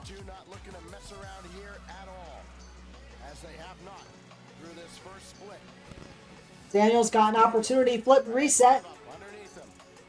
Can't quite get anything done there, though. And unfortunately for Pirates, even when they get these clears, they get these stops on defense, they're not getting anything done on the G2 end. We've got 3 minutes left until they're out of the whole tournament. And their offenses looks even worse than it did in that overtime. Not only that, their defense has to be strong as Beast Mode, combining with Atomic for shots like that, nearly a chance to go in. Obviously, he did miss the double tap, but the threat from double taps like that is keeping Pirates pinned on their back half. They're so concerned about conceding more goals. They're double committing left, right, and center. It's looking over for Pirates right now. They are looking not in a good spot. Beast Mode, a pre-jump, not quite. Nearly a goal there. So Pirates on a boat won with 80% of the fan vote, but yeah, unsurprisingly, people perhaps shouldn't have been voting so much for Pirates, as they did struggle here. Atomic gets a stop there. 5 up as well. Beast Mode puts this one down the field. 50s at central, Atomic to the corner. I don't know what Daniel and Atomic are doing. They almost bumped each other there. But you know what? They're winning. They're up 3 games. They're up a goal in game number 4. Not a huge deal, but maybe that's what Pirates needs. Take advantage of the team bumps and overcommits of G2, rare as they are. They do exist. Take advantage of them. Daniel, what's he got? 5 up, actually. The one to read this. Eris is there as well, and Eris pops it high. Over 1, over 2, but no, not quite, actually. Daniel reads it off the backboard. That's a nice pop. But it's not enough. G2, though, they don't need another goal. A minute 30, they could just leave this as is and they would win the game and the series along with it. Pirates are the one in desperation measures. They've got to make a comeback, got to make it now, or they're out of the tournament. Beast Mode going for a double tap. It's central. It ended up being a pass, but saved away. That's it again. We are a minute 10 from G2 victory in a sweep, so no big deal here if they don't get another goal. They don't need one. And an opportunity for Atomic there. Ball goes central. Beast Mode pops that one high. Down the pitch to Atomic, but it is saved away by 5UP. 5UP also putting it down the pitch. Daniel is there. A pop high. Atomic, what can he do? Not a lot. Andy down the field. It's only as far as G2. And again, Pirates, this has been one of their worst games. And I know they're only down 1 goal, but they have not looked great on offense at all. They have looked like they've been pinned on their half. Never had a good look. This is a big chance, though, for Andy, for Eris. No, nothing goes in. Actually, was Andy with the shot. 5UP has to follow this up, and he does put it central, but with an Eris miss, if Andy misses as well, which he does, that's pretty much the game there. 20 seconds, and Pirates have to go the length of the field. Ball hits the ground, but it is found by 5UP, and 5UP missing the follow-up 50, but Eris is there. It's a pass. Andy, no! He pre-jumped in and he missed. 5UP puts this central, but no one is there to follow up. The clock hits 0, and if the ball hits the dirt, the game will be over. 5UP trying to beat Atomic to the ball, but he can't do it. Beast Mode kills it. G2 move on, closing out our top 4. That is G2, Gen.G, Luminosity, and OG are our top 4 teams. G2's trying, no surprise, to be in the top 4, and they close out that sweep looking pretty dominant. Now, obviously, it was a close series. It was close games in the series, but the series score itself was not close. That series score was dominating from Mr. G2, and you totally get it. You totally get it. Now, unfortunately, we're not going to sit around for an interview. You're welcome to go to twitch.tv/RocketLeague, watch the interview for yourself. They're going to interview one of the winners from G2, I imagine. But with that, we're going to cut the stream here. So thank you guys so much for watching. I absolutely loved it. I hope you guys did as well. And we'll see you guys next stream. I think there's too few people to do a watch party raid or whatever, so we're just going to end it out here. Again, thank you guys so much for watching. Let me make it full screen. And I'll see you guys on Thursday. We'll do some kind of prediction stream, power ranking, something on Thursday. So see you guys there. Watch out for a video, hopefully this week. It's going to be a fun one. And with that, I'm going to end it here. So thank you guys so much for watching. We'll see you guys next time. See ya, Maddie is. GG, G2 indeed. Have a good one. Maddie is never watching. See ya.